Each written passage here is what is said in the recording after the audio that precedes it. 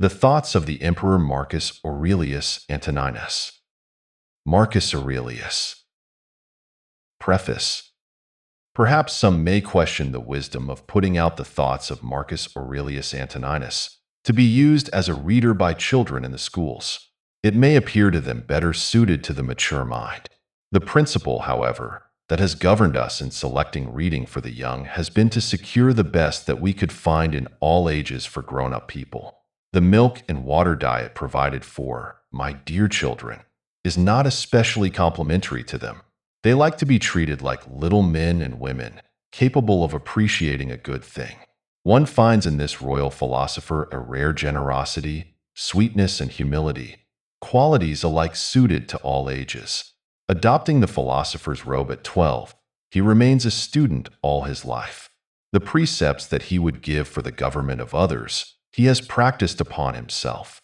In his time, as in ours, there were good physicians for the mind and body, who could make wise prescriptions for the government of their neighbors, but were unable to apply them to themselves. The faults of our fellows are so numerous and so easy to cure that one is readily tempted to become the physician, while our own faults are so few and so unimportant that it is hardly worthwhile to give any attention to them. Hence we have a multitude of physicians for humanity in general, and a scarcity of individual healers.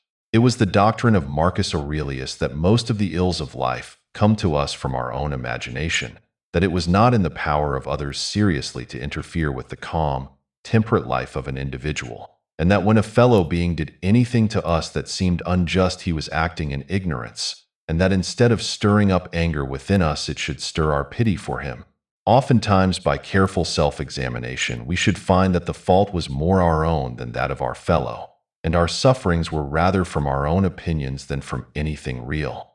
The circle of man's knowledge is very limited, and the largest circles do not wholly include the smallest. They are intersecting, and the segment common to any two is very small. Whatever lies outside this space does not exist for both. Hence arise innumerable contests. The man having the largest intelligence ought to be very generous to the other. Being thankful that he has been blessed in so many ways, he should do all in his power to enlighten his less favored fellow, rather than be angry with him on account of his misfortune. Is he not sufficiently punished in being denied the light? Assisting his uncle in the government of the great Roman Empire at 17, it was his aim constantly to restrain the power of the strong and to assist the weak. He studied the laws of his country, not for wisdom alone, but that he might make them more beneficial to his people. All his life he tried to bring his fellows to a higher level, and to think charitably of each other. Occupying himself a palace, he lived simply, like other men. It was his greatest delight to retire to his country home and there, dwelling among his books, to meditate upon the great problems of life. He claimed that a man's life should be valued according to the value of the things to which he gave his attention. If his whole thought was given to clothing, feeding, and housing himself comfortably, he should be valued like other well-housed and well-fed animals. He would, however, derive the greatest pleasure and benefit in this life by acting in accordance with reason, which demands of every human being that his highest faculties should govern all the rest, and that each should see to it that he treated his fellow kindly and generously, and that if he could not assist him to a higher level, he should at least not stand in his way. When he speaks of the shortness of time and the value of fame, riches, and power, for which men strive in this world, he speaks not from the standpoint of one who would wish to obtain these things, but as a Roman emperor enjoying the highest honors that man might expect to attain in this world. He certainly was in a position to speak intelligently concerning these matters, and his opinions ought to have weight with the coming generations. Children may not prefer to read such thoughts. Perhaps the majority of children do not prefer the Bible to other books. Still, we all think it is well for them to be obliged to read it. Perhaps requiring the use of such literature in the schools might be as valuable as the adding, subtracting, multiplying, and dividing of interminable numbers, the memorizing of all the capes, bays, and rivers in the world, and the dates of all the battles that have occurred since the creation of man. We should strive to stimulate the thinking powers of children, leading them to form wise judgments concerning the important things of life. without catering too much to their own wishes at an age when they cannot form an intelligent opinion of what is best for themselves. At our first reading of the thoughts of Marcus Aurelius Antoninus, we marked many sentences that appeared to us specially good. In the second, twice as many more.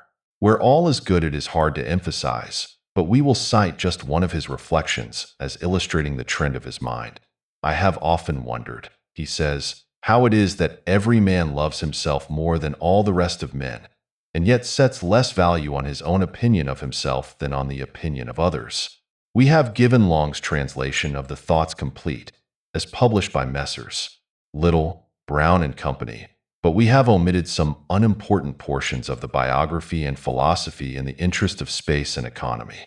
We have also given the philosophy in a supplement, thinking it better that it should come after the thoughts themselves. We shall issue a pocket edition on very thin paper for the convenience of such as wish to make a special study of the work.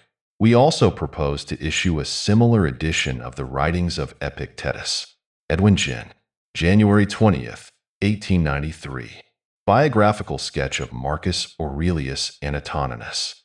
Antoninus, the son of Annius Verus and Domitia Calvilla, was born at Rome, AD 121. The Emperor Antoninus Pius married Faustina, the sister of Annius Verus, and was consequently the uncle of Antoninus. When Hadrian adopted Antoninus Pius and declared him his successor in the empire, Antoninus Pius adopted both L. Sionius Commodus and M. Antoninus, generally called M. Aurelius Antoninus. The youth was most carefully brought up. He thanks the gods that he had good grandfathers, good parents, a good sister, good teachers, good associates, good kinsmen and friends, nearly everything good. He had the happy fortune to witness the example of his uncle and adoptive father, Antoninus Pius, and he has recorded in his work the virtues of this excellent man and prudent ruler. Like many young Romans, he tried his hand at poetry and studied rhetoric. There are letters extant showing the great affection of the pupil for the master, and the master's great hopes of his industrious pupil. When he was 11 years old, he assumed the dress of philosophers, something plain and coarse, became a hard student, and lived a most laborious, abstemious life, even so far as to injure his health. He abandoned poetry and rhetoric for philosophy, and attached himself to the sect of the Stoics. But he did not neglect the study of law, which was a useful preparation for the high place which he was designed to fill. We must suppose that he learned the Roman discipline of arms, which was a necessary part of the education of a man who afterwards led his troops to battle against a warlike race. Antoninus has recorded in his first book the names of his teachers and the obligations which he owed to each of them. The way in which he speaks of what he learned from them might seem to savor of vanity or self-praise, if we look carelessly at the way in which he has expressed himself. But if anyone draws this conclusion, he will be mistaken. Antoninus means to commemorate the merits of his several teachers, what they taught, and what a pupil might learn from them. Besides, this book, like the 11 other books, was for his own use. And if we may trust the note at the end of the first book, it was written during one of M. Antoninus' campaigns against the Quadi, at a time when the commemoration of the virtues of his illustrious teachers might remind him of their lessons and the practical uses which he might derive from them. Among his teachers of philosophy was Sextus of Chaeronea, a grandson of Plutarch. What he learned from this excellent man is told by himself. His favorite teacher was Rusticus, a philosopher, and also a man of practical good sense in public affairs. Rusticus was the advisor of Antoninus after he became emperor. Young men who are destined for high places are not often fortunate in those who are about them, their companions and teachers. And I do not know any example of a young prince having had an education which can be compared with that of M. Antoninus. Such a body of teachers distinguished by their acquirements and their character will hardly be collected again. And as to the pupil, we have not had one like him since. Hadrian died in July, AD 138, and was succeeded by Antoninus Pius. M. Antoninus married Faustina, his cousin, the daughter of Pius, probably about AD 146, for he had a daughter born in AD 147. He received from his adoptive father the title of Caesar and was associated with him in the administration of the state.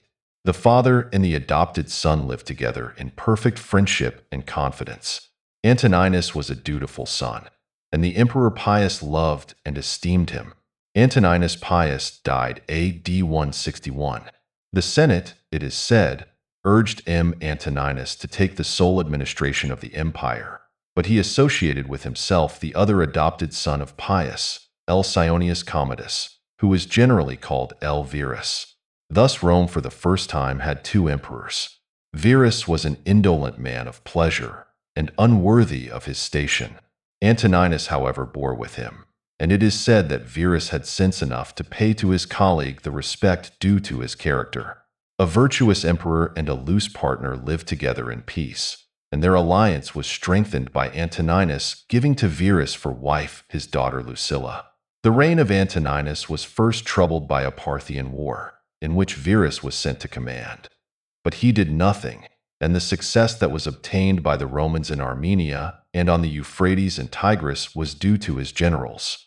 This Parthian war ended in AD 165. Aurelius and Verus had a triumph, AD 166, for the victories in the east. A pestilence followed, which carried off great numbers in Rome and Italy, and spread to the west of Europe. The north of Italy was also threatened by the rude people beyond the Alps from the borders of Gallia to the eastern side of the Hadriatic. These barbarians attempted to break into Italy, as the Germanic nations had attempted near 300 years before, and the rest of the life of Antoninus, with some intervals, was employed in driving back the invaders. In AD 169, Verus suddenly died, and Antoninus administered the state alone. During the German wars, Antoninus resided for 3 years on the Danube at Carnuntum. The Marcomanni were driven out of Pannonia and almost destroyed in their retreat across the Danube.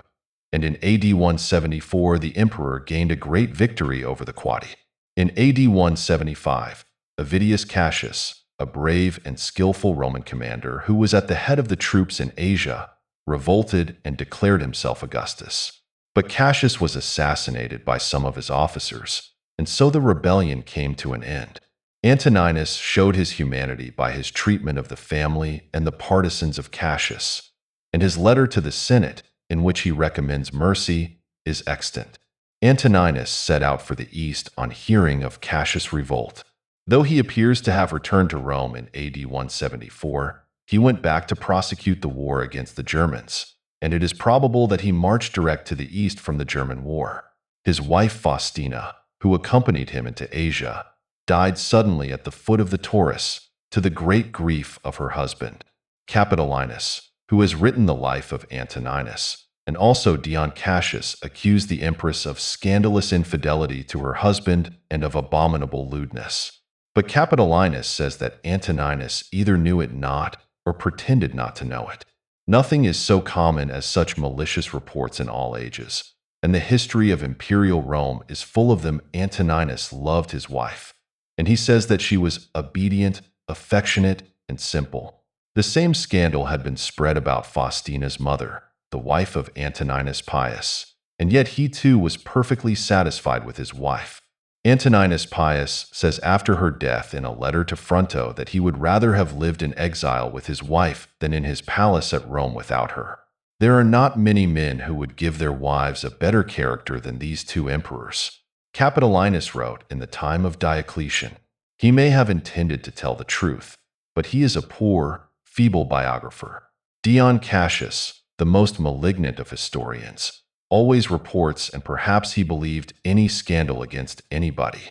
Antoninus continued his journey to Syria and Egypt, and on his return to Italy through Athens, he was initiated into the Eleusinian mysteries.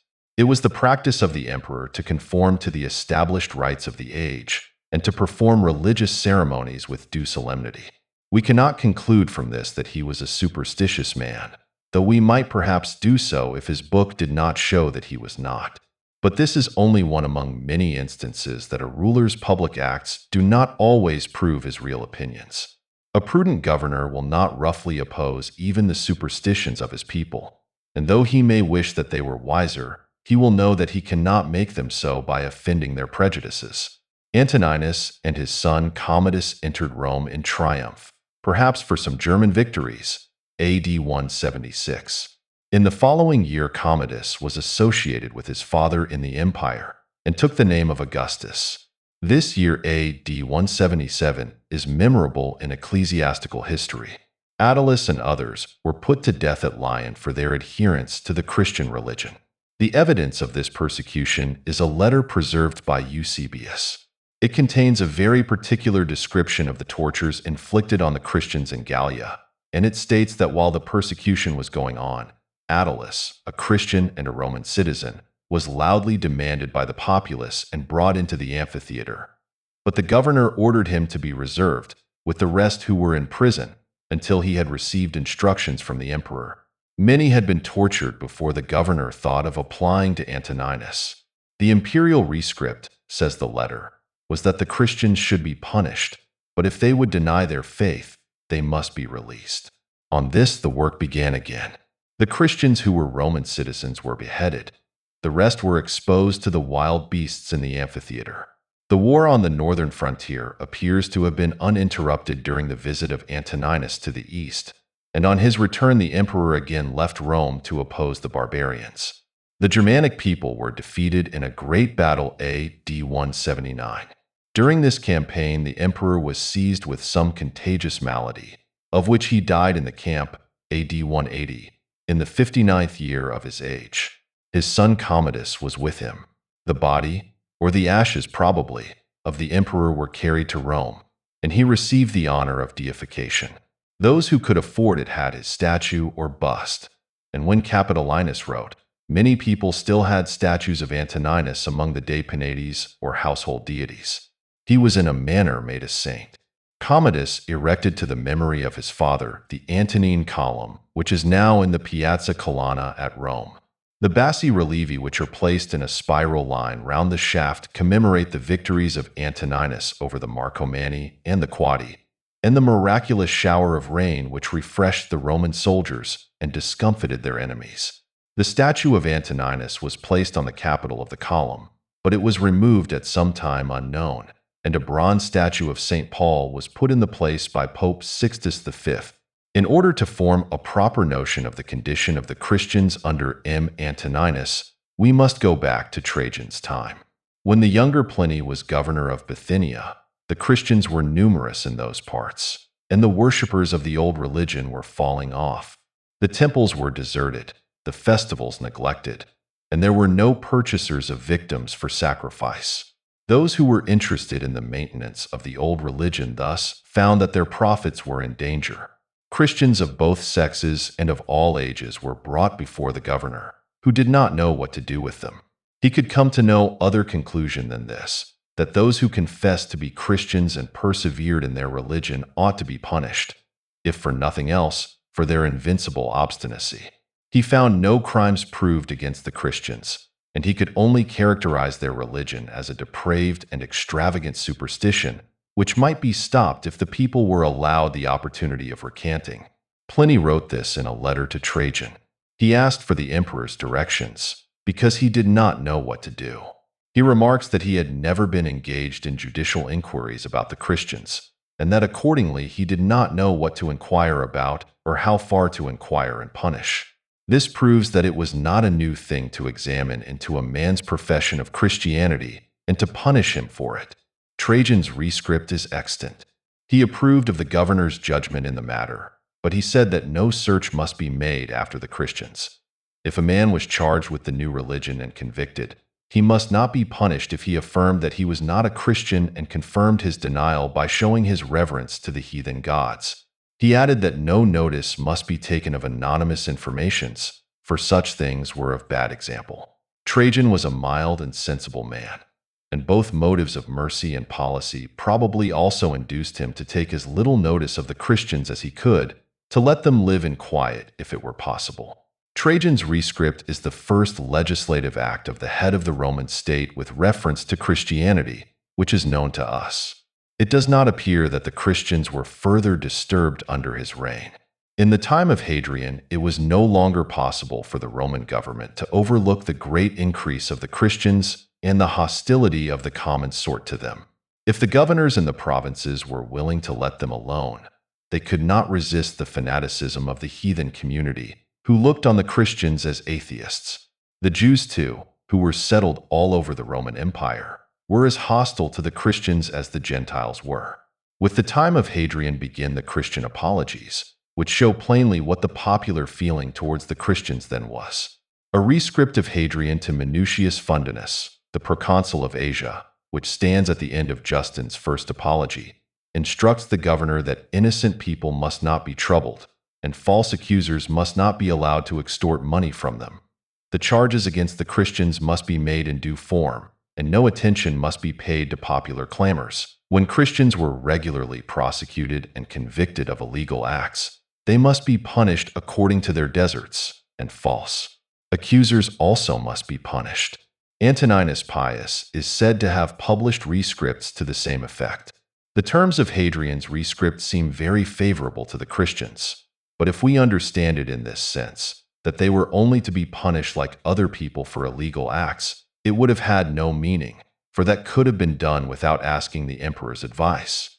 The real purpose of the rescript is that Christians must be punished if they persisted in their belief, and would not prove their renunciation of it by acknowledging the heathen religion.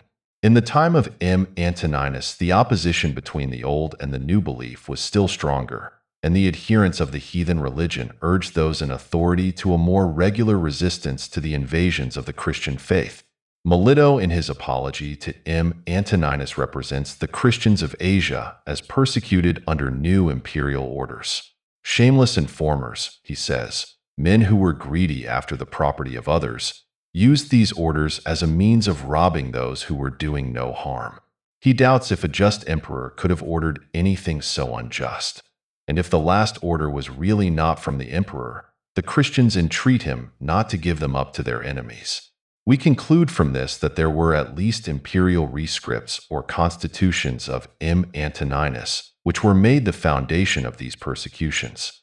The fact of being a Christian was now a crime and punished, unless the accused denied their religion. Then come the persecutions at Smyrna, which some modern critics place in AD 167, 10 years before the persecution of Lyon. The governors of the provinces under M. Antoninus might have found enough even in Trajan's rescript to warrant them in punishing Christians, and the fanaticism of the people would drive them to persecution, even if they were unwilling. But besides the fact of the Christians rejecting all the heathen ceremonies, we must not forget that they plainly maintained that all the heathen religions were false. The Christians thus declared war against the heathen rites, and it is hardly necessary to observe that this was a declaration of hostility against the Roman government, which tolerated all the various forms of superstition that existed in the empire, and could not consistently tolerate another religion, which declared that all the rest were false and all the splendid ceremonies of the empire only a worship of devils. If we had a true ecclesiastical history, we should know how the Roman emperors attempted to check the new religion, how they enforced their principle of finally punishing Christians, simply as Christians, which Justin in his apology affirms that they did, and I have no doubt that he tells the truth. How far popular clamor and riots went in this matter, and how far many fanatical and ignorant Christians, for there were many such, contributed to excite the fanaticism on the other side and to embitter the quarrel between the Roman government and the new religion.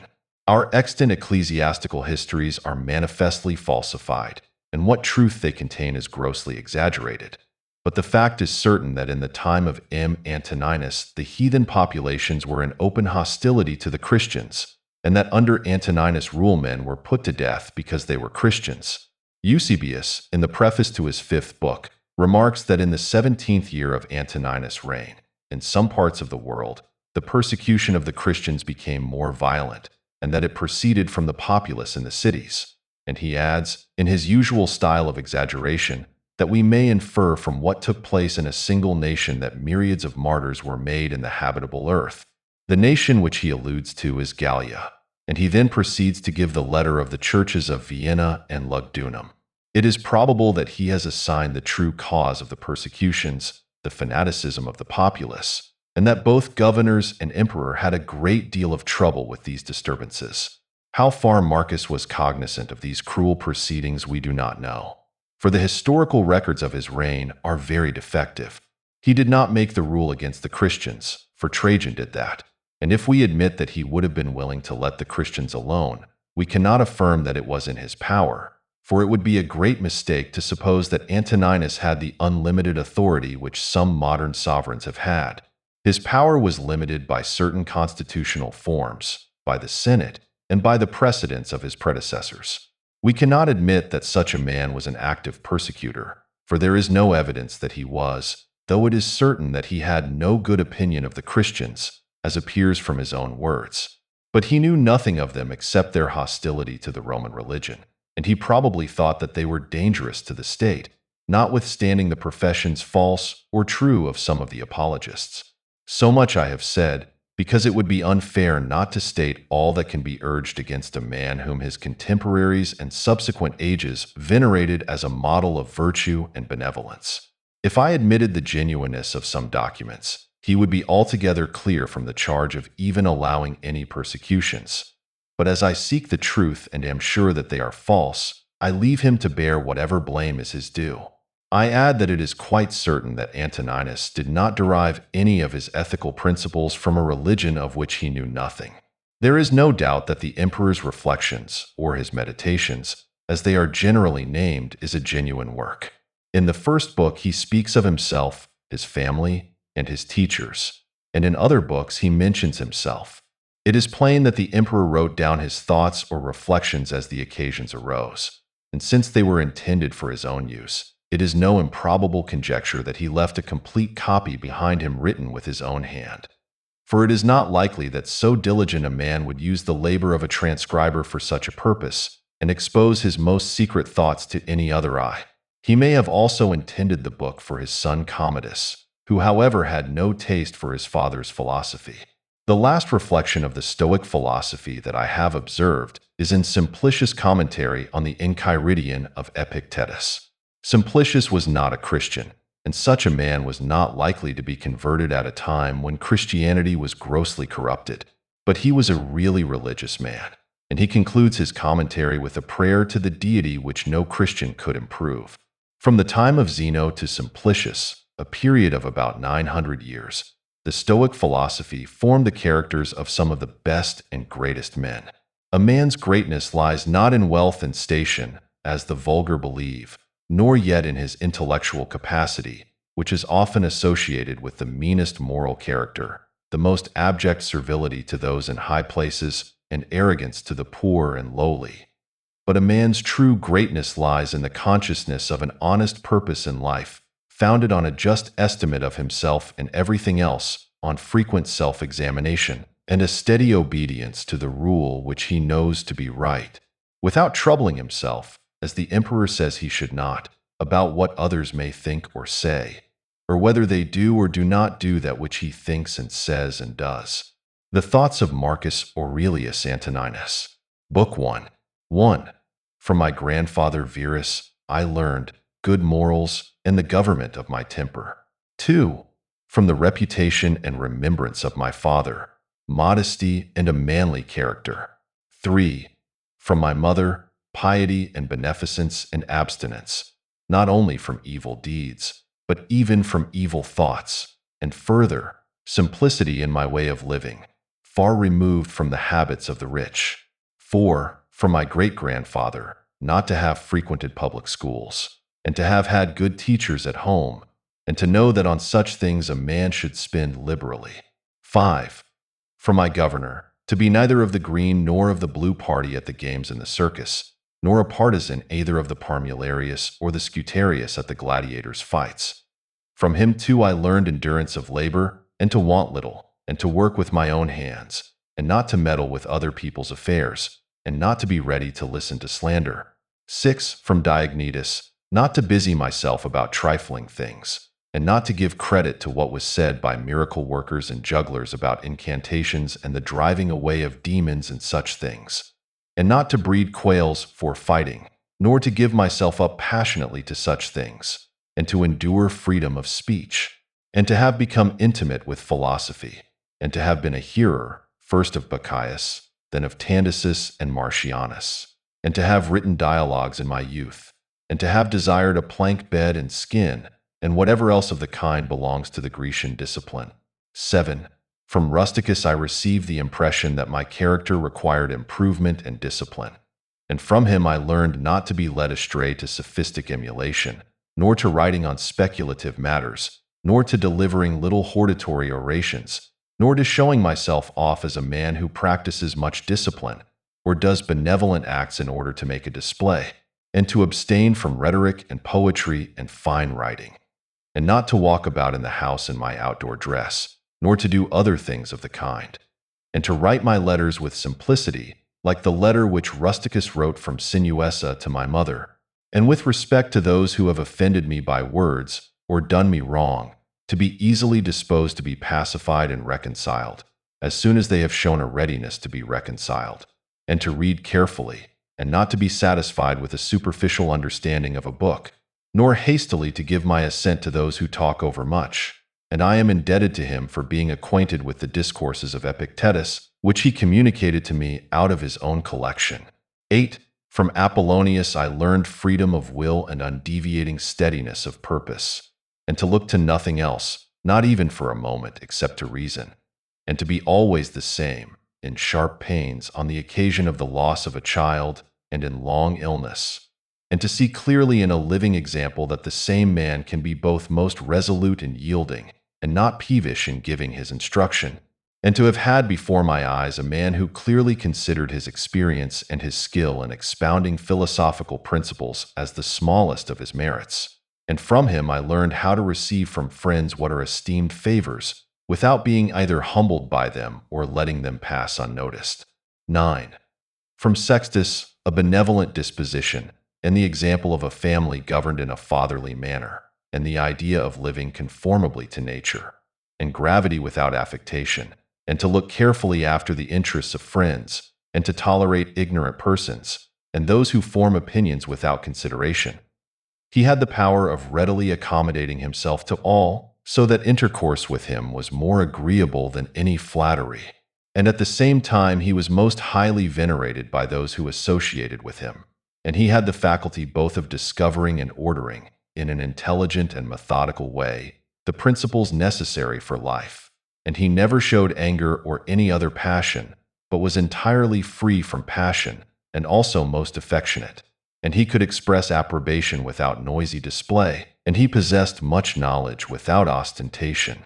10. From Alexander the grammarian, to refrain from fault-finding, and not in a reproachful way to chide those who uttered any barbarous or solecistic or strange-sounding expression, but dexterously to introduce the very expression which ought to have been used, and in the way of answer or giving confirmation, or joining in an inquiry about the thing itself, not about the word, or by some other fit suggestion. 11. From Fronto, I learned to observe what envy and duplicity and hypocrisy are in a tyrant, and that generally those among us who are called patricians are rather deficient in paternal affection. 12. From Alexander the Platonic, not frequently nor without necessity to say to anyone, or to write in a letter, that I have no leisure, nor continually to excuse the neglect of duties required by our relation to those with whom we live, by alleging urgent occupations. 13. From Catullus, not to be indifferent when a friend finds fault, even if he should find fault without reason, but to try to restore him to his usual disposition, and to be ready to speak well of teachers, as it is reported of Domitius and Athenodotus, and to love my children truly. 14. From my brother Severus, to love my kin, and to love truth, and to love justice. And through him I learned to know Thracia, Helvidius, Cato, Dion, Brutus. And from him I received the idea of a polity in which there is the same law for all, a polity administered with regard to equal rights and equal freedom of speech, and the idea of a kingly government which respects most of all the freedom of the governed. I learned from him also consistency and undeviating steadiness in my regard for philosophy, and a disposition to do good, and to give to others readily, and to cherish good hopes, and to believe that I am loved by my friends. And in him I observed no concealment of his opinions with respect to those whom he condemned, and that his friends had no need to conjecture what he wished or did not wish, but it was quite plain. 15. From Maximus, I learned self-government, and not to be led aside by anything, and cheerfulness in all circumstances, as well as in illness, and a just admixture in the moral character of sweetness and dignity, and to do what was set before me without complaining. I observed that everybody believed that he thought as he spoke, and that in all that he did he never had any bad intention. And he never showed amazement and surprise, and was never in a hurry, and never put off doing a thing, nor was perplexed nor dejected. Nor did he ever laugh to disguise his vexation, nor, on the other hand, was he ever passionate or suspicious. He was accustomed to do acts of beneficence, and was ready to forgive, and was free from all falsehood. And he presented the appearance of a man who could not be diverted from right, rather than of a man who had been improved. I observed, too, that no man could ever think that he was despised by Maximus, or ever venture to think himself a better man. He had also the art of being humorous in an agreeable way. 16. In my father, I observed mildness of temper and unchangeable resolution in the things which he had determined after due deliberation, and no vainglory in those things which men call honors, and a love of labor and perseverance, and a readiness to listen to those who had anything to propose for the common weal, and undeviating firmness in giving to every man according to his deserts, and a knowledge derived from experience of the occasions for vigorous action and for remission. And I observed that he had overcome all passion for boys, and he considered himself no more than any other citizen. And he released his friends from all obligation to sup with him, or to attend him of necessity when he went abroad, and those who had failed to accompany him, by reason of any urgent circumstances, always found him the same. I observed, too, his habit of careful inquiry in all matters of deliberation, and his persistency, and that he never stopped his investigation through being satisfied with appearances which first present themselves, and that his disposition was to keep his friends, and not to be soon tired of them, nor yet to be extravagant in his affection, and to be satisfied on all occasions, and cheerful, and to foresee things a long way off, and to provide for the smallest without display, and to check immediately popular applause and all flattery, and to be ever watchful over the things which were necessary for the administration of the empire, and to be a good manager of the expenditure, and patiently to endure the blame which he got for such conduct. And he was neither superstitious with respect to the gods, nor did he court men by gifts, or by trying to please them, or by flattering the populace. But he showed sobriety in all things and firmness, and never any mean thoughts or action, nor love of novelty, and the things which conduce in any way to the commodity of life, and of which fortune gives an abundant supply, he used without arrogance and without excusing himself, so that when he had them, he enjoyed them without affectation, and when he had them not, he did not want them. No one could ever say of him that he was either a sophist or a homebred, flippant slave or a pedant, but everyone acknowledged him to be a man ripe, perfect, above flattery, able to manage his own and other men's affairs. Besides this, he honored those who were true philosophers, and he did not reproach those who pretended to be philosophers, nor yet was he easily led by them. He was also easy in conversation, and he made himself agreeable without any offensive affectation. He took a reasonable care of his body's health, not as one who was greatly attached to life, nor out of regard to personal appearance, nor yet in a careless way, but so that through his own attention he very seldom stood in need of the physician's art or of medicine or external applications. He was most ready to give without envy to those who possessed any particular faculty, such as that of eloquence or knowledge of the law or of morals, or of anything else. And he gave them his help, that each might enjoy reputation according to his deserts. And he always acted conformably to the institutions of his country, without showing any affectation of doing so.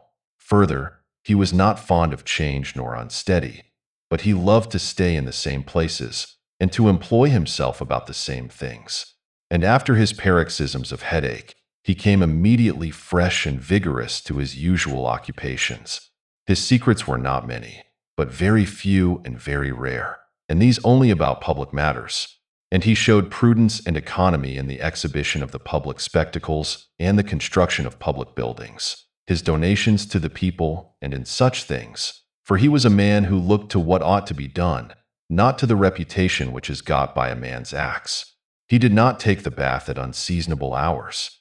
He was not fond of building houses, nor curious about what he ate, nor about the texture and color of his clothes, nor about the beauty of his slaves. His dress came from Lorium, his villa on the coast, and from Lanuvium generally. We know how he behaved to the toll collector at Tusculum, who asked his pardon, and such was all his behavior. There was in him nothing harsh, nor implacable, nor violent, nor, as one may say, anything carried to the sweating point. But he examined all things severally, as if he had abundance of time, and without confusion, in an orderly way, vigorously and consistently. And that might be applied to him which is recorded of Socrates, that he was able both to abstain from and to enjoy those things which many are too weak to abstain from and cannot enjoy without excess. But to be strong enough both to bear the one and to be sober in the other is the mark of a man who has a perfect and invincible soul, such as he showed in the illness of Maximus. 17. To the gods I am indebted for having good grandfathers, good parents, a good sister, good teachers, good associates, good kinsmen and friends, nearly everything good. Further, I owe it to the gods that I was not hurried into any offense against any of them, though I had a disposition which, if opportunity had offered, might have led me to do something of this kind. But, through their favor, there never was such a concurrence of circumstances as put me to the trial. Further, I am thankful to the gods that I was not longer brought up with my grandfather's concubine, and that I preserved the flower of my youth, and that I did not make proof of my virility before the proper season, but even deferred the time. That I was subjected to a ruler and a father who was able to take away all pride from me, and to bring me to the knowledge that it is possible for a man to live in a palace without wanting either guards or embroidered dresses, or torches and statues, and such like show, but that it is in such a man's power to bring himself very near to the fashion of a private person, without being for this reason either meaner in thought or more remiss in action, with respect to the things which must be done for the public interest in a manner that befits a ruler. I thank the gods for giving me such a brother, who was able by his moral character to rouse me to vigilance over myself, and who at the same time pleased me by his respect and affection.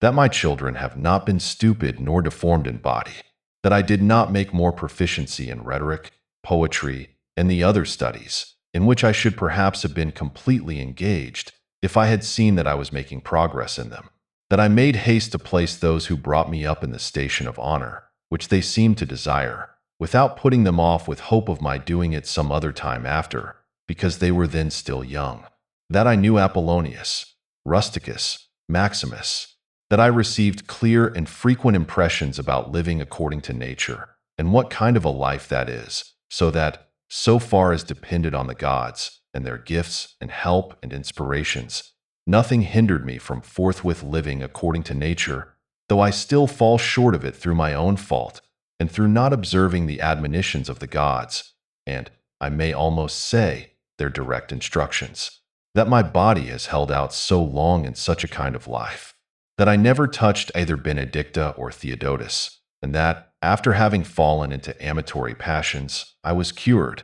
and though I was often out of humor with Rusticus, I never did anything of which I had occasion to repent. That, though it was my mother's fate to die young, she spent the last years of her life with me. That, whenever I wished to help any man in his need, or on any other occasion, I was never told that I had not the means of doing it.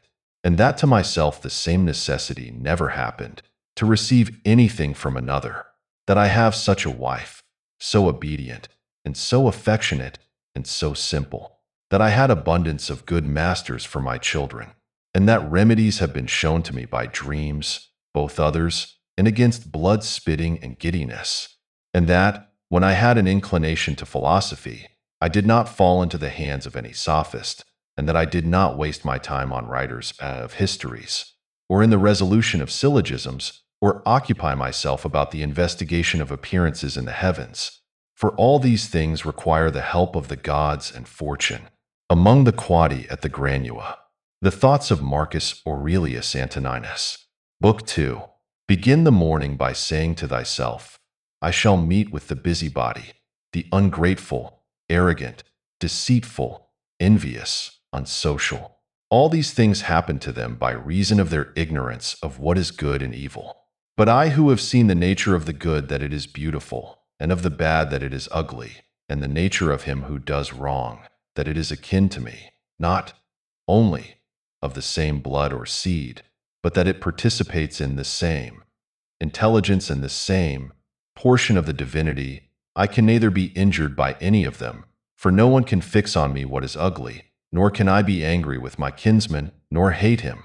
For we are made for cooperation, like feet, like hands, like eyelids, like the rows of the upper and lower teeth. To act against one another, then, is contrary to nature, and it is acting against one another to be vexed and to turn away. 2. Whatever this is that I am, it is a little flesh and breath and the ruling part.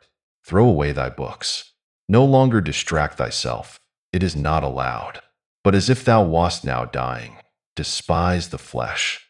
It is blood and bones and a network, a contexture of nerves, veins, and arteries. See the breath also, what kind of a thing it is. Air, and not always the same, but every moment sent out and again sucked in. The third, then, is the ruling part. Consider thus. Thou art an old man. No longer let this be a slave. No longer be pulled by the strings like a puppet to unsocial movements. No longer be either dissatisfied with thy present lot, or shrink from the future. 3. All that is from the gods is full of providence.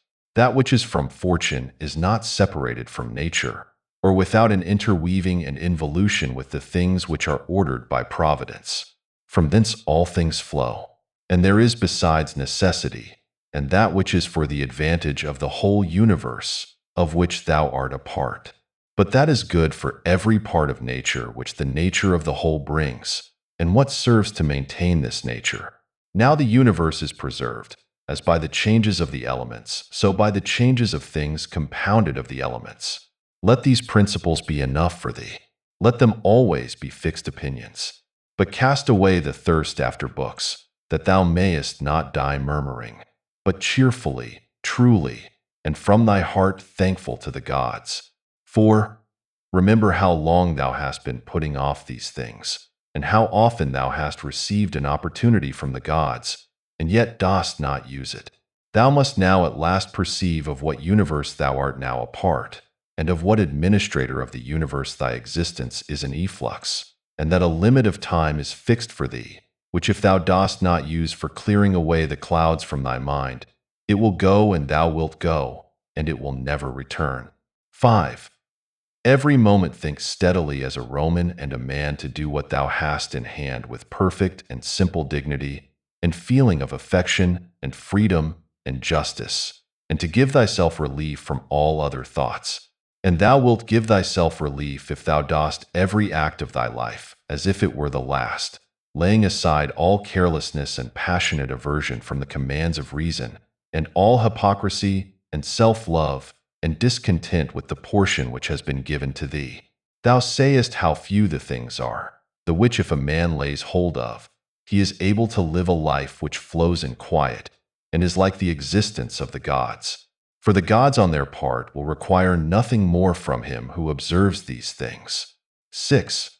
Do wrong to thyself, do wrong to thyself, my soul. But thou wilt no longer have the opportunity of honoring thyself. Every man's life is sufficient, but thine is nearly finished, though thy soul reverences not itself, but places thy felicity in the souls of others. 7. Do the things external which fall upon thee distract thee? Give thyself time to learn something new and good, and cease to be whirled around. But then thou must also avoid being carried about the other way. For those too are triflers who have wearied themselves in life by their activity, and yet have no object to which to direct every movement, and, in a word, all their thoughts. 8. Through not observing what is in the mind of another, a man has seldom been seen to be unhappy. But those who do not observe the movements of their own minds must of necessity be unhappy. 9. This thou must always bear in mind. What is the nature of the whole, and what is my nature, and how this is related to that, and what kind of a part it is of what kind of a whole, and that there is no one who hinders thee from always doing and saying the things which are according to the nature of which thou art a part. 10. Theophrastus, in his comparison of bad acts, such a comparison as one would make in accordance with the common notions of mankind, says, like a true philosopher, that the offenses which are committed through desire are more blamable than those which are committed through anger. For he who is excited by anger seems to turn away from reason with a certain pain and unconscious contraction. But he who offends through desire, being overpowered by pleasure, seems to be in a manner more intemperate and more womanish in his offenses. Rightly, then, and in a way worthy of philosophy, he said that the offense which is committed with pleasure is more blamable than that which is committed with pain. And on the whole, the one is more like a person who has been first wronged and through pain is compelled to be angry. But the other is moved by his own impulse to do wrong, being carried towards doing something by desire. 11. Since it is possible that thou mayest depart from life this very moment, regulate every act and thought accordingly. But to go away from among men, if there are gods, is not a thing to be afraid of, for the gods will not involve thee in evil. But if indeed they do not exist, or if they have no concern about human affairs, what is it to me to live in a universe devoid of gods or devoid of providence? But in truth they do exist, and they do care for human things, and they have put all the means in man's power to enable him not to fall into real evils. And as to the rest, if there was anything evil, they would have provided for this also, that it should be altogether in a man's power not to fall into it. Now that which does not make a man worse, how can it make a man's life worse?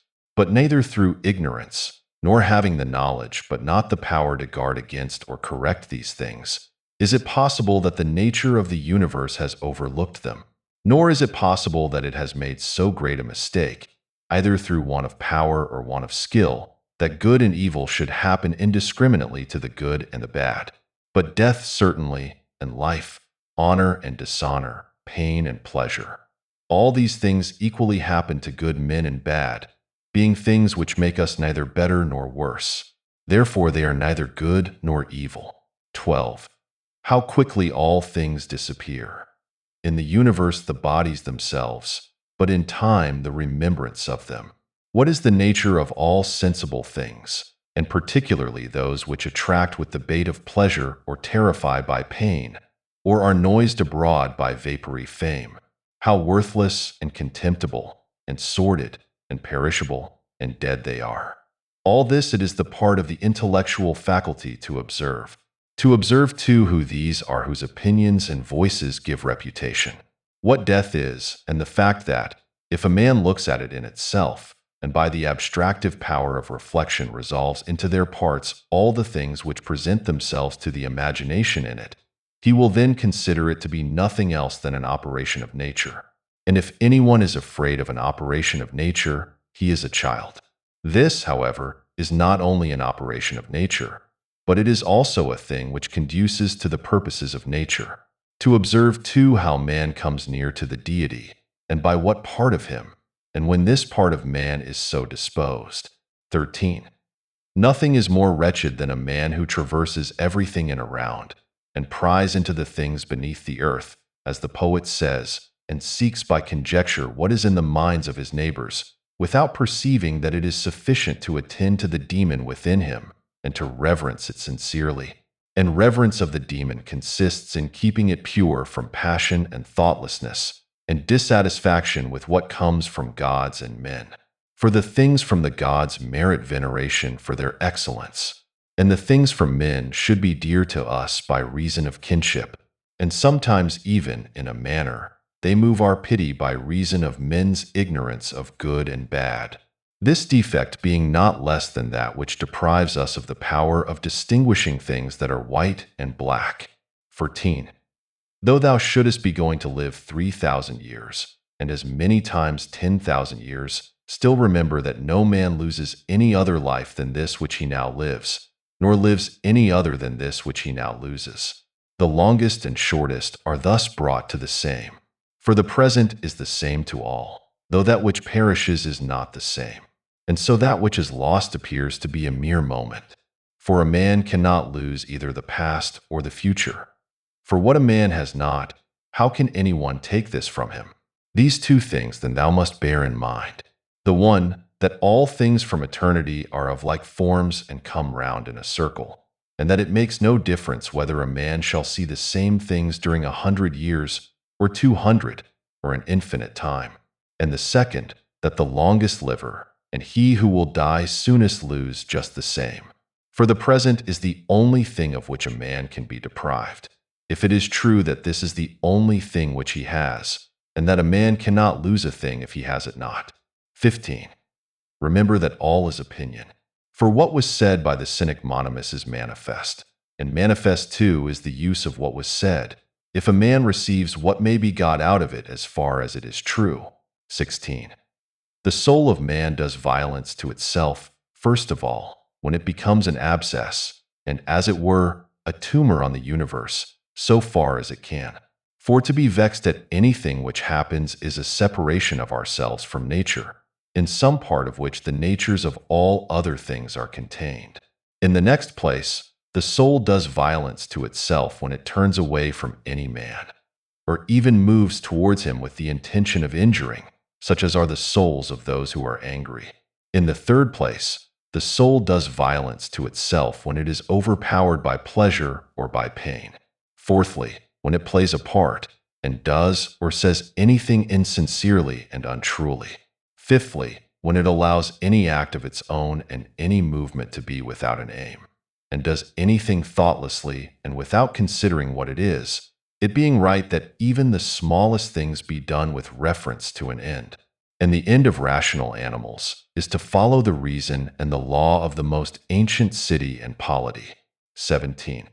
Of human life the time is a point, and the substance is in a flux, and the perception dull, and the composition of the whole body subject to putrefaction, and the soul a whirl, and fortune hard to divine, and fame a thing devoid of judgment. And, to say all in a word, everything which belongs to the body is a stream, and what belongs to the soul is a dream and vapor, and life is a warfare and a stranger's sojourn, and after fame is oblivion. What then is that which is able to conduct a man? One thing, and only one: philosophy.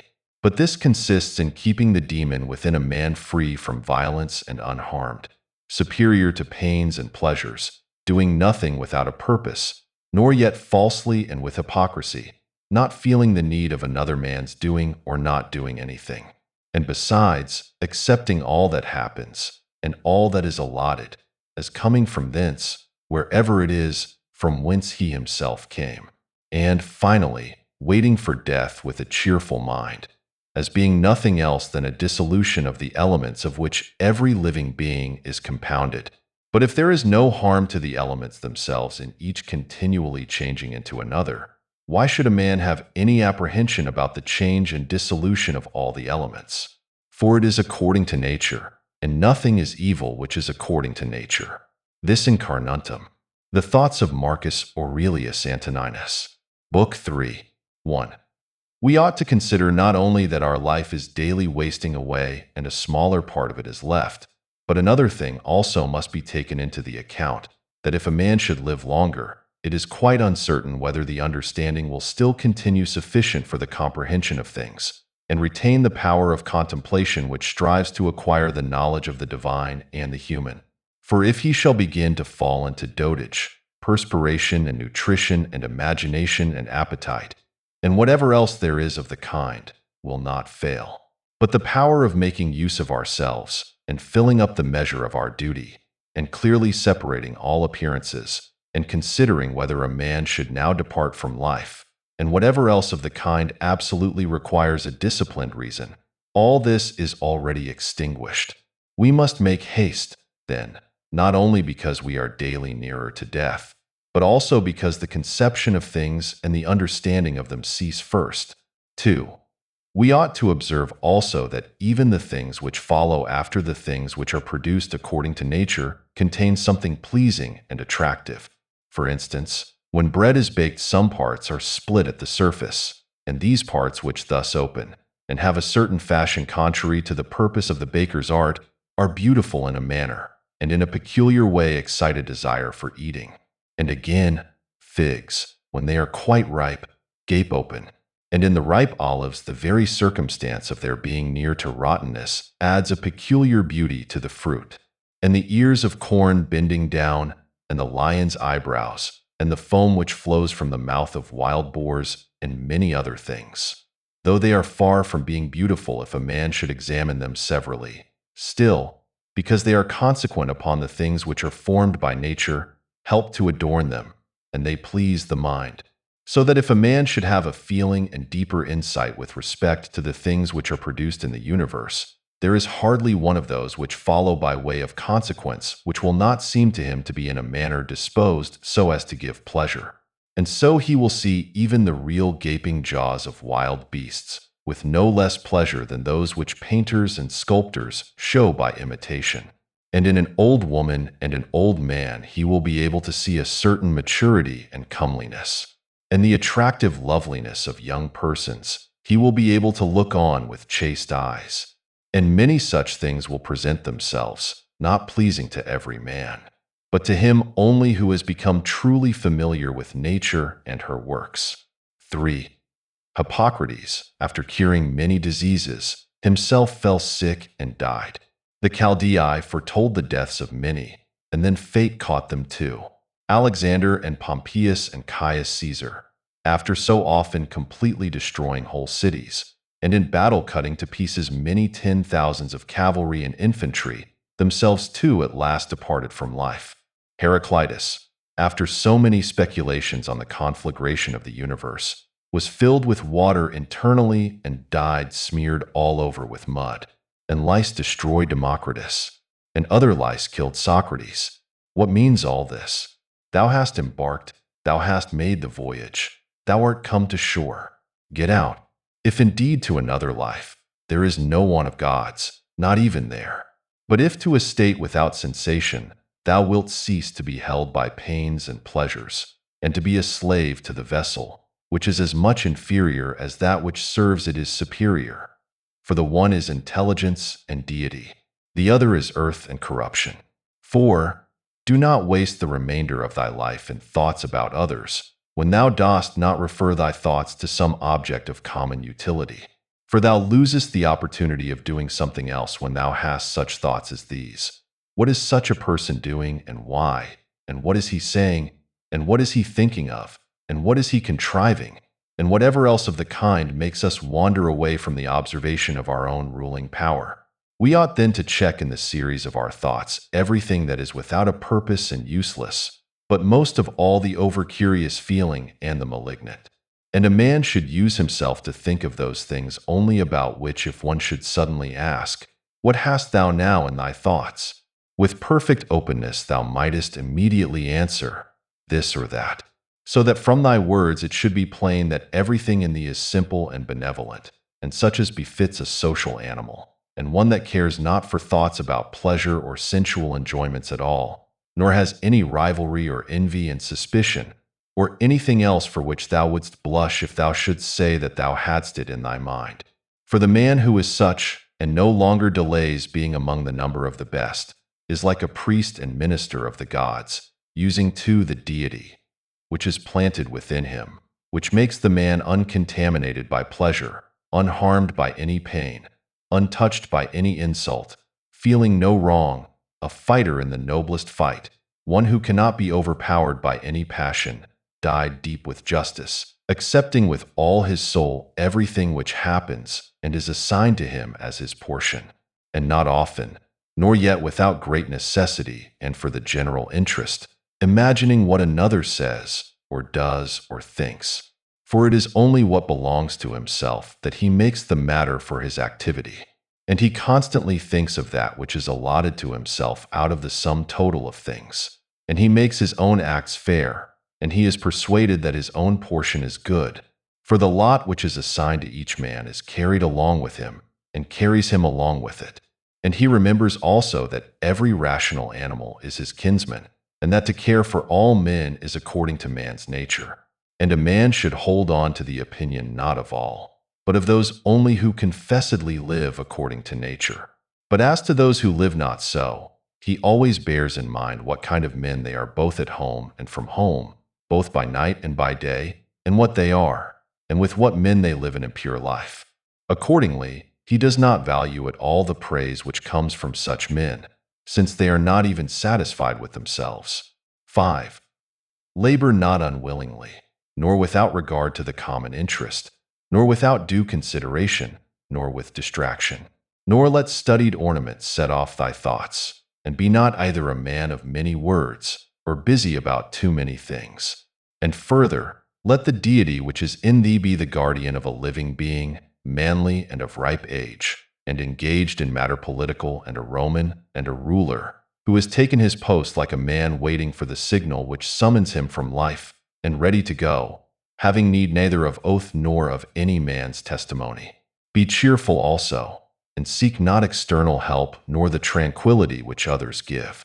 A man then must stand erect, not be kept erect by others. 6.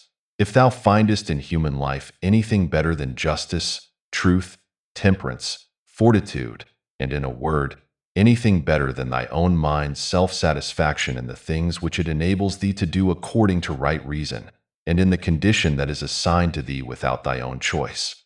If, I say, thou sayest anything better than is, turn to it with all thy soul, and enjoy that which thou hast found to be the best.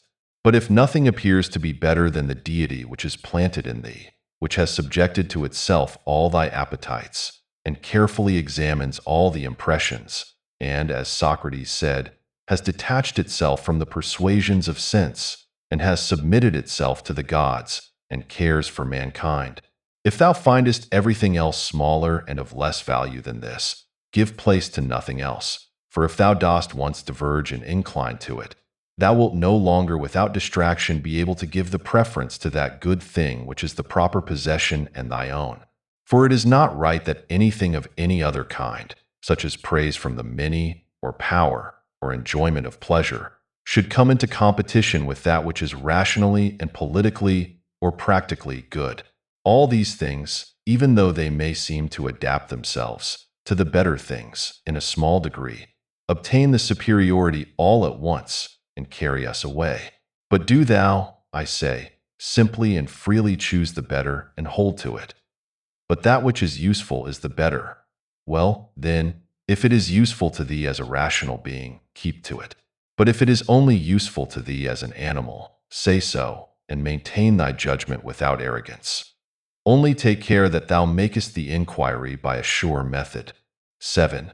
Never value anything as profitable to thyself which shall compel thee to break thy promise, to lose thy self-respect, to hate any man, to suspect, to curse, to act the hypocrite, to desire anything which needs walls and curtains. For he who has preferred to everything else his own intelligence and demon and the worship of its excellence, acts no tragic part, does not groan, will not need either solitude or much company, and, what is chief of all, he will live without either pursuing or flying from death. But whether for a longer or a shorter time he shall have the soul enclosed in the body, he cares not at all. For even if he must depart immediately, he will go as readily as if he were going to do anything else which can be done with decency and order, taking care of this only all through life, that his thoughts turn not away from anything which belongs to an intelligent animal and a member of a civil community. 8. In the mind of one who is chastened and purified thou wilt find no corrupt matter, nor impurity, nor any sore skinned over. Nor is his life incomplete when fate overtakes him, as one may say of an actor who leaves the stage before ending and finishing the play. Besides, there is in him nothing servile, nor affected, nor too closely bound to other things, nor yet detached from other things. Nothing worthy of blame, nothing which seeks a hiding place. 9. Reverence the faculty which produces opinion, On this faculty, it entirely depends whether there shall exist in thy ruling part any opinion inconsistent with nature and the constitution of the rational animal. And this faculty promises freedom from hasty judgment and friendship towards men and obedience to the gods. 10. Throwing away then all things, hold to these only which are few. And besides, bear in mind that every man lives only this present time, which is an indivisible point, and that all the rest of his life is either past or it is uncertain. Short then is the time which every man lives, and small the nook of the earth where he lives, and short too the longest posthumous fame, and even this only continued by a succession of poor human beings, who will very soon die, and who know not even themselves, much less him who died long ago. 11. To the aids which have been mentioned let this one still be added. Make for thyself a definition or description of the thing which is presented to thee, so as to see distinctly what kind of a thing it is in its substance, in its nudity, in its complete entirety, and tell thyself its proper name, and the names of the things of which it has been compounded, and into which it will be resolved. For nothing is so productive of elevation of mind as to be able to examine methodically and truly every object which is presented to thee in life, and always to look at things so as to see at the same time what kind of universe this is, and what kind of use everything performs in it, and what value everything has with reference to the whole, and what with reference to man, who is a citizen of the highest city, of which all other cities are like families. What each thing is, and of what it is composed, and how long it is the nature of this thing to endure which now makes an impression on me, and what virtue I have need of with respect to it, such as gentleness, manliness, truth, fidelity, simplicity, contentment, and the rest.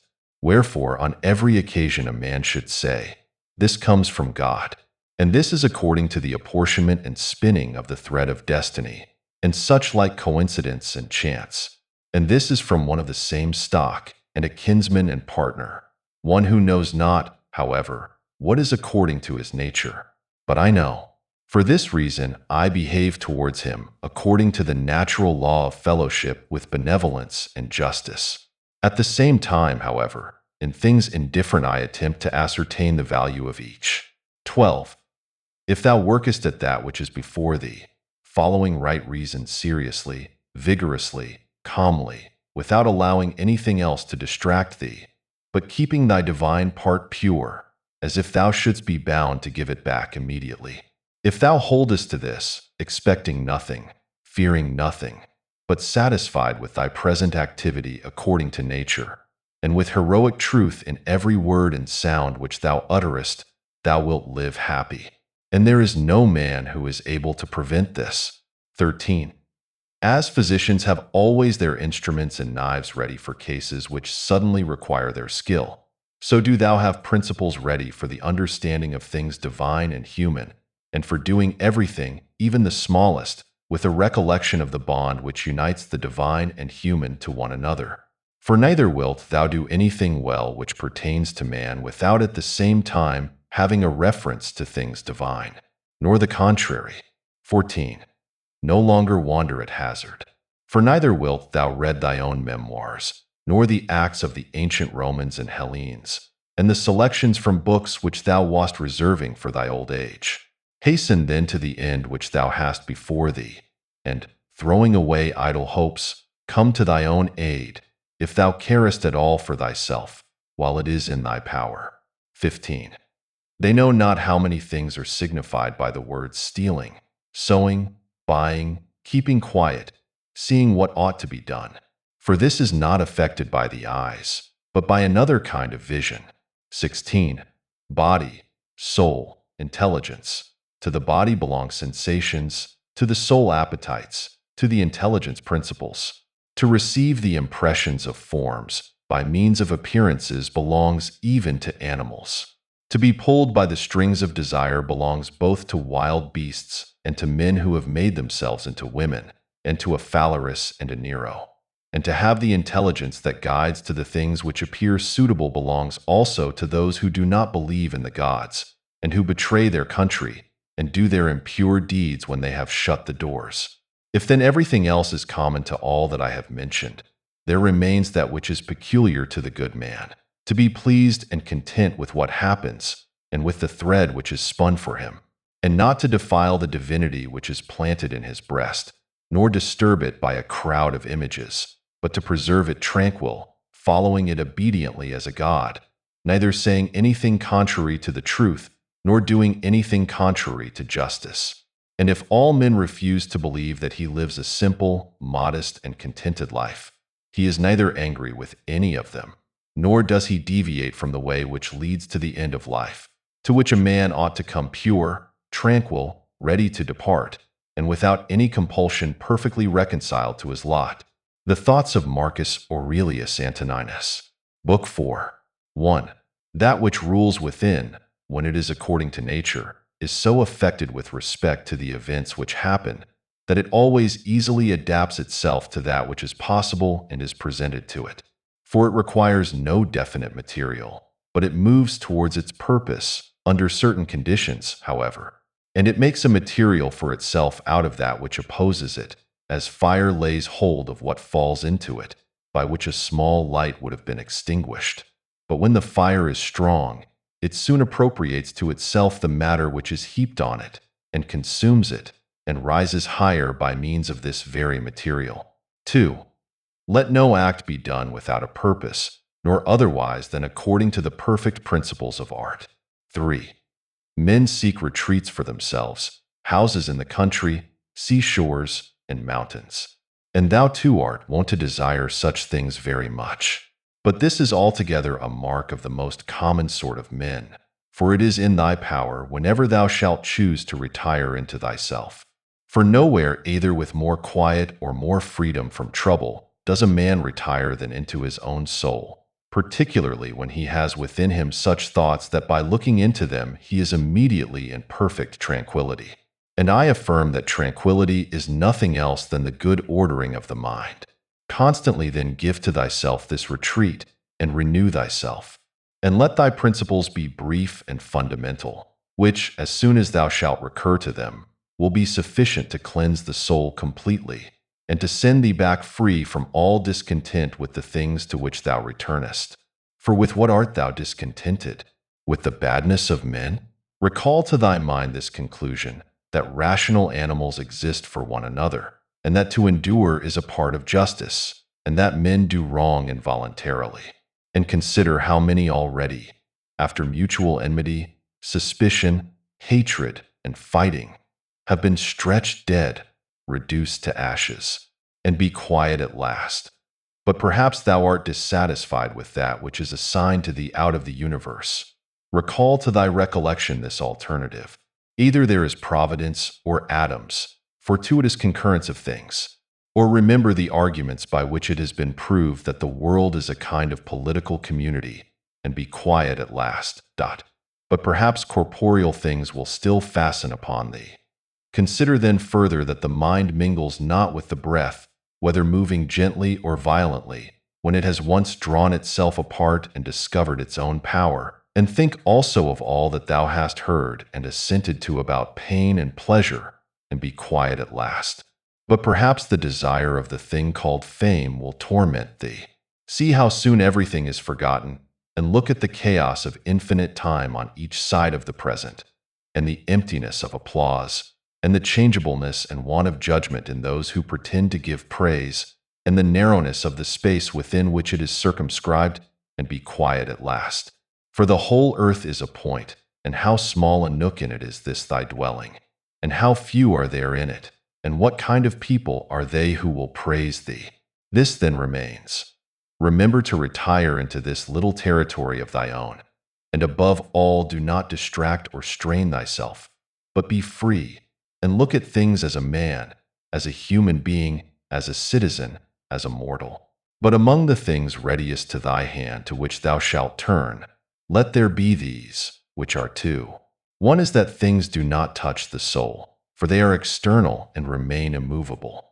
But our perturbations come only from the opinion which is within. The other is that all these things which thou sayest change immediately and will no longer be. And constantly bear in mind how many of these changes thou hast already witnessed. The universe is transformation. life is opinion. 4. If our intellectual part is common, the reason also, in respect of which we are rational beings, is common. If this is so, common also is the reason which commands us what to do and what not to do.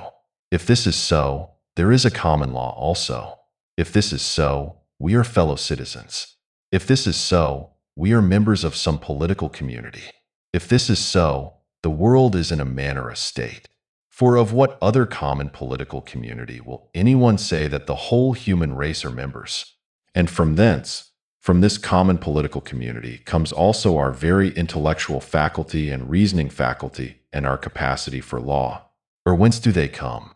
For as my earthly part is a portion given to me from certain earth, and that which is watery from another element, and that which is hot and fiery from some peculiar source, for nothing comes out of that which is nothing, as nothing also returns to non-existence, so also the intellectual part comes from some source.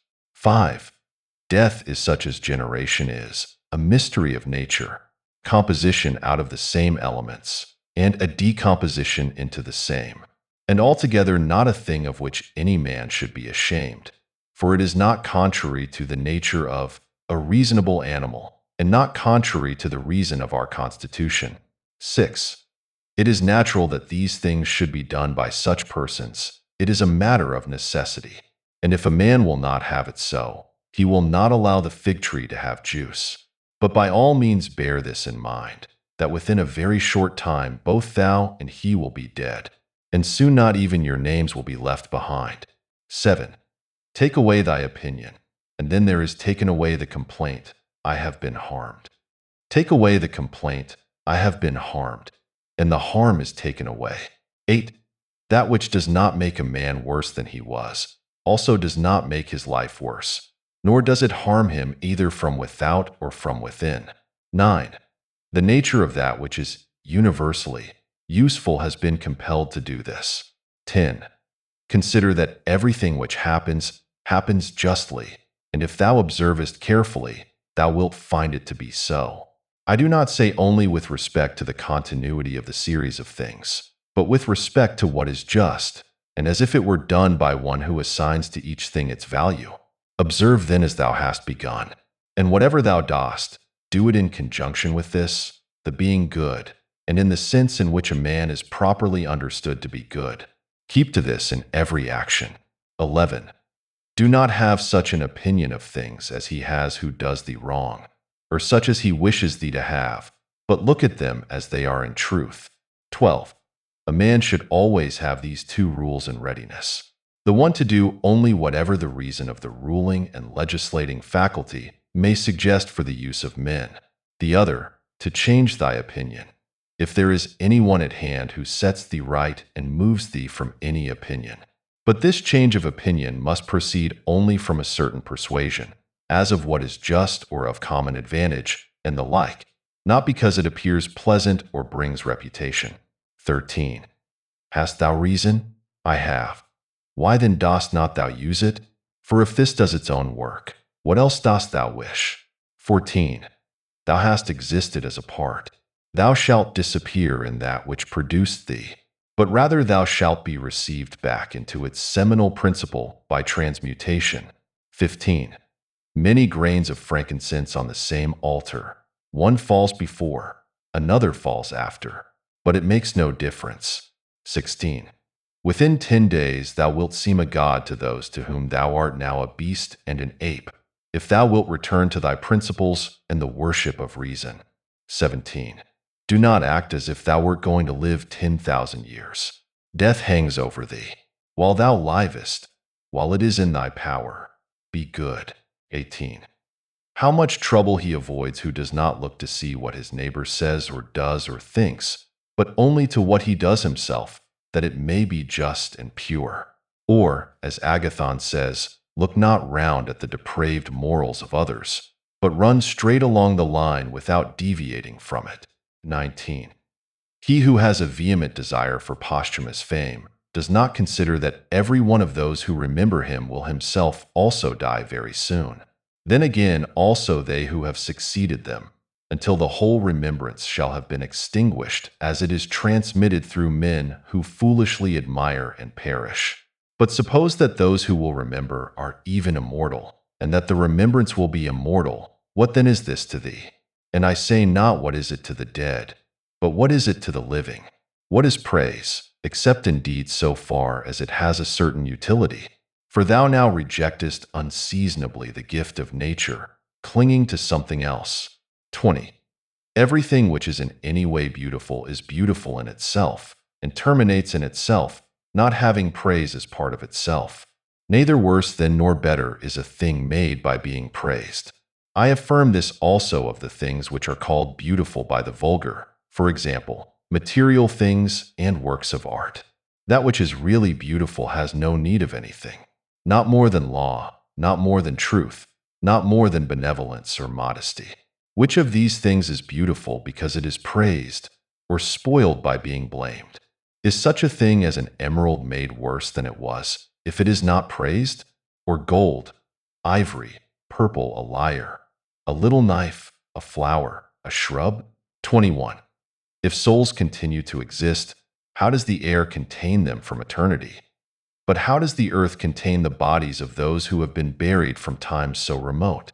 For as here the mutation of these bodies after a certain continuance, whatever it may be, and their dissolution make room for other dead bodies, so the souls which are removed into the air after subsisting for some time are transmuted and diffused, and assume a fiery nature by being received into the seminal intelligence of the universe, and in this way make room for the fresh souls which come to dwell there. And this is the answer which a man might give on the hypothesis of souls continuing to exist. But we must not only think of the number of bodies which are thus buried, but also of the number of animals which are daily eaten by us and the other animals.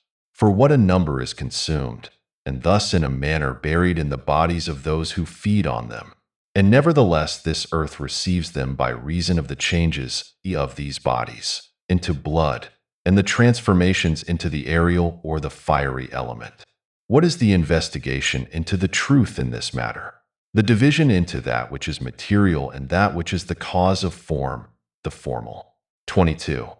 Do not be whirled about, but in every movement have respect to justice, and on the occasion of every impression maintain the faculty of comprehension or understanding. 23. Everything harmonizes with me, which is harmonious to thee, O universe. Nothing for me is too early or too late, which is in due time for thee. Everything is fruit to me which thy seasons bring, O nature.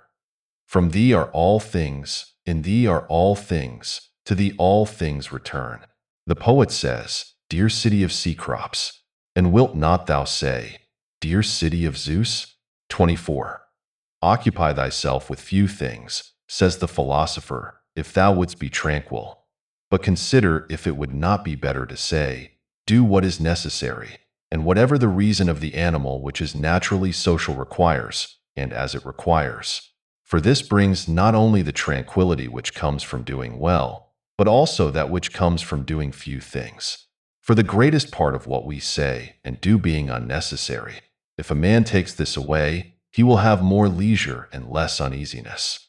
Accordingly, on every occasion a man should ask himself, Is this one of the unnecessary things? Now a man should take away not only unnecessary acts, but also unnecessary thoughts, for thus superfluous acts will not follow after. 25. Try how the life of the good man suits thee, the life of him who is satisfied with his portion out of the whole, and satisfied with his own just acts and benevolent disposition. 26. Hast thou seen those things? Look also at these. Do not disturb thyself. Make thyself all simplicity. Does anyone do wrong? It is to himself that he does the wrong. Has anything happened to thee? Well, out of the universe from the beginning, everything which happens has been apportioned and spun out to thee. In a word, thy life is short. Thou must turn to profit the present by the aid of reason and justice. Be sober in thy relaxation. 27. Either it is a well-arranged universe or a chaos huddled together, but still a universe. But can a certain order subsist in thee, and disorder in the all? And this too when all things are so separated and diffused and sympathetic. 28. A black character, a womanish character, a stubborn character, bestial, childish, animal, stupid, counterfeit, scurrilous, fraudulent, tyrannical. 29. If he is a stranger to the universe who does not know what is in it, no less is he a stranger who does not know what is going on in it. He is a runaway who flies from social reason. He is blind who shuts the eyes of the understanding. He is poor who has need of another, and has not from himself all things which are useful for life. He is an abscess on the universe who withdraws and separates himself from the reason of our common nature through being displeased with the things which happen, for the same nature produces this, and has produced thee too. He is a piece rent asunder from the state, who tears his own soul from that of reasonable animals, which is one. 30. The one is a philosopher without a tunic, and the other without a book. Here is another half-naked. Bread I have not, he says, and I abide by reason, and I do not get the means of living out of my learning, and I abide by my reason. 31. Love the art, poor as it may be, which thou hast learned, and be content with it, and pass through the rest of life like one who has entrusted to the gods with his whole soul all that he has, making thyself neither the tyrant nor the slave of any man. 32. Consider, for example, the times of Vespasian. Thou wilt see all these things, people marrying, bringing up children, sick, dying, warring, feasting, trafficking, cultivating the ground, flattering, obstinately arrogant, suspecting, plotting, wishing for some to die, grumbling about the present, loving, heaping up treasure, desiring consulship, kingly power. Well, then, that life of these people no longer exists at all. Again, remove to the times of Trajan. Again, all is the same. Their life too is gone. In like manner view also the other epochs of time and of whole nations, and see how many after great efforts soon fell and were resolved into the elements. But chiefly thou shouldst think of those whom thou hast thyself known distracting themselves about idle things, neglecting to do what was in accordance with their proper constitution, and to hold firmly to this and to be content with it. And herein it is necessary to remember that the attention given to everything has its proper value and proportion. For thus thou wilt not be dissatisfied, if thou appliest thyself to smaller matters no further than is fit. 33. The words which were formerly familiar are now antiquated. So also the names of those who were famed of old are now in a manner antiquated. Camillus, Piso, Valisus, Leonidas, and a little after also Scipio and Cato, then Augustus, then also Hadrianus and Antoninus. For all things soon pass away and become a mere tale, and complete oblivion soon buries them. And I say this of those who have shone in a wondrous way. For the rest, as soon as they have breathed out their breath, they are gone, and no man speaks of them. And, to conclude the matter, what is even an eternal remembrance? A mere nothing. What then is that about which we ought to employ our serious pains? This one thing, thoughts just, and acts social, and words which never lie, and a disposition which gladly accepts all that happens, as necessary, as usual, as flowing from a principle and source of the same kind. 34. Willingly give thyself up to Clotho, one of the Fates, allowing her to spin thy thread into whatever thing she pleases. 35. Everything is only for a day, both that which remembers and that which is remembered. 36. Observe constantly that all things take place by change, and accustom thyself to consider that the nature of the universe loves nothing so much as to change the things which are and to make new things like them.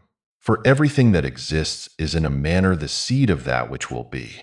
But thou art thinking only of seeds which are cast into the earth or into a womb. But this is a very vulgar notion.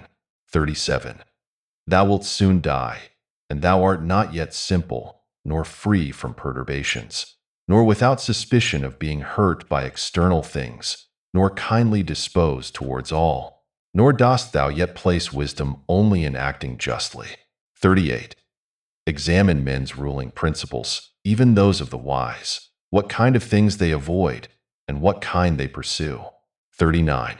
What is evil to thee does not subsist in the ruling principle of another, nor yet in any turning and mutation of thy corporeal covering. Where is it then? It is in that part of thee in which subsists the power of forming opinions about evils. Let this power then not form such opinions, and all is well.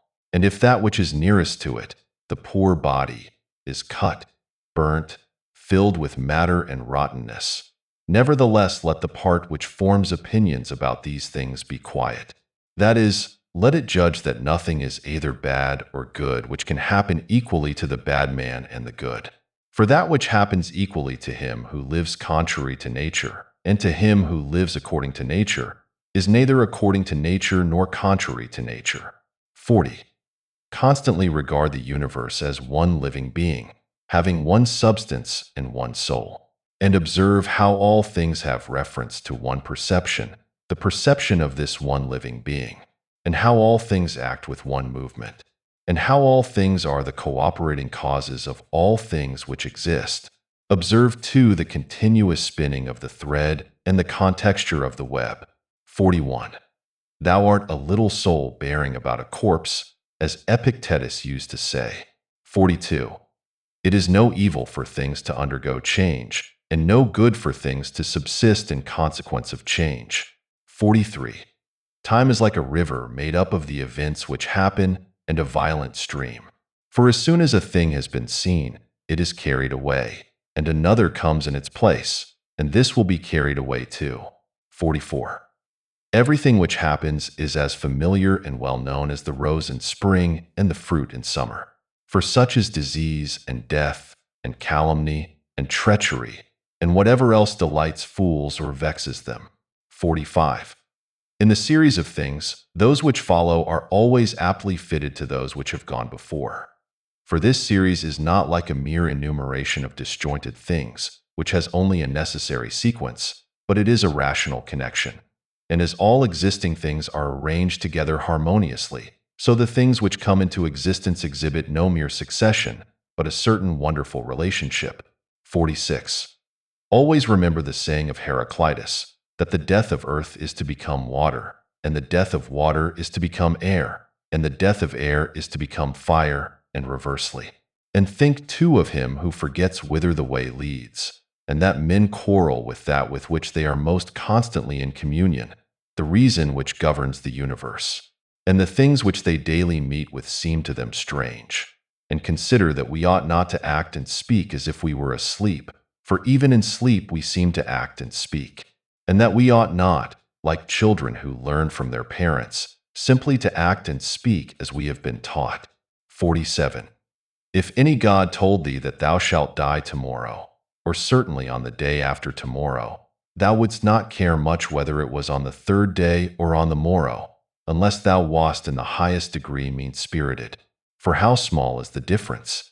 So think it no great thing to die after as many years as thou canst name rather than tomorrow. 48. Think continually how many physicians are dead after often contracting their eyebrows over the sick, and how many astrologers after predicting with great pretensions the deaths of others, and how many philosophers after endless discourses on death or immortality, how many heroes after killing thousands, and how many tyrants who have used their power over men's lives with terrible insolence, as if they were immortal, and how many cities are entirely dead, so to speak, Hellas and Pompeii and Herculaneum, and others innumerable. Add to the reckoning all whom thou hast known, one after another. One man after burying another has been laid out dead, and another buries him, and all this in a short time. To conclude, always observe how ephemeral and worthless human things are. And what was yesterday a little mucus, tomorrow will be a mummy or ashes. Pass then through this little space of time conformably to nature, and end thy journey in content.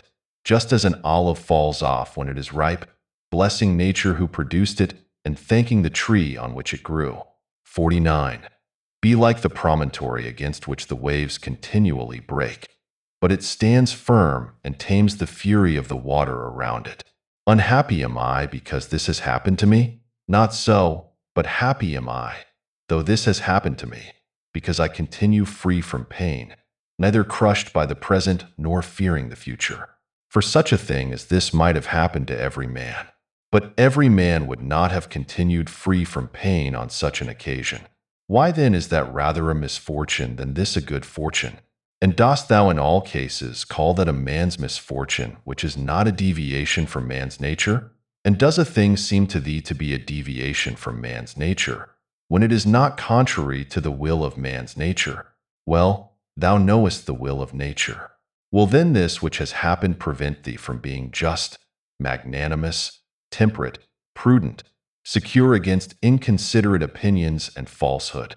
Will it prevent thee from having modesty, freedom, and everything else, by the presence of which man's nature obtains all that is its own? Remember, too, on every occasion which leads thee to vexation to apply this principle. Not that this is a misfortune, but that to bear it nobly is good fortune. 50. It is a vulgar, but still a useful help towards contempt of death, to pass in review those who have tenaciously stuck to life. What more then have they gained than those who have died early? Certainly they lie in their tombs somewhere at last, Cadicianus, Fabius, Julianus, Lepidus, or anyone else like them, who have carried out many to be buried, and then were carried out themselves. Altogether the interval is small between birth and death.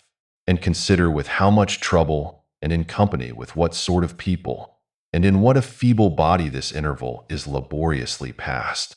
Do not then consider life a thing of any value. For look to the immensity of time behind thee, and to the time which is before thee, another boundless space. In this infinity, then, what is the difference between him who lives 3 days and him who lives 3 generations? 51. Always run to the short way, and the short way is the natural. Accordingly say, and do everything in conformity with the soundest reason. For such a purpose frees a man from trouble and warfare, and all artifice and ostentatious display. The thoughts of Marcus Aurelius Antoninus. Book 5. 1. In the morning when thou risest unwillingly, let this thought be present: I am rising to the work of a human being. Why then am I dissatisfied if I am going to do the things for which I exist, and for which I was brought into the world?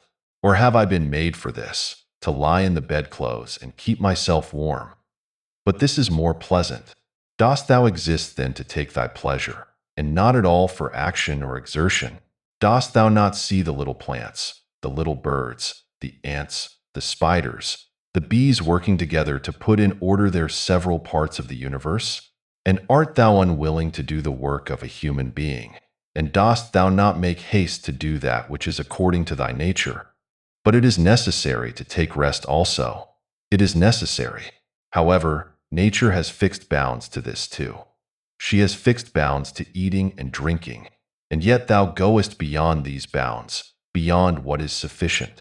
Yet in thy acts it is not so, but thou stoppest short of what thou canst do. So thou lovest not thyself, for if thou didst, thou wouldst love thy nature and her will. But those who love their several arts exhaust themselves in working at them unwashed and without food. But thou valuest thy own nature less than the turner values the turning art, or the dancer the dancing art, or the lover of money values his money, or the vainglorious man his little glory. And such men, when they have a violent affection to a thing, choose neither to eat nor to sleep rather than to perfect the things which they care for. But are the acts which concern society more vile in thy eyes and less worthy of thy labor? 2. How easy it is to repel and to wipe away every impression which is troublesome or unsuitable, and immediately to be in all tranquility. 3. Judge every word and deed which are according to nature to be fit for thee, and be not diverted by the blame which follows from any people nor by their words. But if a thing is good to be done or said, do not consider it unworthy of thee. For those persons have their peculiar leading principle and follow their peculiar movement, which things do not thou regard, but go straight on, following thy own nature and the common nature. And the way of both is one. 4. I go through the things which happen according to nature until I shall fall and rest, breathing out my breath into that element out of which I daily draw it in, and falling upon that earth out of which my father collected the seed, and my mother the blood, and my nurse the milk, out of which during so many years I have been supplied with food and drink, which bears me when I tread on it, and abuse it for so many purposes. 5. Thou sayest, men cannot admire the sharpness of thy wits. Be it so. But there are many other things of which thou canst not say, I am not formed for them by nature. Show those qualities then which are altogether in thy power: sincerity, gravity, endurance of labor, aversion to pleasure, contentment with thy portion and with few things, benevolence, frankness, no love of superfluity, freedom from trifling, magnanimity. Dost thou not see how many qualities thou art immediately able to exhibit, in which there is no excuse of natural incapacity and unfitness, and yet thou still remainest voluntarily below the mark? Or art thou compelled through being defectively furnished by nature to murmur, and to be stingy, and to flatter, and to find fault with thy poor body, and to try to please men, and to make great display, and to be so restless in thy mind? No, by the gods! But thou mightest have been delivered from these things long ago. Only if in truth thou canst be charged with being rather slow and dull of comprehension, thou must exert thyself about this also, not neglecting it nor yet taking pleasure in thy dullness. 6. One man, when he has done a service to another, is ready to set it down to his account as a favor conferred. Another is not ready to do this, but still in his own mind he thinks of the man as his debtor, and he knows what he has done. A third, in a manner, does not even know what he has done, but he is like a vine which has produced grapes, and seeks for nothing more after it has once produced its proper fruit. As a horse when he has run, a dog when he has tracked the game, a bee when it has made the honey, so a man when he has done a good act does not call out for others to come and see, but he goes on to another act, as a vine goes on to produce again the grapes in season. Must a man then be one of these, who in a manner act thus without observing it? Yes. But this very thing is necessary, the observation of what a man is doing. For, it may be said, it is characteristic of the social animal to perceive that he is working in a social manner, and indeed to wish that his social partner also should perceive it. It is true what thou sayest, but thou dost not rightly understand what is now said, and for this reason thou wilt become one of those of whom I spoke before, for even they are misled by a certain show of reason. But if thou wilt choose to understand the meaning of what is said, do not fear that for this reason thou wilt omit any social act.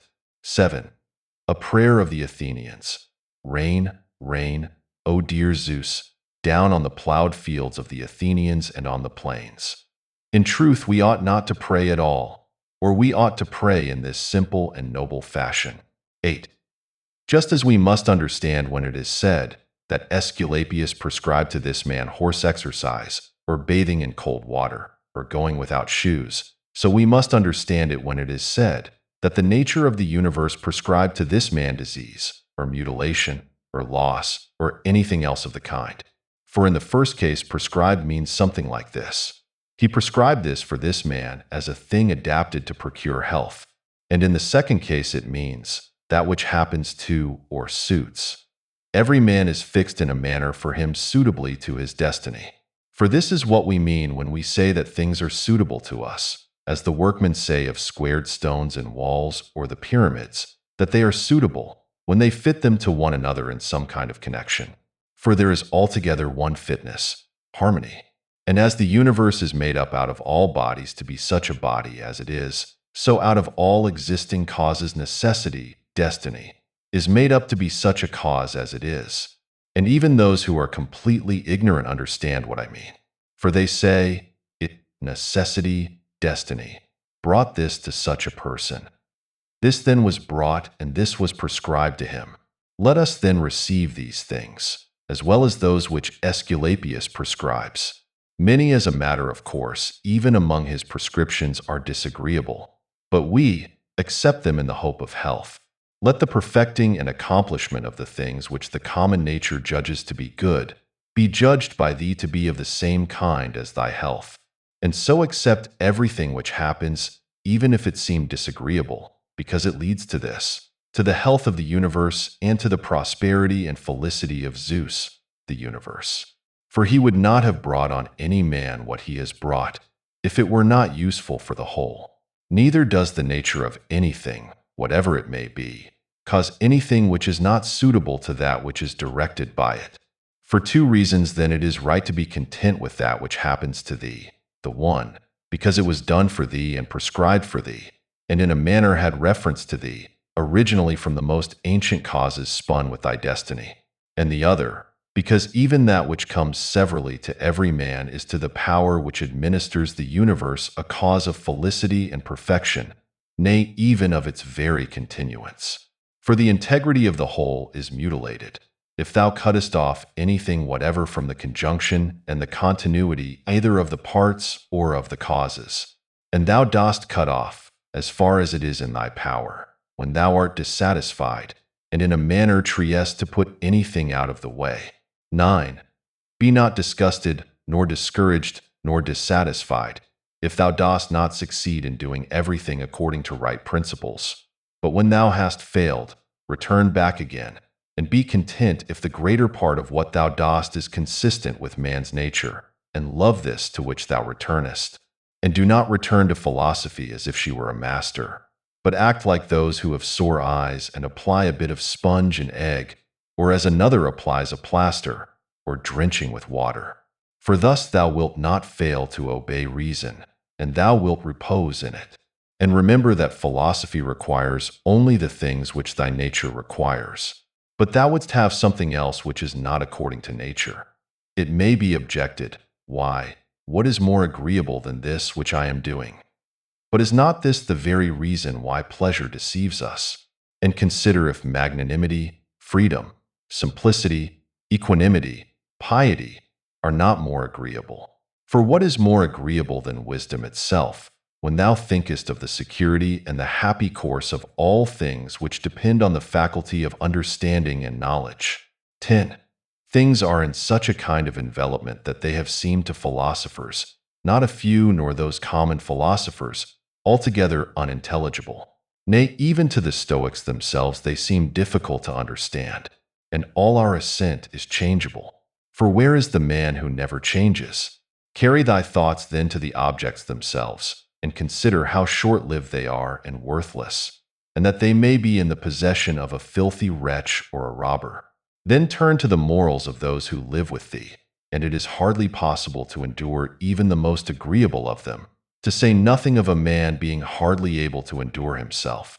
In such darkness then and dirt, and in so constant a flux both of substance and of time, and of motion and of things moved, what there is worth being highly prized, or even an object of serious pursuit, I cannot imagine. But on the contrary, it is a man's duty to comfort himself, and to wait for the natural dissolution, and not to be vexed at the delay, but to rest in these principles only. The one, that nothing will happen to me which is not conformable to the nature of the universe, and the other, that it is in my power never to act contrary to my God and demon. For there is no man who will compel me to this. 11. About what am I now employing my own soul? On every occasion I must ask myself this question and inquire, what have I now in this part of me which they call the ruling principle? And whose soul have I now? That of a child, or of a young man, or of a feeble woman, or of a tyrant, or of a domestic animal, or of a wild beast? 12.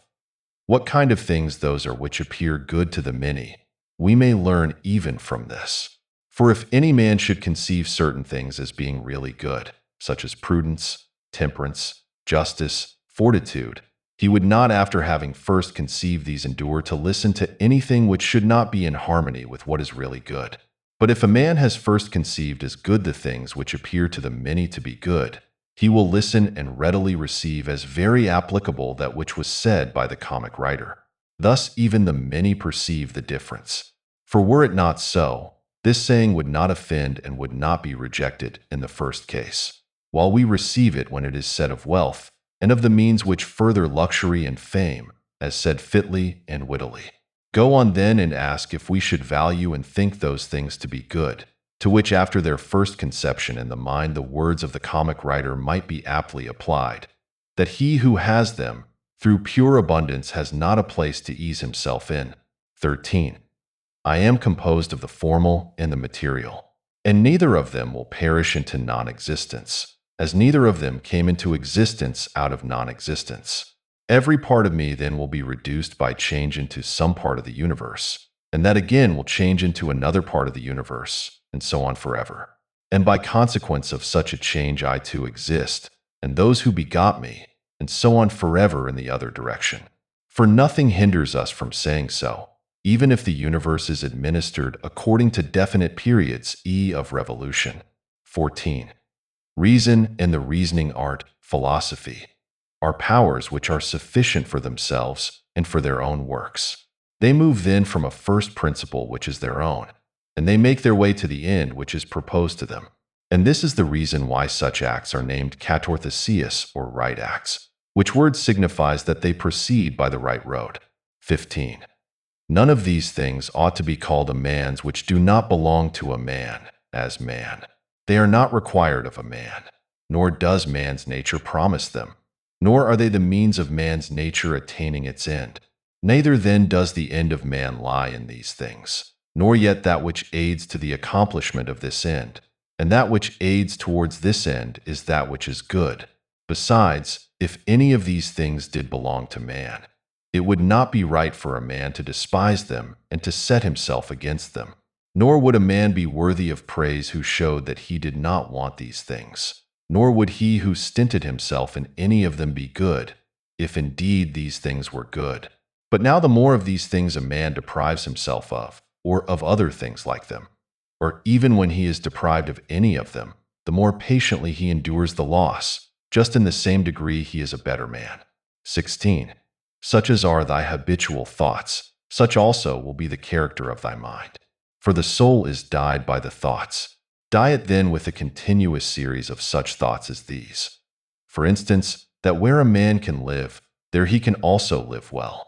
But he must live in a palace. Well then, he can also live well in a palace.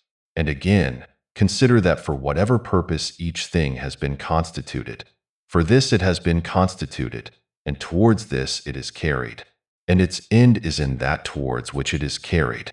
And where the end is, there also is the advantage and the good of each thing. Now the good for the reasonable animal is society. For that we are made for society has been shown above. Is it not plain that the inferior exists for the sake of the superior? But the things which have life are superior to those which have not life. And of those which have life the superior are those which have reason. 17.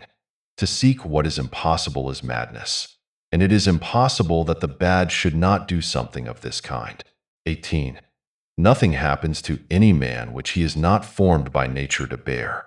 The same things happen to another, and either because he does not see that they have happened, or because he would show a great spirit, he is firm and remains unharmed. It is a shame then that ignorance and conceit should be stronger than wisdom. 19. Things themselves touch not the soul, not in the least degree, nor have they admission to the soul, nor can they turn or move the soul. But the soul turns and moves itself alone, and whatever judgments it may think proper to make, such it makes for itself the things which present themselves to it. 20. In one respect man is the nearest thing to me, so far as I must do good to men and endure them. But so far as some men make themselves obstacles to my proper acts, man becomes to me one of the things which are indifferent, no less than the sun or wind or a wild beast. Now it is true that these may impede my action, but they are no impediments to my effects and disposition, which have the power of acting conditionally and changing. For the mind converts and changes every hindrance to its activity into an aid, and so that which is a hindrance is made a furtherance to an act, and that which is an obstacle on the road helps us on this road. 21. Reverence that which is best in the universe. And this is that which makes use of all things and directs all things. And in like manner also reverence that which is best in thyself. And this is of the same kind as that. For in thyself also, that which makes use of everything else is this, and thy life is directed by this. 22. That which does no harm to the state, does no harm to the citizen.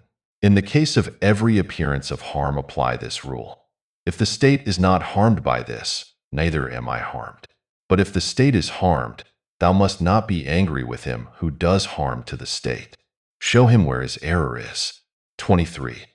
Often think of the rapidity with which things pass by and disappear, both the things which are and the things which are produced.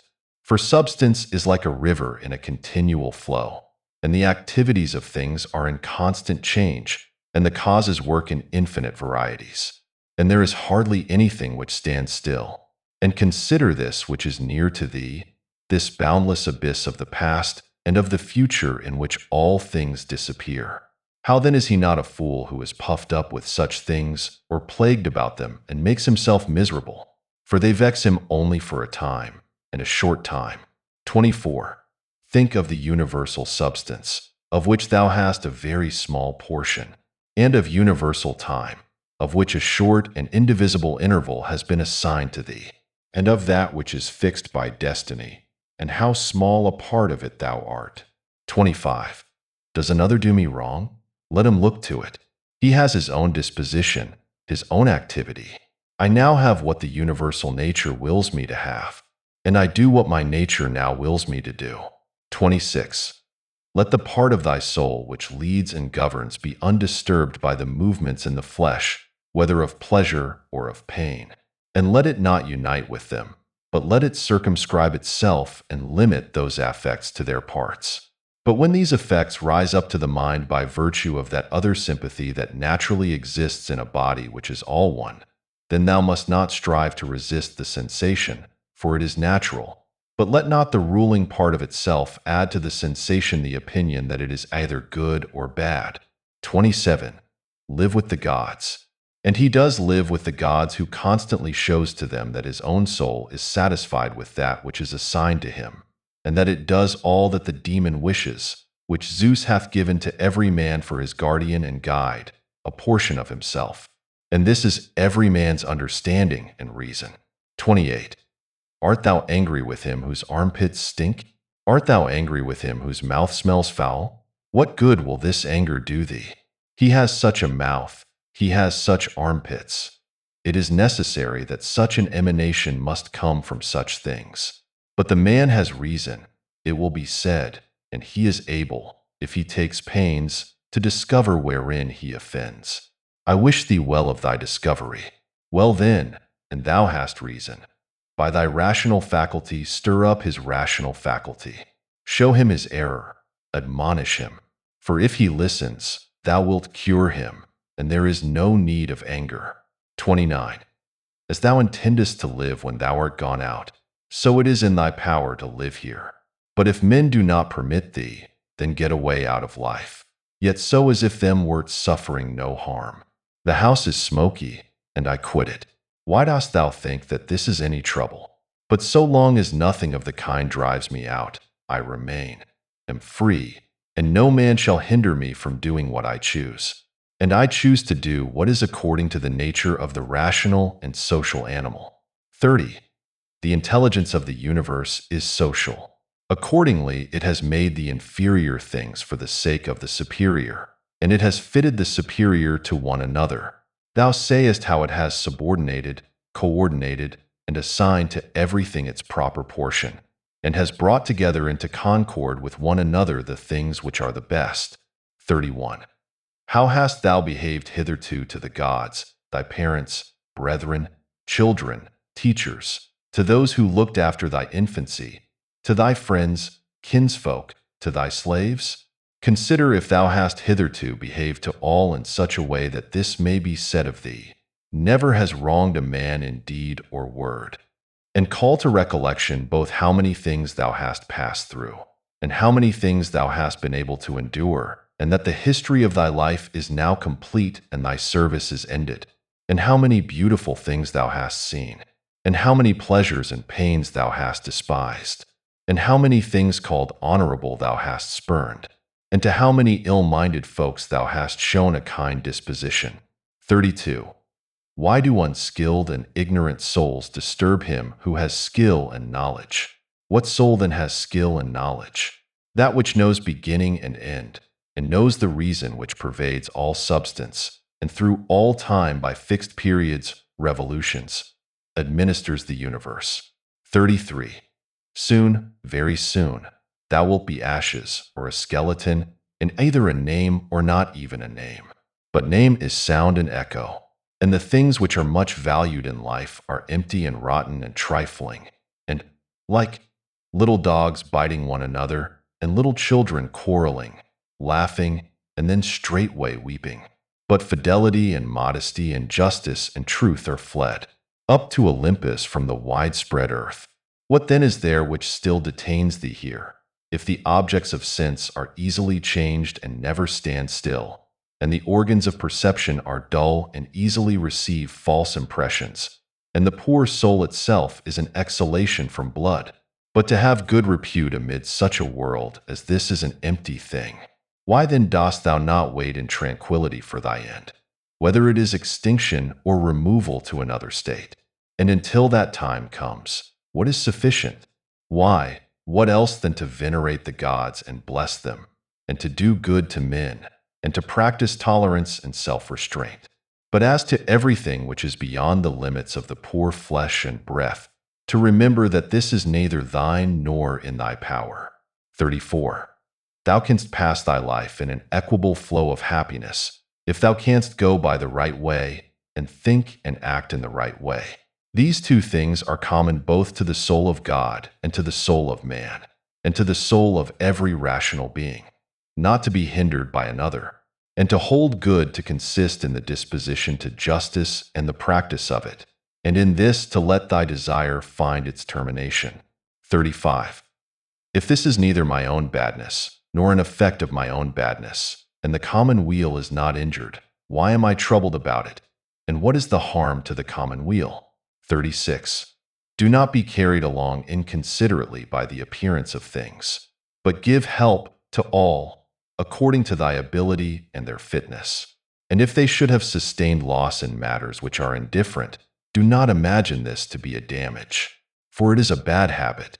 But as the old man, when he went away, asked back his foster child's top, remembering that it was a top, so do thou in this case also. When thou art calling out on the rostra, hast thou forgotten man? What these things are? Yes, but they are objects of great concern to these people. Wilt thou too then be made a fool for these things? I was once a fortunate man, but I lost it, I know not how. But fortunate means that a man has assigned to himself a good fortune, and a good fortune is good disposition of the soul, good emotions, good actions. The thoughts of Marcus Aurelius Antoninus. Book 6. 1. The substance of the universe is obedient and compliant, and the reason which governs it has in itself no cause for doing evil, for it has no malice, nor does it do evil to anything, nor is anything harmed by it. But all things are made and perfected according to this reason. 2. Let it make no difference to thee whether thou art cold or warm, if thou art doing thy duty, and whether thou art drowsy or satisfied with sleep, and whether ill-spoken of or praised, and whether dying or doing something else. For it is one of the acts of life, this act by which we die. It is sufficient then in this act also to do well what we have in hand. 3. Look within. Let neither the peculiar quality of anything nor its value escape thee. 4.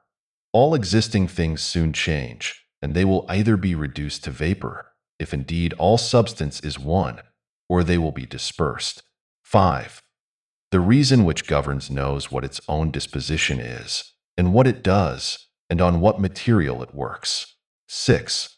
The best way of avenging thyself is not to become like the wrongdoer. 7. Take pleasure in one thing and rest in it, in passing from one social act to another social act, thinking of God. 8. The ruling principle is that which rouses and turns itself, and while it makes itself such as it is and such as it wills to be, it also makes everything which happens appear to itself to be such as it wills. 9. In conformity to the nature of the universe, every single thing is accomplished. For certainly it is not in conformity to any other nature that each thing is accomplished, either a nature which externally comprehends this, or a nature which is comprehended within this nature, or a nature external and independent of this. 10. The universe is either a confusion and a mutual involution of things, and a dispersion, or it is unity and order and providence. If then it is the former, why do I desire to tarry in a fortuitous combination of things in such a disorder? And why do I care about anything else than how I shall at last become earth? And why am I disturbed? For the dispersion of my elements will happen whatever I do. But if the other supposition is true, I venerate, and I am firm, and I trust in him who governs. 11. When thou hast been compelled by circumstances to be disturbed in a manner, quickly return to thyself, and do not continue out of tune longer than the compulsion lasts. For thou wilt have more mastery over the harmony by continually recurring to it. 12. If thou hadst a stepmother and a mother at the same time, thou wouldst be dutiful to thy stepmother, but still thou wouldst constantly return to thy mother. Let the court and philosophy now be to thee stepmother and mother.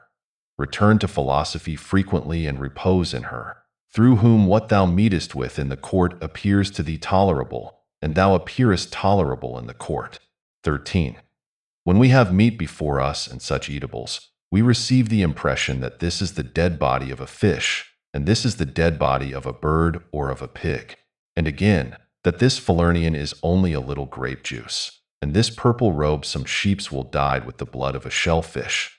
Such then are these impressions, and they reach the things themselves and penetrate them, and so we see what kind of things they are. Just in the same way ought we to act all through life, and where there are things which appear most worthy of our approbation, we ought to lay them bare and look at their worthlessness and strip them of all the words by which they are exalted. For outward show is a wonderful perverter of the reason, and when thou art most sure that thou art employed about things worth thy pains, it is then that it cheats thee most. Consider then what Crates says of Xenocrates himself. 14. Most of the things which the multitude admire are referred to objects of the most general kind, those which are held together by cohesion or natural organization, such as stones, wood, fig trees, vines, olives. But those which are admired by men, who are a little more reasonable, are referred to the things which are held together by a living principle, as flocks, herds. Those which are admired by men who are still more instructed are the things which are held together by a rational soul, not however a universal soul, but rational so far as it is a soul skilled in some art, or expert in some other way, or simply rational so far as it possesses a number of slaves. But he who values a rational soul, a soul universal and fitted for political life, regards nothing else except this. And above all things he keeps his soul in a condition and in an activity conformable to reason and social life, and he cooperates to this end with those who are of the same kind as himself. 15. Some things are hurrying into existence, and others are hurrying out of it. And of that which is coming into existence part is already extinguished. Motions and changes are continually renewing the world, just as the uninterrupted course of time is always renewing the infinite duration of ages.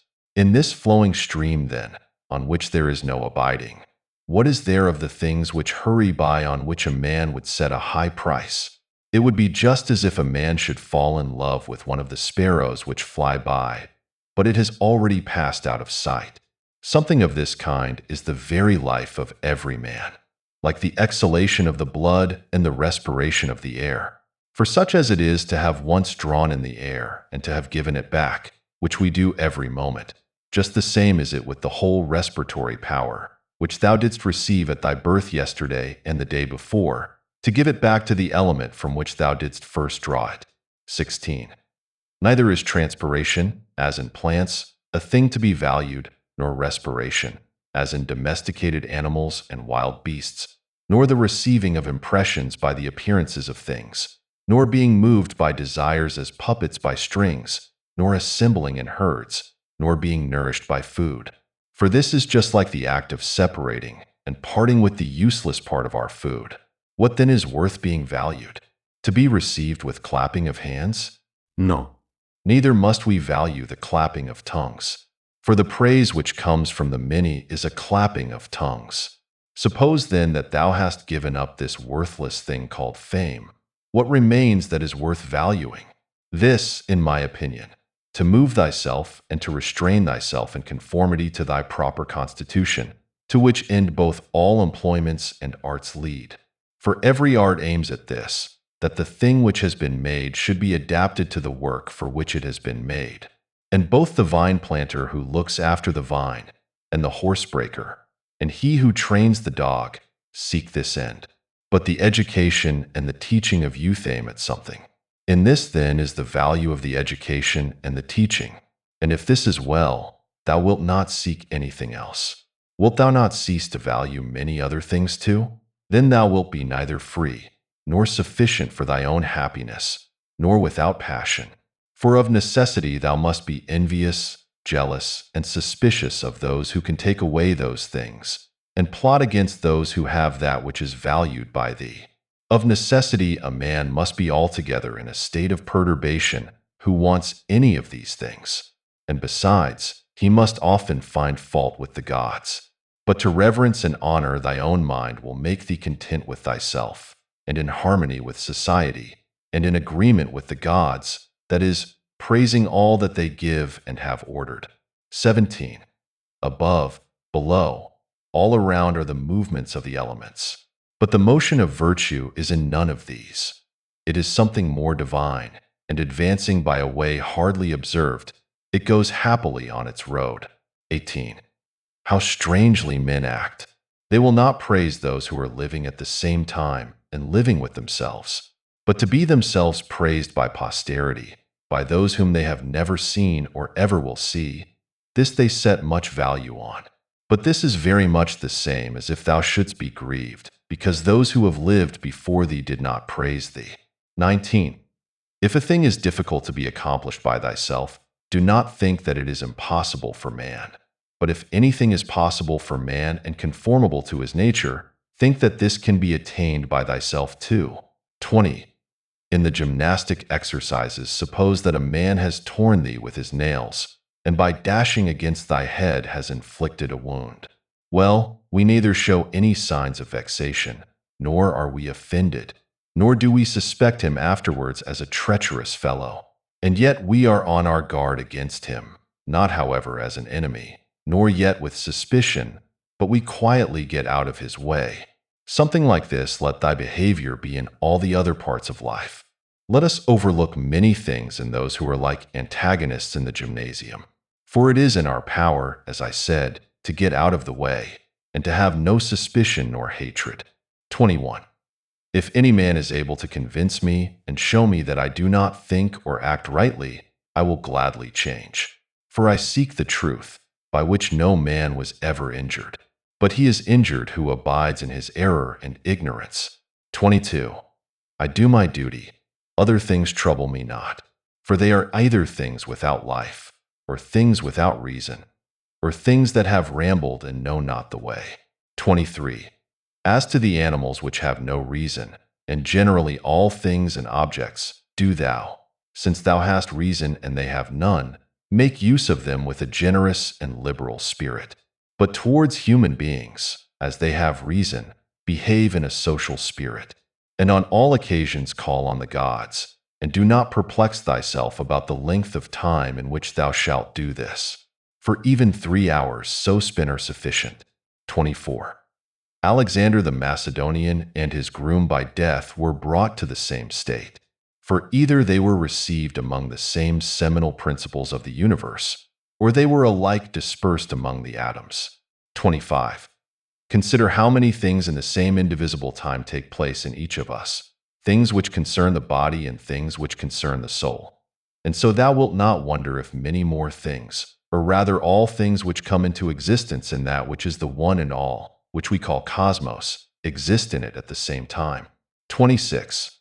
If any man should propose to thee the question, how the name Antoninus is written, wouldst thou with a straining of the voice utter each letter? What then if they grow angry? Wilt thou be angry too? Wilt thou not go on with composure and number every letter?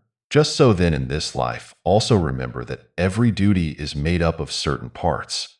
These it is thy duty to observe, and without being disturbed or showing anger towards those who are angry with thee, to go on thy way and finish that which is set before thee. 27. How cruel it is not to allow men to strive after the things which appear to them to be suitable to their nature and profitable. And yet in a manner thou dost not allow them to do this, when thou art vexed because they do wrong. For they are certainly moved towards things because they suppose them to be suitable to their nature and profitable to them. But it is not so. Teach them then, and show them without being angry. 28. Death is a cessation of the impressions through the senses, and of the pulling of the strings which move the appetites, and of the discursive movements of the thoughts, and of the service to the flesh. 29. It is a shame for the soul to be first to give way in this life, when thy body does not give way. 30. Take care that thou art not made into a Caesar, that thou art not dyed with this dye. For such things happen. Keep thyself then simple, good, pure, serious, free from affectation, a friend of justice, a worshipper of the gods, kind, affectionate, strenuous in all proper acts. Strive to continue to be such as philosophy wished to make thee. Reverence the gods, and help men. Short is life. There is only one fruit of this terrene life, a pious disposition and social acts. Do everything as a disciple of Antoninus. Remember his constancy in every act which was conformable to reason, and his evenness in all things, and his piety, and the serenity of his countenance, and his sweetness, and his disregard of empty fame, and his efforts to understand things, and how he would never let anything pass without having first most carefully examined it and clearly understood it, and how he bore with those who blamed him unjustly without blaming them in return, how he did nothing in a hurry, and how he listened not to calumnies, and how exact an examiner of manners and actions he was, and not given to reproach people, nor timid, nor suspicious, nor a sophist, and with how little he was satisfied, such as lodging, bed, dress, food, servants, and how laborious and patient, and how he was able on account of his sparing diet to hold out to the evening, and his firmness and uniformity in his friendships, and how he tolerated freedom of speech in those who opposed his opinions, and the pleasure that he had when any man showed him anything better, and how religious he was without superstition. Imitate all this, that thou mayest have as good a conscience when thy last hour comes as he had. 31. Return to thy sober senses and call thyself back. And when thou hast roused thyself from sleep and hast perceived that they were only dreams which troubled thee, now in thy waking hours look at these, the things about thee, as thou didst look at those, the dreams. 32. I consist of a little body and a soul. Now to this little body all things are indifferent, for it is not able to perceive differences. But to the understanding those things only are indifferent, which are not the works of its own activity. But whatever things are the works of its own activity, all these are in its power. And of these, however, only those which are done with reference to the present. For as to the future and the past activities of the mind, even these are for the present indifferent. 33. Neither the labor which the hand does nor that of the foot is contrary to nature, so long as the foot does the foot's work and the hand the hand's. So then neither to a man as a man is his labor contrary to nature, so long as it does the things of a man. But if the labor is not contrary to his nature, neither is it an evil to him. 34. How many pleasures have been enjoyed by robbers, patricides, tyrants? 35. Dost thou not see how the handicraftsmen accommodate themselves up to a certain point to those who are not skilled in their craft? Nevertheless, they cling to the reason, the principles of their art, and do not endure to depart from it? Is it not strange if the architect and the physician shall have more respect to the reason, the principles of their own arts than man to his own reason, which is common to him and the gods? 36. Asia, Europe, are corners of the universe. All the sea a drop in the universe. Athos a little clod of the universe. All the present time is a point in eternity. All things are little, changeable, perishable. All things come from thence. from that universal ruling power, either directly preceding or by way of sequence. And accordingly the lion's gaping jaws, and that which is poisonous, and every harmful thing, as a thorn, as mud, are after products of the grand and beautiful. Do not then imagine that they are of another kind from that which thou dost venerate, but form a just opinion of the source of all. 37.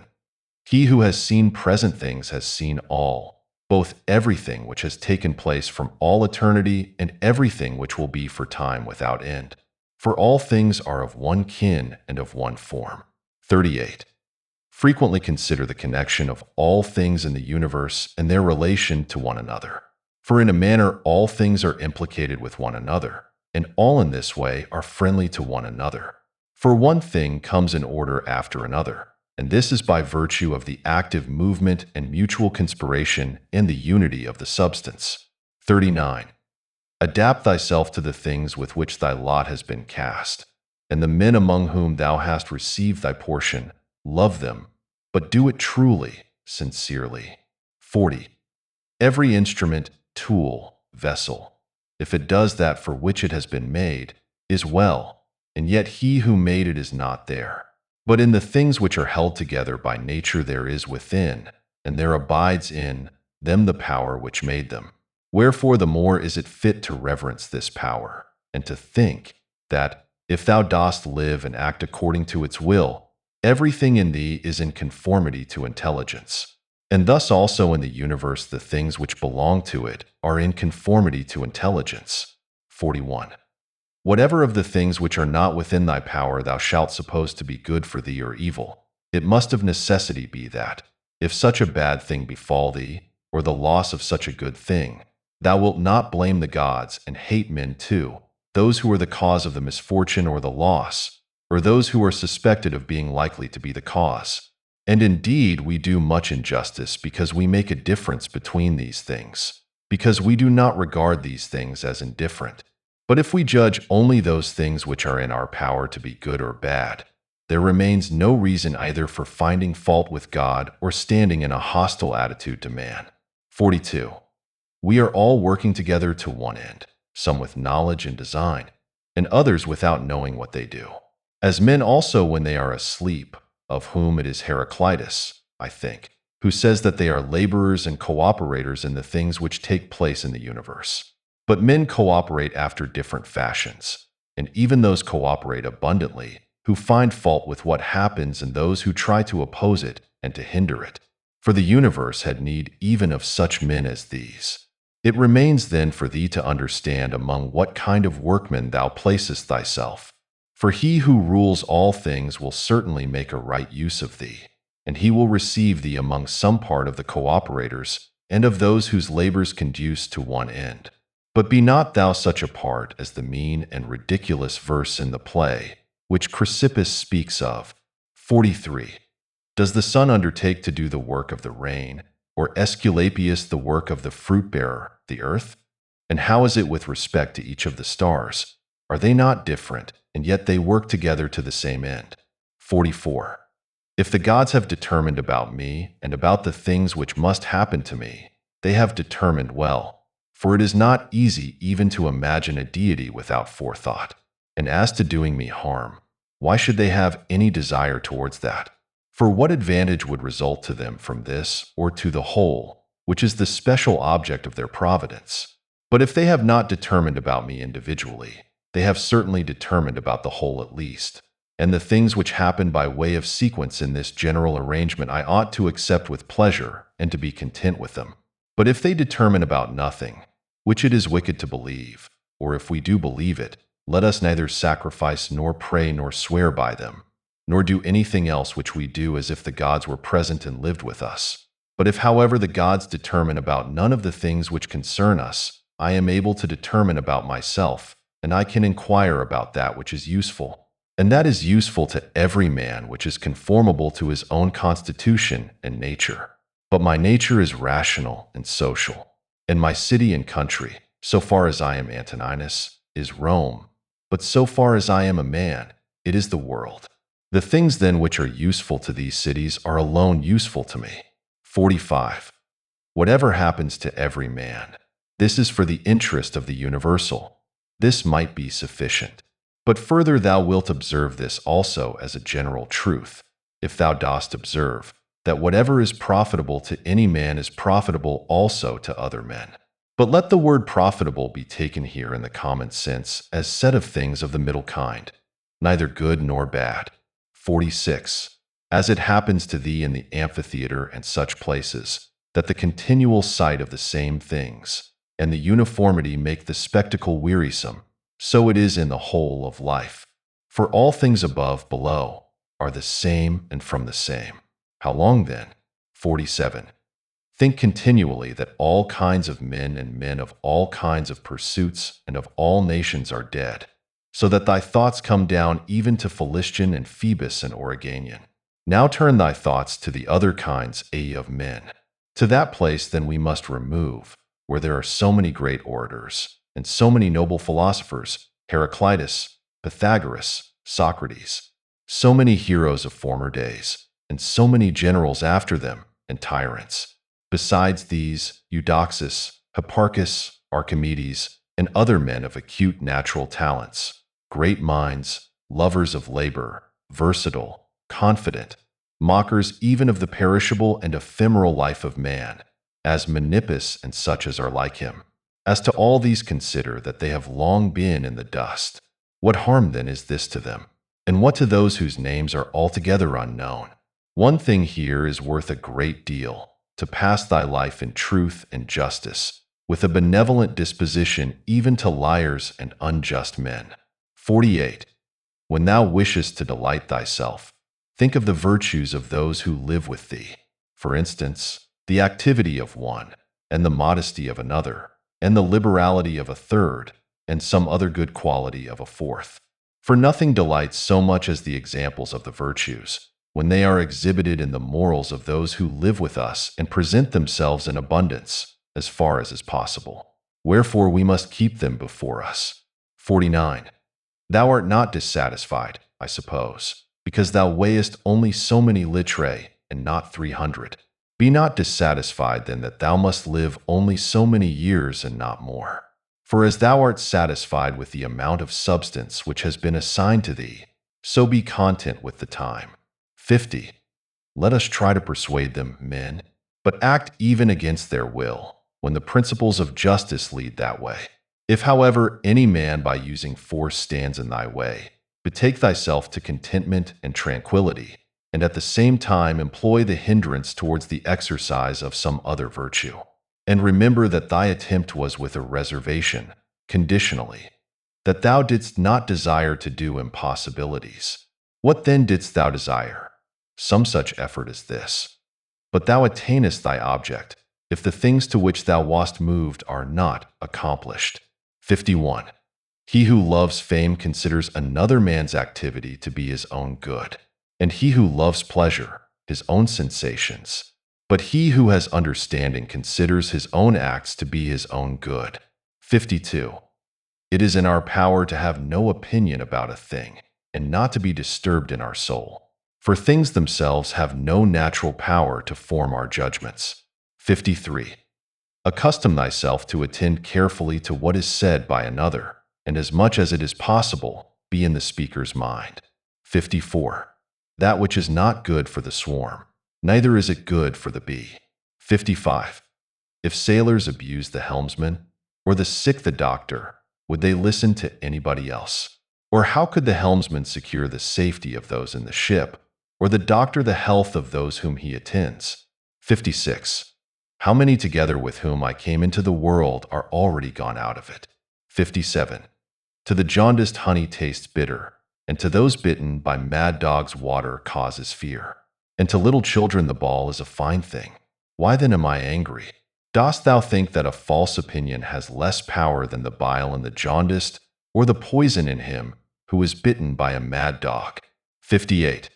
No man will hinder thee from living according to the reason of thy own nature. Nothing will happen to thee contrary to the reason of the universal nature. 59.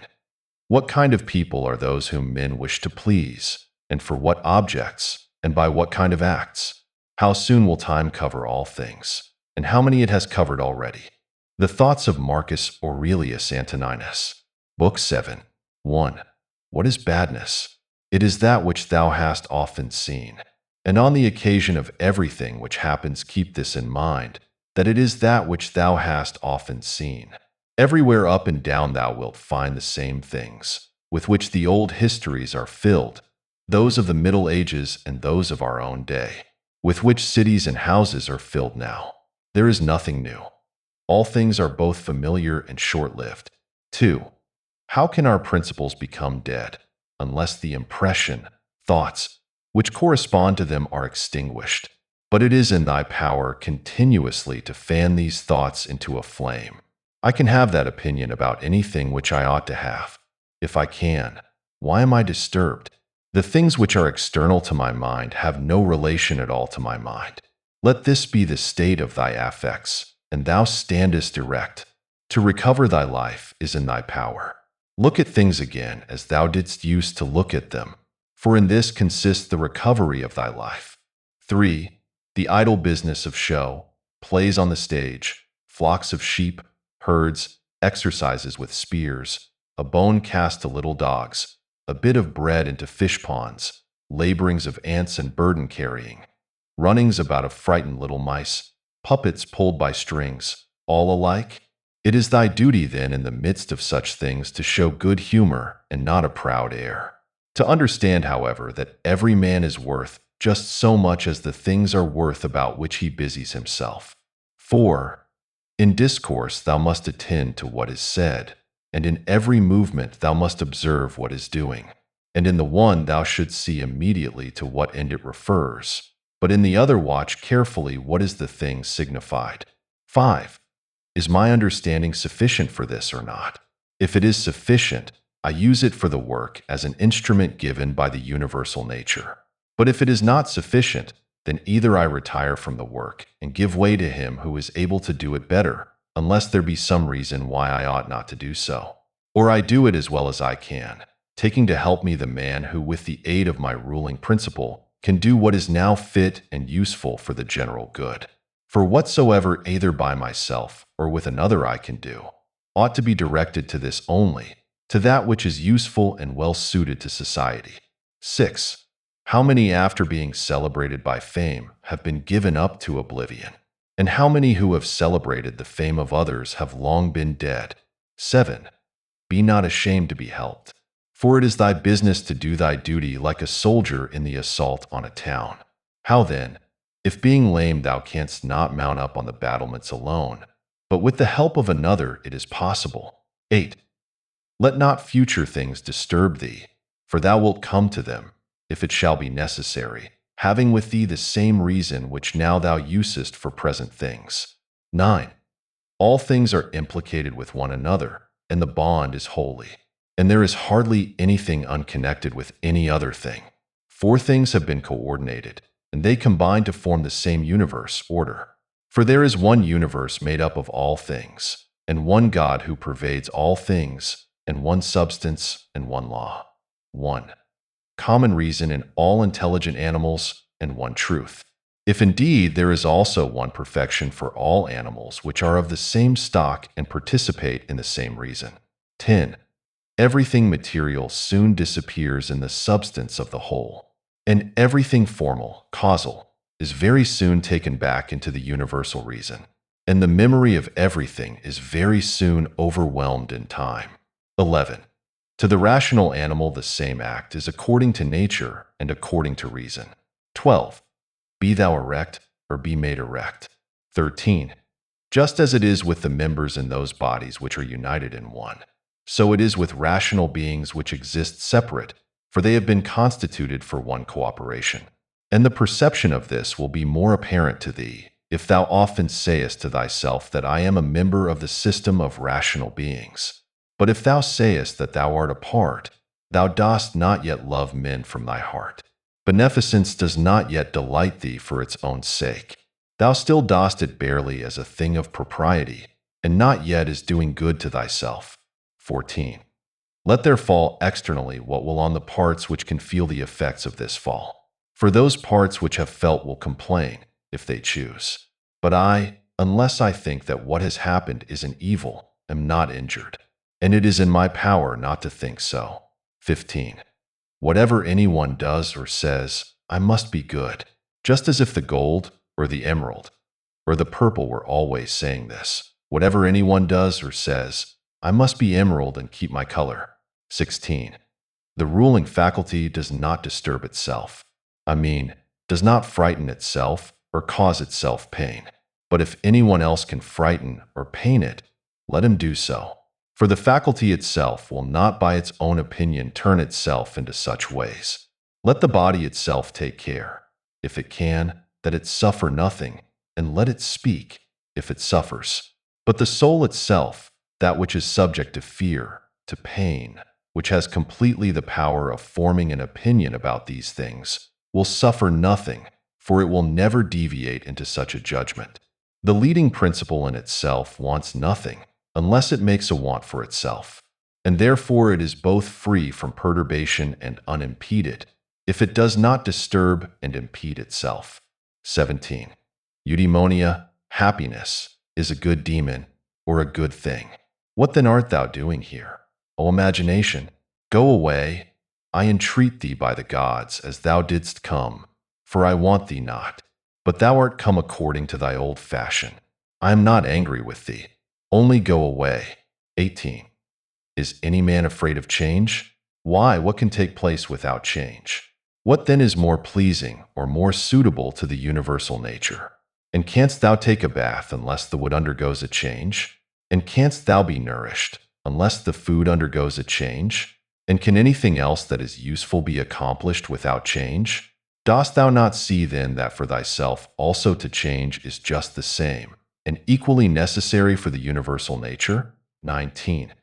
Through the universal substance, as through a furious torrent, all bodies are carried, being by their nature united with and cooperating with the whole, as the parts of our body with one another.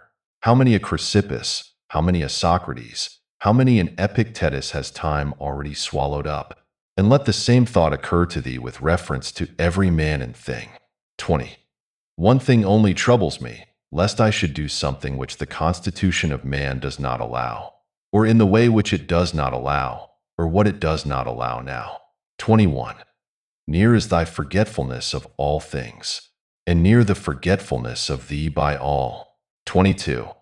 It is peculiar to man to love even those who do wrong.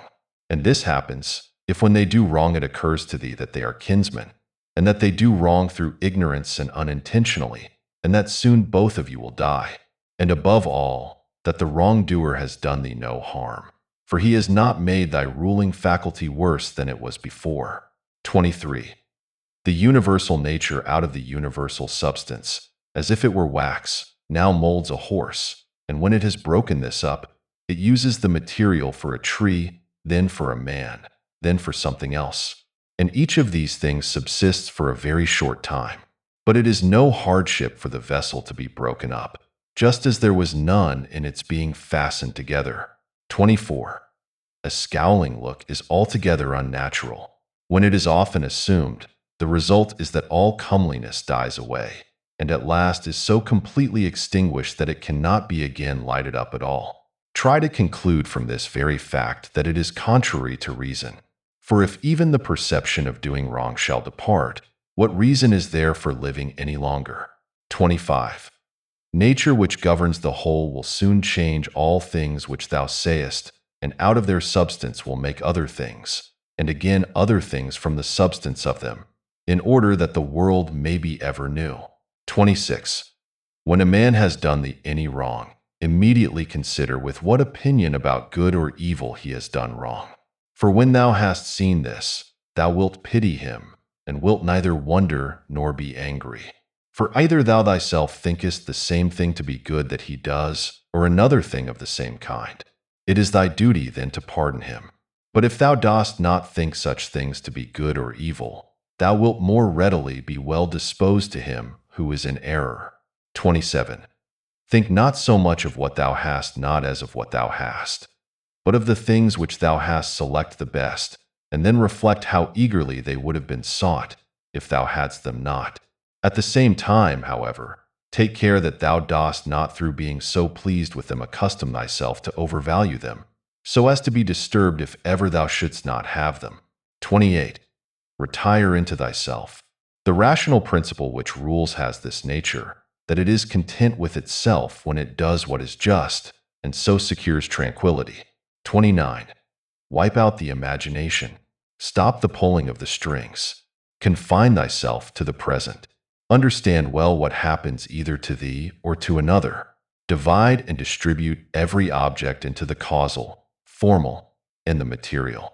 Think of thy last hour. Let the wrong which is done by a man stay there where the wrong was done. 30. Direct thy attention to what is said. Let thy understanding enter into the things that are doing and the things which do them. 31. Adorn thyself with simplicity and modesty, and with indifference towards the things which lie between virtue and vice. Love mankind. Follow God. The poet says that law rules all, and it is enough to remember that law rules all. 32. About death. Whether it is a dispersion, or a resolution into atoms, or annihilation, it is either extinction or change. 33. About pain. The pain which is intolerable carries us off, but that which lasts a long time is tolerable, and the mind maintains its own tranquility by retiring into itself, and the ruling faculty is not made worse. But the parts which are harmed by pain, let them, if they can, give their opinion about it. 34. About fame. Look at the minds of those who seek fame. Observe what they are, and what kind of things they avoid, and what kind of things they pursue. And consider that as the heaps of sand piled on one another hide the former sands, so in life the events which go before are soon covered by those which come after. 35. From Plato. The man who has an elevated mind and takes a view of all time and of all substance, dost thou suppose it possible for him to think that human life is anything great? It is not possible, he said. Such a man then will think that death also is no evil. Certainly not. 36. From Antisthenes. It is royal to do good and to be abused. 37. It is a base thing for the countenance to be obedient and to regulate and compose itself as the mind commands, and for the mind not to be regulated and composed by itself. 38. It is not right to vex ourselves at things, for they care not about it. 39. To the immortal gods and us give joy. 40. Life must be reaped like the ripe ears of corn. One man is born, another dies. 41. If gods care not for me and for my children, there is a reason for it. 42. For the good is with me and the just. 43. No joining others in their wailing, no violent emotion. 44. From Plato.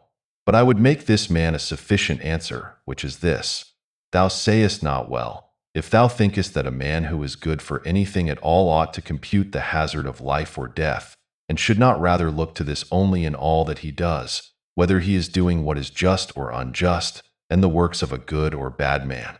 45. For thus it is, men of Athens, in truth.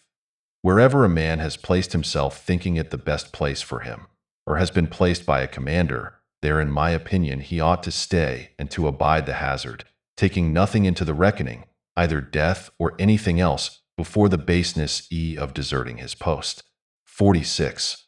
But, my good friend, reflect whether that which is noble and good is not something different from saving and being saved.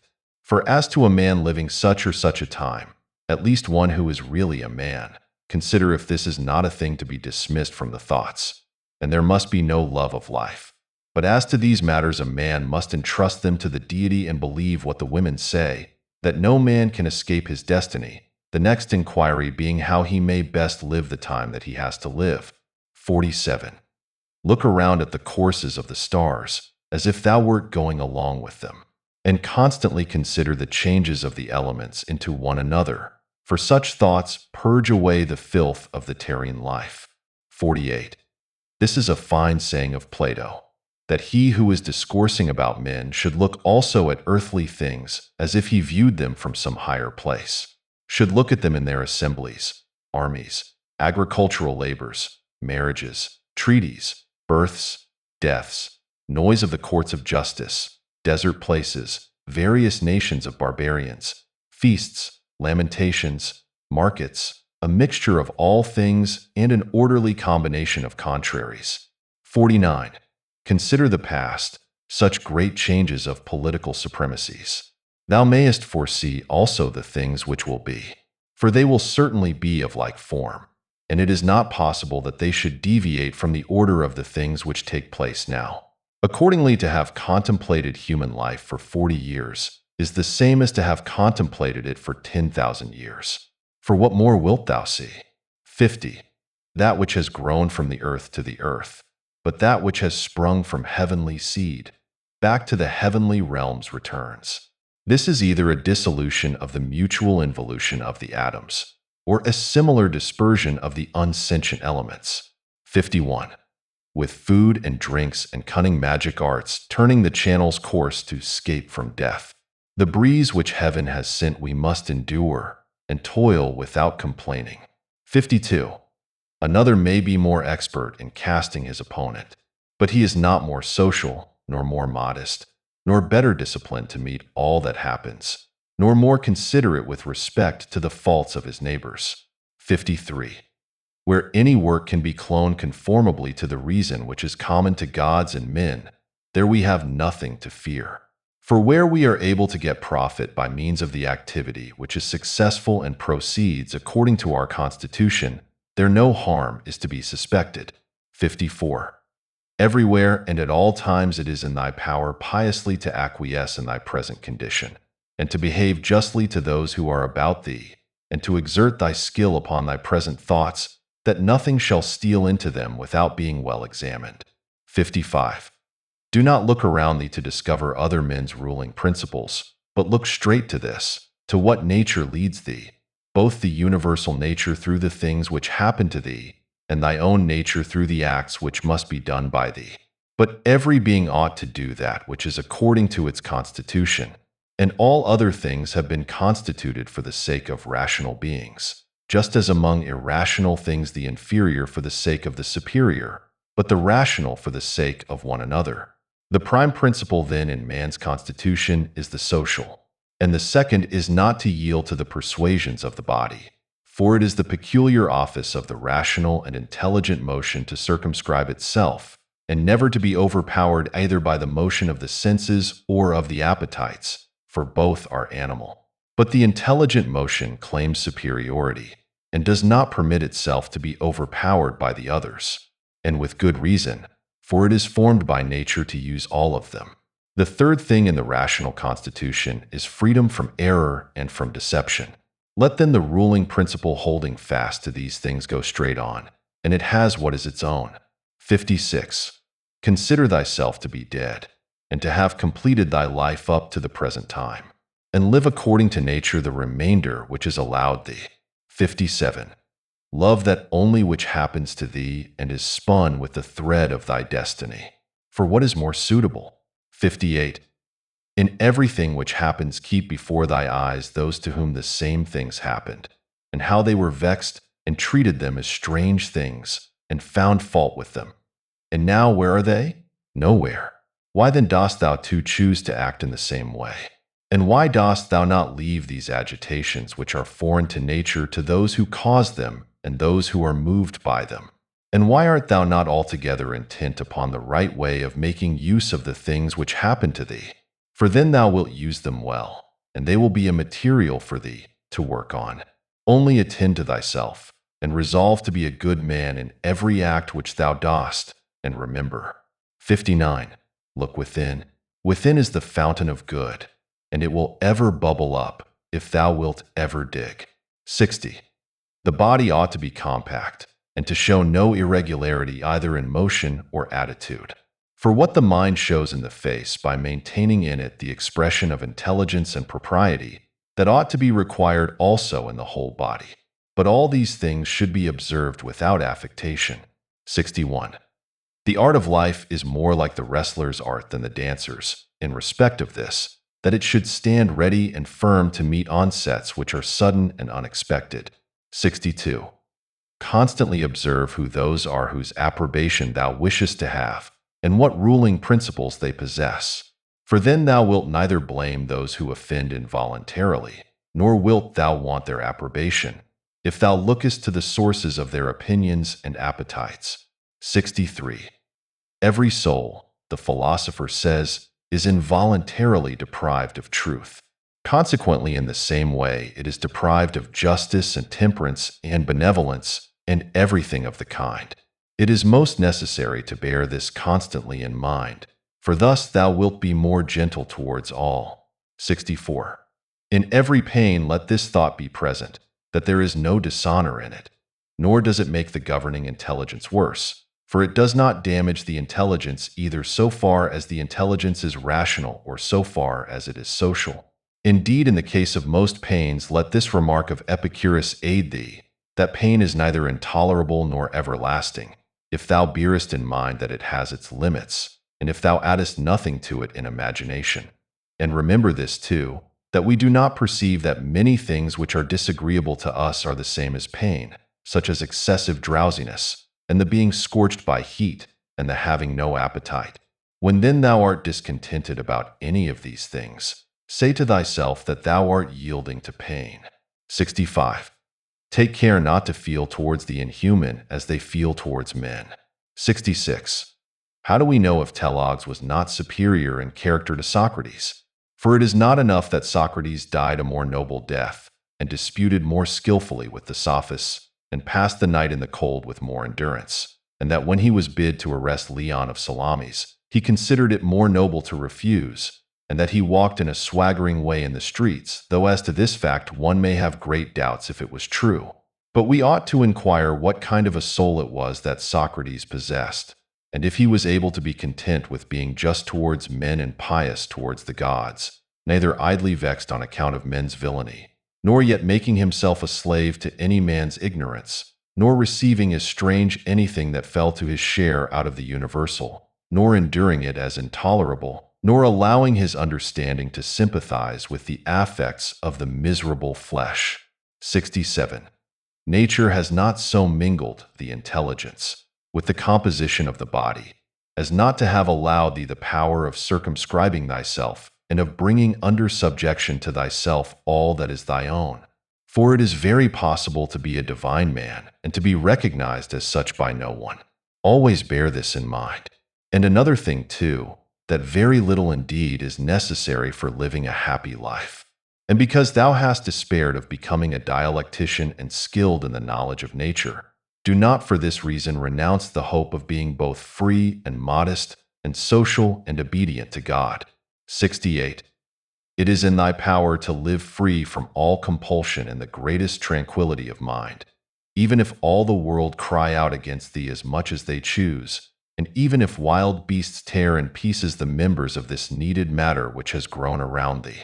For what hinders the mind in the midst of all this from maintaining itself in tranquility and in a just judgment of all surrounding things, and in a ready use of the objects which are presented to it, so that the judgment may say to the thing which falls under its observation, this thou art in substance, reality, though in men's opinion thou mayest appear to be of a different kind. And the use shall say to that which falls under the hand, thou art the thing that I was seeking. For to me that which presents itself is always a material for virtue both rational and political, and in a word, for the exercise of art, which belongs to man or God. For everything which happens has a relationship either to God or man, and is neither new nor difficult to handle, but usual and apt matter to work on. 69. The perfection of moral character consists in this, in passing every day as the last, and in being neither violently excited nor torpid, nor playing the hypocrite. 70. The gods who are immortal are not vexed, because during so long a time they must tolerate continually men such as they are, and so many of them bad. And besides this, they also take care of them in all ways. But thou, who art destined to end so soon, art thou wearied of enduring the bad, and this too when thou art one of them? 71. It is a ridiculous thing for a man not to fly from his own badness, which is indeed possible, but to fly from other men's badness, which is impossible. 72. Whatever the rational and political social faculty, finds to be neither intelligent nor social, it properly judges to be inferior to itself. 73. When thou hast done a good act and another has received it, why dost thou still look for a third thing besides these, as fools do, either to have the reputation of having done a good act or to obtain a return? 74. No man is tired of receiving what is useful, but it is useful to act according to nature. Do not then be tired of receiving what is useful by doing it to others. 75. The nature of the all moved to make the universe. But now either everything that takes place comes by way of consequence or continuity, or even the chief things towards which the ruling power of the universe directs its own movement are governed by no rational principle. If this is remembered, it will make thee more tranquil in many things. The Thoughts of Marcus Aurelius Antoninus. Book 8. 1. This reflection also tends to the removal of the desire of empty fame, that it is no longer in thy power to have lived the whole of thy life, or at least thy life from thy youth upwards, like a philosopher. But both to many others and to thyself it is plain that thou art far from philosophy. Thou hast fallen into disorder then, so that it is no longer easy for thee to get the reputation of a philosopher, and thy plan of life also opposes it. If then thou hast truly seen where the matter lies, throw away the thought, how thou shalt seem to others, and be content if thou shalt live the rest of thy life in such wise as thy nature wills. Observe then what it wills, and let nothing else distract thee.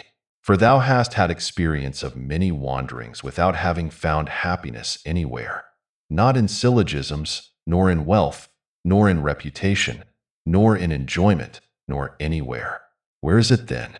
In doing what man's nature requires. How then shall a man do this? If he has principles from which come his affects and his acts. What principles? Those which relate to good and bad. The belief that there is nothing good for man which does not make him just, temperate, manly, free, and that there is nothing bad which does not do the contrary to what has been mentioned. 2. On the occasion of every act ask thyself, how is this with respect to me? Shall I repent of it? A little time and I am dead, and all is gone. What more do I seek? If what I am now doing is the work of an intelligent living being and a social being, and one who is under the same law with God. 3. Alexander and Caius and Pompeius, what are they in comparison with Diogenes and Heraclitus and Socrates? For they were acquainted with things, and their causes, forms, and their matter, and the ruling principles of these men were the same, or conformable to their pursuits. But as to the others, how many things had they to care for, and to how many things were they slaves? 4. Consider that men will do the same things nevertheless, even though thou shouldst burst. 5. This is the chief thing. Be not perturbed, for all things are according to the nature of the universal. And in a little time thou wilt be nobody and nowhere, like Hadrianus and Augustus. In the next place, having fixed thy eyes steadily on thy business, look at it, and at the same time remembering that it is thy duty to be a good man, and what man's nature demands, do that without turning aside. And speak as it seems to thee most just, only let it be with a good disposition and with modesty and without hypocrisy. 6. The nature of the universal has this work to do, to remove to that place the things which are in this, to change them, to take them away hence, and to carry them there. All things are change, yet we need not fear anything new. All things are familiar to us, but the distribution of them still remains the same. 7. Every nature is contented with itself when it goes on its way well. And a rational nature goes on its way well when in its thoughts it assents to nothing false or uncertain, and when it directs its movements to social acts only, and when it confines its desires and aversions to the things which are in its power, and when it is satisfied with everything that is assigned to it by the common nature. For of this common nature, every particular nature is a part, as the nature of the leaf is a part of the nature of the plant. Except that in the plant, the nature of the leaf is part of a nature which has not perception or reason, and is subject to be impeded. But the nature of man is part of a nature which is not subject to impediments, and is intelligent and just, since it gives to everything in equal portions, and according to its worth, times, substance, cause, form, activity, and incident. But examine, not to discover that any one thing compared with any other single thing is equal in all respects, but by taking all the parts together of one thing and comparing them with all the parts together of another. 8. Thou hast not leisure or ability to read, but thou hast leisure or ability to check arrogance. Thou hast leisure to be superior to pleasure and pain. Thou hast leisure to be superior to love of fame, and not to be vexed at stupid and ungrateful people, nay, even to care for them. 9. Let no man any longer hear thee finding fault with the court life or with thy own. 10. Repentance is a kind of self-reproof for having neglected something useful.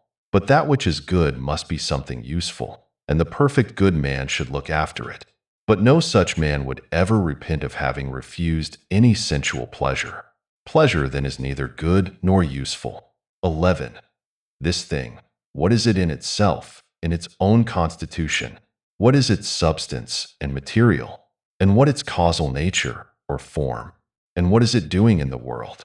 And how long does it subsist? 12. When thou risest from sleep with reluctance, remember that it is according to thy constitution and according to human nature to perform social acts, but sleeping is common also to irrational animals. But that which is according to each individual's nature is also more peculiarly its own, and more suitable to its nature, and indeed also more agreeable. 13. Constantly and, if it be possible, on the occasion of every impression on the soul, apply to it the principles of physic, of ethic, and of dialectic. 14. Whatever man thou meetest with, immediately say to thyself, what opinions has this man about good and bad? For if with respect to pleasure and pain and the causes of each, and with respect to fame and ignominy, death and life, he has such and such opinions, it will seem nothing wonderful or strange to me if he does such and such things, and I shall bear in mind that he is compelled to do so. 15. Remember that as it is a shame to be surprised if the fig tree produces figs, so it is to be surprised if the world produces such and such things of which it is productive. And for the physician and the helmsman it is a shame to be surprised if a man has a fever, or if the wind is unfavorable. 16. Remember that to change thy opinion and to follow him who corrects thy error is as consistent with freedom as it is to persist in thy error. For it is thy own, the activity which is exerted according to thy own movement and judgment, and indeed according to thy own understanding too. 17. If a thing is in thy own power, why dost thou do it? But if it is in the power of another, whom dost thou blame? The atoms, chance, or the gods? Both are foolish. Thou must blame nobody. For if thou canst, correct that which is the cause. But if thou canst not do this, correct at least the thing itself. But if thou canst not do even this, of what use is it to thee to find fault? For nothing should be done without a purpose. 18. That which has died falls not out of the universe. If it stays here, it also changes here, and is dissolved into its proper parts, which are elements of the universe and of thyself. And these two change, and they murmur not. 19. Everything exists for some end, a horse, a vine. Why dost thou wonder? Even the sun will say, I am for some purpose, and the rest of the gods will say the same. For what purpose then art thou? To enjoy pleasure. See if common sense allows this. 20. Nature has had regard in everything no less to the end than to the beginning and the continuance, just like the man who throws up a ball. What good is it then for the ball to be thrown up, or harm for it to come down, or even to have fallen? And what good is it to the bubble while it holds together, or what harm when it is burst? The same may be said of a light also. 21. Turn it, the body, inside out, and see what kind of thing it is, and when it has grown old, what kind of thing it becomes, and when it is diseased. Short-lived are both the praiser and the praised, and the rememberer and the remembered. And all this in a nook of this part of the world. And not even here do all agree, no, not anyone with himself. And the whole earth too is a point. 22. Attend to the matter which is before thee, whether it is an opinion or an act or a word. Thou sufferest this justly, for thou choosest rather to become good tomorrow than to be good today. 23. Am I doing anything? I do it with reference to the good of mankind. Does anything happen to me? I receive it and refer it to the gods, and the source of all things, from which all that happens is derived. 24. Such as bathing appears to thee, oil, sweat, dirt, filthy water, all things disgusting. So is every part of life and everything. 25. Lucilla saw Verus die, and then Lucilla died. Secundus saw Maximus die, and then Secunda died. Epitynchinus saw Diotimus die, and then Epitynchinus died. Antoninus saw Faustina die, and then Antoninus died. Such is everything. Celer saw Hadrianus die, and then Celer died. And those sharp-witted men, either seers or men inflated with pride, where are they? For instance, the sharp-witted men, Charax and Demetrius the Platonist and Eudaemon, and anyone else like them? All ephemeral, dead long ago. Some indeed have not been remembered even for a short time, and others have become the heroes of fables, and again others have disappeared even from fables. Remember this then, that this little compound, thyself, must either be dissolved, or thy poor breath must be extinguished, or be removed and placed elsewhere. 26. It is satisfaction to a man to do the proper works of a man. Now it is a proper work of a man to be benevolent to his own kind, to despise the movements of the senses, to form a just judgment of plausible appearances, and to take a survey of the nature of the universe and of the things which happen in it. 27. There are three relations between thee and other things. The one to the body which surrounds thee, the second to the divine cause from which all things come to all, and the third to those who live with thee. 28. Pain is either an evil to the body, let the body say what it thinks of it, or to the soul. But it is in the power of the soul to maintain its own serenity and tranquility, and not to think that pain is an evil. For every judgment and movement and desire and aversion is within, and no evil ascends so high. 29. Wipe out thy imaginations by often saying to thyself, now it is in my power to let no badness be in this soul, nor desire, nor any perturbation at all. But looking at all things I see what is their nature, and I use each according to its value. Remember this power which thou hast from nature. 30. Speak both in the Senate and to every man, whoever he may be, appropriately, not with any affectation. Use plain discourse. 31. Augustus' court, wife, daughter, descendants, ancestors, sister, Agrippa, kinsmen, intimates, friends, Arius, Maecenas, physicians, and sacrificing priests. The whole court is dead. Then turn to the rest, not considering the death of a single man, but of a whole race, as of the Pompey, and that which is inscribed on the tombs, the last of his race. Then consider what trouble those before them have had that they might leave a successor, and then that of necessity someone must be the last. Again, here consider the death of a whole race. 32. It is thy duty to order thy life well in every single act. And if every act does its duty as far as is possible, be content. And no one is able to hinder thee so that each act shall not do its duty. But something external will stand in the way. Nothing will stand in the way of thy acting justly and soberly and considerately, but perhaps some other active power will be hindered. Well, but by acquiescing in the hindrance and by being content to transfer thy efforts to that which is allowed, another opportunity of action is immediately put before thee in place of that which was hindered, and one which will adapt itself to this ordering of which we are speaking. 33. Receive wealth or prosperity without arrogance, and be ready to let it go. 34. If thou didst ever see a hand cut off, or a foot, or a head, lying anywhere apart from the rest of the body, such does a man make himself, as far as he can, who is not content with what happens and separates himself from others, or does anything unsocial. Suppose that thou hast detached thyself from the natural unity, for thou wast made by nature apart, but now thou hast cut thyself off. Yet here there is this beautiful provision, that it is in thy power again to unite thyself. God has allowed this to no other part, after it has been separated and cut asunder, to come together again. But consider the kindness by which he has distinguished man, for he has put it in his power not to be separated at all from the universal. And when he has been separated, he has allowed him to return and to be united, and to resume his place as a part. 35. As the nature of the universal has given to every rational being all the other powers that it has, so we have received from it this power also.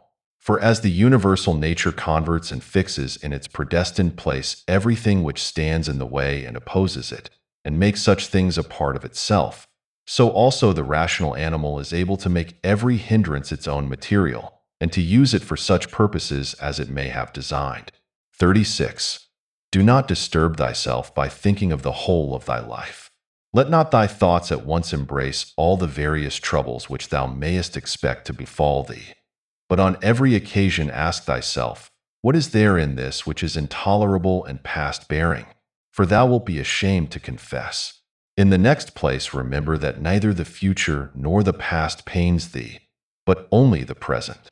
But this is reduced to a very little, if thou only circumscribed it, and chidest thy mind if it is unable to hold out against even this. 37. Does Panthea or Pergamus now sit by the tomb of Verus? Does Chorias or Diotimus sit by the tomb of Hadrianus? That would be ridiculous. Well, suppose they did sit there. Would the dead be conscious of it? And if the dead were conscious, would they be pleased? And if they were pleased, would that make them immortal? Was it not in the order of destiny that these persons too should first become old women and old men and then die? What then would those do after these were dead? All this is foul smell and blood in a bag. 38. If thou canst see sharp, look and judge wisely, says the philosopher. 39. In the constitution of the rational animal I see no virtue which is opposed to justice, but I see a virtue which is opposed to love of pleasure, and that is temperance. 40. If thou takest away thy opinion about that which appears to give thee pain, thou thyself standest in perfect security. Who is this self? The reason. But I am not reason. Be it so. Let then the reason itself not trouble itself. But if any other part of thee suffers, let it have its own opinion about itself. 41. Hindrance to the perceptions of sense is an evil to the animal nature. Hindrance to the movements, desires, is equally an evil to the animal nature. And something else also is equally an impediment and an evil to the constitution of plants. So then that which is a hindrance to the intelligence is an evil to the intelligent nature. Apply all these things then to thyself. Does pain or sensuous pleasure affect thee? The senses will look to that. Has any obstacle opposed thee in thy efforts towards an object? If indeed thou wast making this effort absolutely, unconditionally, or without any reservation, certainly this obstacle is an evil to thee considered as a rational animal. But if thou takest into consideration the usual course of things, thou hast not yet been injured, nor even impeded. The things, however, which are proper to the understanding no other man is used to impede. For neither fire, nor iron, nor tyrant, nor abuse touches it in any way. When it has been made a sphere, it continues a sphere. 42. It is not fit that I should give myself pain, for I have never intentionally given pain even to another. 43. Different things delight different people, but it is my delight to keep the ruling faculty sound without turning away either from any man or from any of the things which happen to men, but looking at and receiving all with welcome eyes, and using everything according to its value. 44. See that thou secure this present time to thyself. For those who rather pursue posthumous fame do not consider that the men of after time will be exactly such as these whom they cannot bear now, and both are mortal. And what is it in any way to thee if these men of after time utter this or that sound, or have this or that opinion about thee? 45. Take me and cast me where thou wilt. For there I shall keep my divine part tranquil, that is, content, if it can feel and act conformably to its proper constitution. Is this change of place sufficient reason why my soul should be unhappy and worse than it was, depressed, expanded, shrinking, affrighted? And what wilt thou find which is sufficient reason for this? 46. Nothing can happen to any man which is not a human accident, nor to an ox which is not according to the nature of an ox, nor to a vine which is not according to the nature of a vine, nor to a stone which is not proper to a stone. If then there happens to each thing both what is usual and natural, why shouldst thou complain? For the common nature brings nothing which may not be borne by thee. 47. If thou art pained by any external thing, it is not this thing that disturbs thee, but thy own judgment about it. And it is in thy power to wipe out this judgment now. But if anything in thy own disposition gives thee pain, who hinders thee from correcting thy opinion? And even if thou art pained because thou art not doing some particular thing which seems to thee to be right, why dost thou not rather act than complain? But some insuperable obstacle is in the way. Do not be grieved then, for the cause of its not being done depends not on thee. But it is not worthwhile to live, if this cannot be done. Take thy departure then from life contentedly, just as he dies who is in full activity, and well pleased too with the things which are obstacles. 48. Remember that the ruling faculty is invincible. When self-collected, it is satisfied with itself, if it does nothing which it does not choose to do, even if it resist from mere obstinacy. What then will it be when it forms a judgment about anything aided by reason and deliberately? Therefore the mind which is free from passions is a citadel, for man has nothing more secure to which he can fly for refuge, and for the future be inexpugnable. He then who has not seen this is an ignorant man, but he who has seen it and does not fly to this refuge is unhappy. 49. Say nothing more to thyself than what the first appearances report. Suppose that it has been reported to thee that a certain person speaks ill of thee. This has been reported, but that thou hast been injured, that has not been reported. I see that my child is sick. I do see, but that he is in danger, I do not see. Thus then always abide by the first appearances, and add nothing thyself from within, and then nothing happens to thee. Or rather add something like a man who knows everything that happens in the world. 50. A cucumber is bitter, throw it away. There are briars in the road, turn aside from them. This is enough. Do not add, and why were such things made in the world? For thou wilt be ridiculed by a man who is acquainted with nature, as thou wouldst be ridiculed by a carpenter and shoemaker if thou didst find fault, because thou sayest in their workshop shavings and cuttings from the things which they make. And yet they have places into which they can throw these shavings and cuttings, and the universal nature has no external space. But the wondrous part of her art is that though she has circumscribed herself, everything within her which appears to decay and to grow old and to be useless she changes into herself, and again makes other new things from these very same, so that she requires neither substance from without nor wants a place into which she may cast that which decays. She is content then with her own space, and her own matter, and her own art. 51. Neither in thy actions be sluggish, nor in thy conversation without method, nor wandering in thy thoughts, nor let there be in thy soul inward contention, nor external effusion, nor in life be so busy as to have no leisure. Suppose that men kill thee, cut thee in pieces, curse thee. What then can these things do to prevent thy mind from remaining pure, wise, sober, just? For instance, if a man should stand by a limpid, pure spring and curse it, the spring never ceases sending up potable water. And if he should cast clay into it or filth, it will speedily disperse them and wash them out, and will not be at all polluted. How then shalt thou possess a perpetual fountain, and not a mere well? By forming thyself hourly to freedom conjoined with contentment, simplicity, and modesty. 52.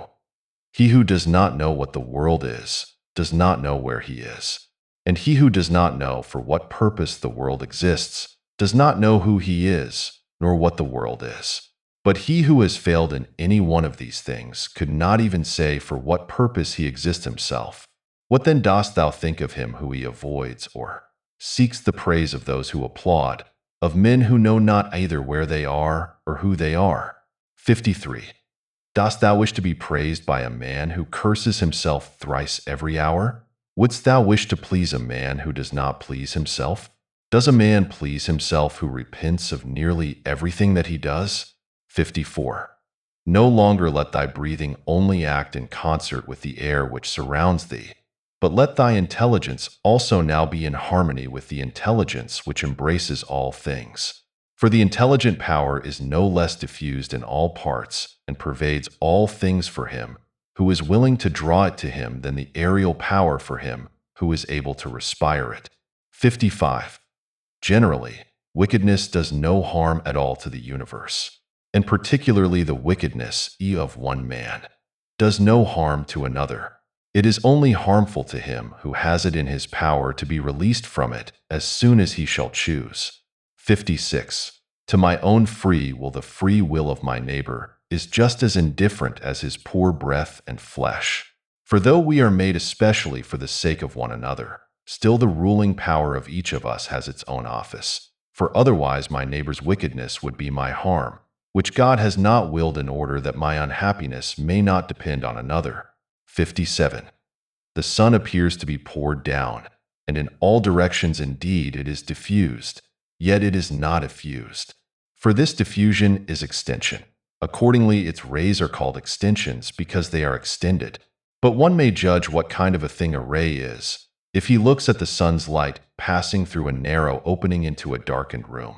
For it is extended in a right line, and as it were is divided when it meets with any solid body which stands in the way and intercepts the air beyond.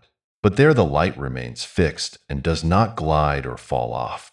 Such then ought to be the outpouring and diffusion of the understanding, and it should in no way be an effusion, but an extension, and it should make no violent or impetuous collision with the obstacles which are in its way, nor yet fall down, but be fixed and enlighten that which receives it. For a body will deprive itself of the illumination if it does not admit it. 58. He who fears death either fears the loss of sensation or a different kind of sensation. But if thou shalt have no sensation, neither wilt thou feel any harm.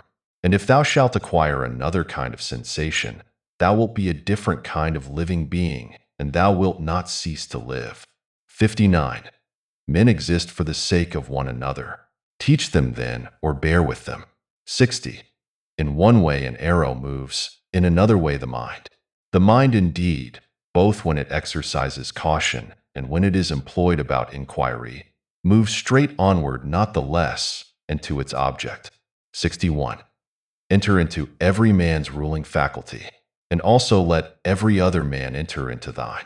The Thoughts of Marcus Aurelius Antoninus. Book 9. 1.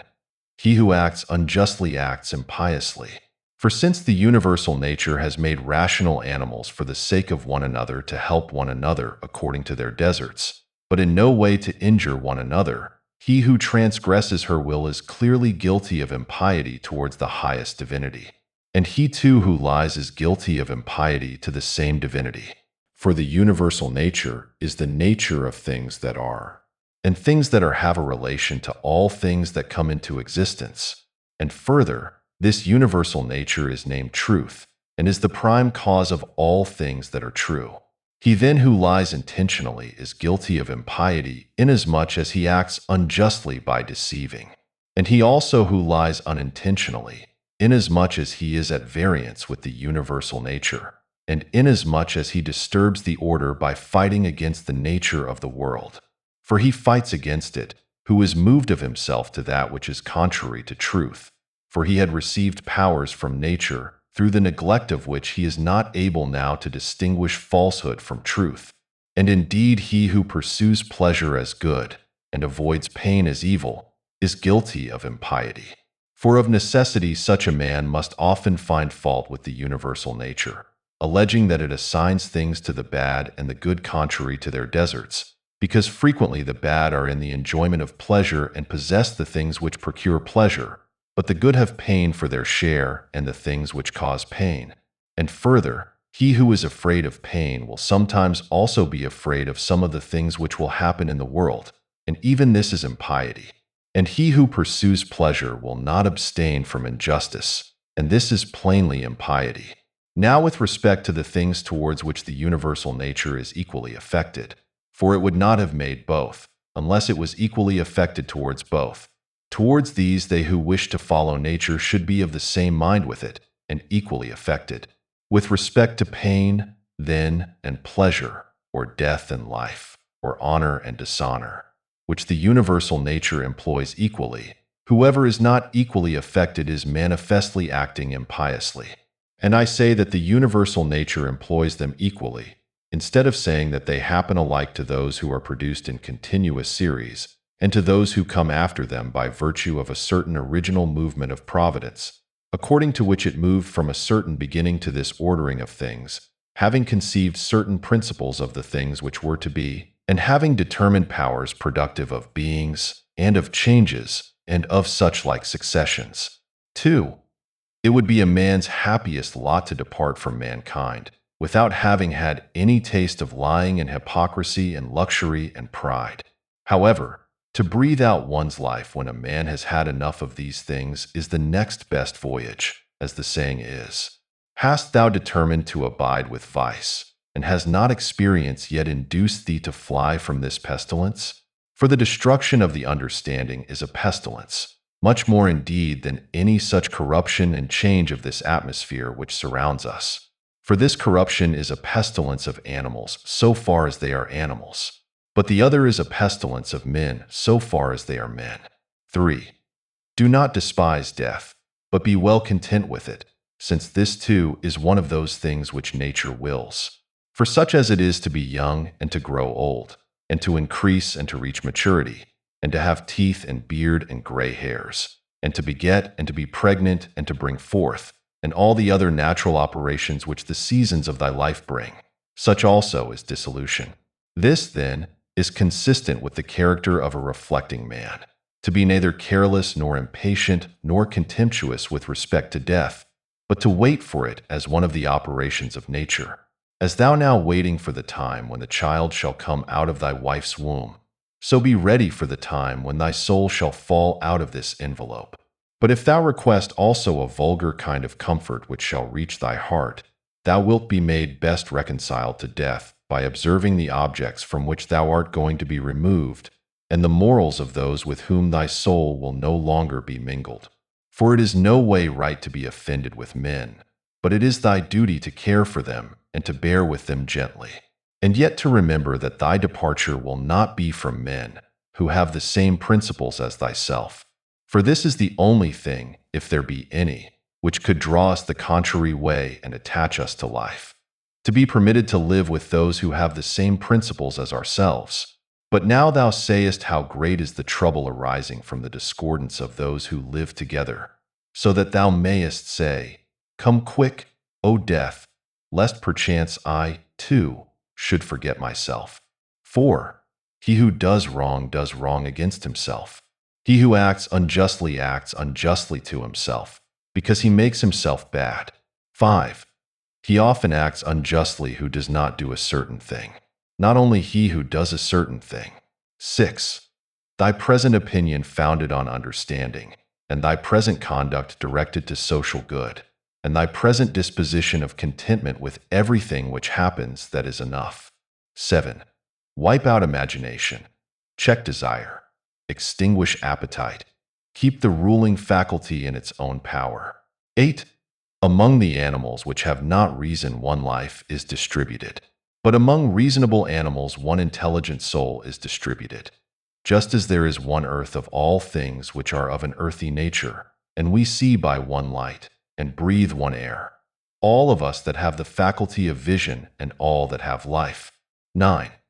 All things which participate in anything which is common to them all move towards that which is of the same kind with themselves. Everything which is earthy turns towards the earth, everything which is liquid flows together, and everything which is of an aerial kind does the same, so that they require something to keep them asunder, and the application of force. Fire indeed moves upwards on account of the elemental fire, but it is so ready to be kindled together with all the fire which is here, that even every substance which is somewhat dry is easily ignited, because there is less mingled with it of that which is a hindrance to ignition. Accordingly, then, everything also which participates in the common intelligent nature moves in like manner towards that which is of the same kind with itself, or moves even more. For so much as it is superior in comparison with all other things, in the same degree also is it more ready to mingle with and to be fused with that which is akin to it. Accordingly, among animals devoid of reason, we find swarms of bees, and herds of cattle, and the nurture of young birds, and in a manner, loves. For even in animals there are souls, and that power which brings them together is seen to exert itself in the superior degree, and in such a way as never has been observed in plants, nor in stones, nor in trees. But in rational animals there are political communities and friendships, and families and meetings of people, and in wars, treaties, and armistices. But in the things which are still superior, even though they are separated from one another, unity in a manner exists, as in the stars. Thus the ascent to the higher degree is able to produce a sympathy even in things which are separated. See, then, what now takes place. For only intelligent animals have now forgotten this mutual desire and inclination, and in them alone the property of flowing together is not seen. But still, though men strive to avoid this union, they are caught and held by it, for their nature is too strong for them. And thou wilt see what I say, if thou only observest. Sooner, then, will one find anything earthy which comes in contact with no earthy thing, than a man altogether separated from other men. 10. Both man and God and the universe produce fruit. At the proper seasons each produces it. But, and if usage has especially fixed these terms to the vine and like things, this is nothing. Reason produces fruit both for all and for itself, and there are produced from it other things of the same kind as reason itself. 11. If thou art able, correct by teaching those who do wrong. But if thou canst not, remember that indulgence is given to thee for this purpose. And the gods, too, are indulgent to such persons, and for some purposes they even help them to get health, wealth, reputation. So kind they are. And it is in thy power also, or say, who hinders thee? 12.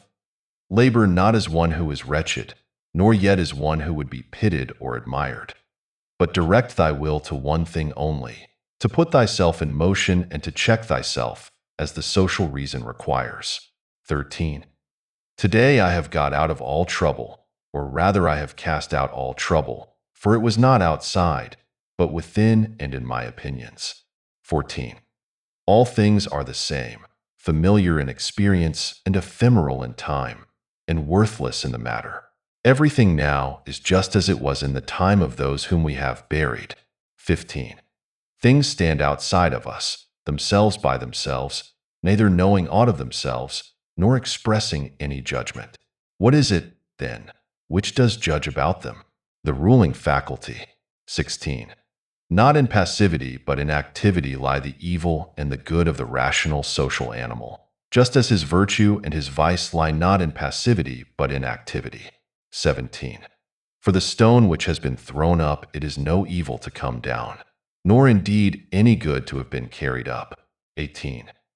Penetrate inwards into men's leading principles, and thou wilt see what judges thou art afraid of, and what kind of judges they are of themselves. 19. All things are changing, and thou thyself art in continuous mutation and in a manner in continuous destruction, and the whole universe too. 20. It is thy duty to leave another man's wrongful act there where it is. 21. Termination of activity, cessation from movement and opinion, and in a sense their death, is no evil. Turn thy thoughts now to the consideration of thy life. Thy life as a child, as a youth, thy manhood, thy old age. For in these also every change was a death. Is this anything to fear? Turn thy thoughts now to thy life under thy grandfather, then to thy life under thy mother, then to thy life under thy father. And as thou findest many other differences and changes and terminations, ask thyself, is this anything to fear? In like manner, then, neither are the termination and cessation and change of thy whole life a thing to be afraid of. 22. Hasten to examine thy own ruling faculty and that of the universe and that of thy neighbor, thy own that thou mayst make it just, and that of the universe, that thou mayst remember of what thou art a part, and that of thy neighbor, that thou mayst know whether he has acted ignorantly or with knowledge, and that thou mayst also consider that his ruling faculty is akin to thine. 23. As thou thyself art a component part of a social system, so let every act of thine be a component part of social life. Whatever act of thine then has no reference either immediately or remotely to a social end. This tears asunder thy life, and does not allow it to be one, and it is of the nature of a mutiny, just as when in a popular assembly a man acting by himself stands apart from the general agreement. 24.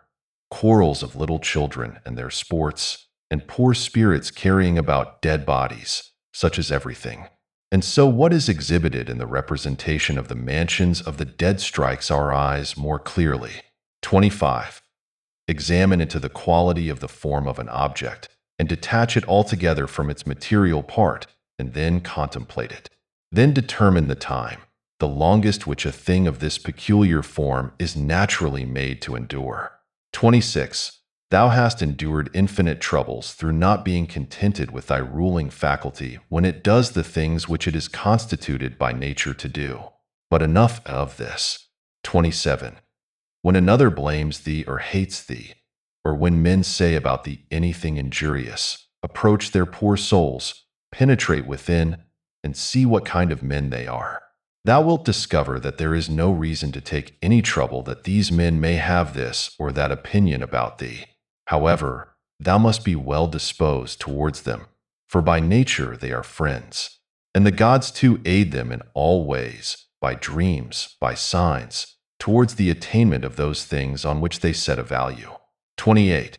The periodic movements of the universe are the same, up and down from age to age, and either the universal intelligence puts itself in motion for every separate effect, and if this is so, be thou content with that which is the result of its activity, or it puts itself in motion once, and everything else comes by way of sequence in a manner, or indivisible elements are the origin of all things.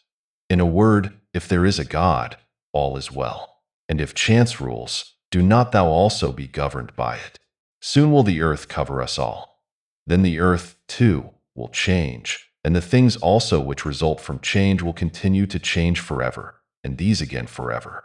For if a man reflects on the changes and transformations which follow one another like wave after wave and their rapidity, he will despise everything which is perishable. 29. The universal cause is like a winter torrent. It carries everything along with it. But how worthless are all these poor people who are engaged in matters political, and, as they suppose, are playing the philosopher, all drivellers. Well then, man, do what nature now requires. Set thyself in motion, if it is in thy power, and do not look about thee to see if any one will observe it, nor yet expect Plato's republic, but be content if the smallest thing goes on well, and consider such an event to be no small matter. For who can change men's opinions? And without a change of opinions, what else is there than the slavery of men who groan while they pretend to obey? Come now, and tell me of Alexander and Philippus and Demetrius of Phalerum. They themselves shall judge whether they discovered what the common nature required, and train themselves accordingly. But if they acted like tragedy heroes, no one has condemned me to imitate them. Simple and modest is the work of philosophy. Draw me not aside to insolence and pride. 30. Look down from above on the countless herds of men and their countless solemnities, and the infinitely varied voyagings and storms and calms, and the differences among those who are born, who live together and die. And consider, too, the life lived by others in olden time, and the life of those who will live after thee, and the life now lived among barbarous nations. And how many know not even thy name, and how many will soon forget it, and how they who perhaps now are praising thee will very soon blame thee, and that neither a posthumous name is of any value, nor reputation, nor anything else. 31. Let there be freedom from perturbations with respect to the things which come from the external cause. And let there be justice in the things done by virtue of the internal cause. That is, let there be movement and action terminating in this, in social acts, for this is according to thy nature. 32. Thou canst remove out of the way many useless things among those which disturb thee, for they lie entirely in thy opinion. And thou wilt then gain for thyself ample space by comprehending the whole universe in thy mind, and by contemplating the eternity of time, and observing the rapid change of every several thing. How short is the time from birth to dissolution, and the illimitable time before birth, as well as the equally boundless time after dissolution. 33. All that thou sayest will quickly perish, and those who have been spectators of its dissolution will very soon perish too. And he who dies at the extremest old age will be brought into the same condition with him who died prematurely. 34. What are these men's leading principles, and about what kind of things are they busy, and for what kind of reasons do they love and honor? Imagine that thou sayest their poor souls laid bare. When they think that they do harm by their blame or good by their praise, what an idea! 35. Loss is nothing else than change.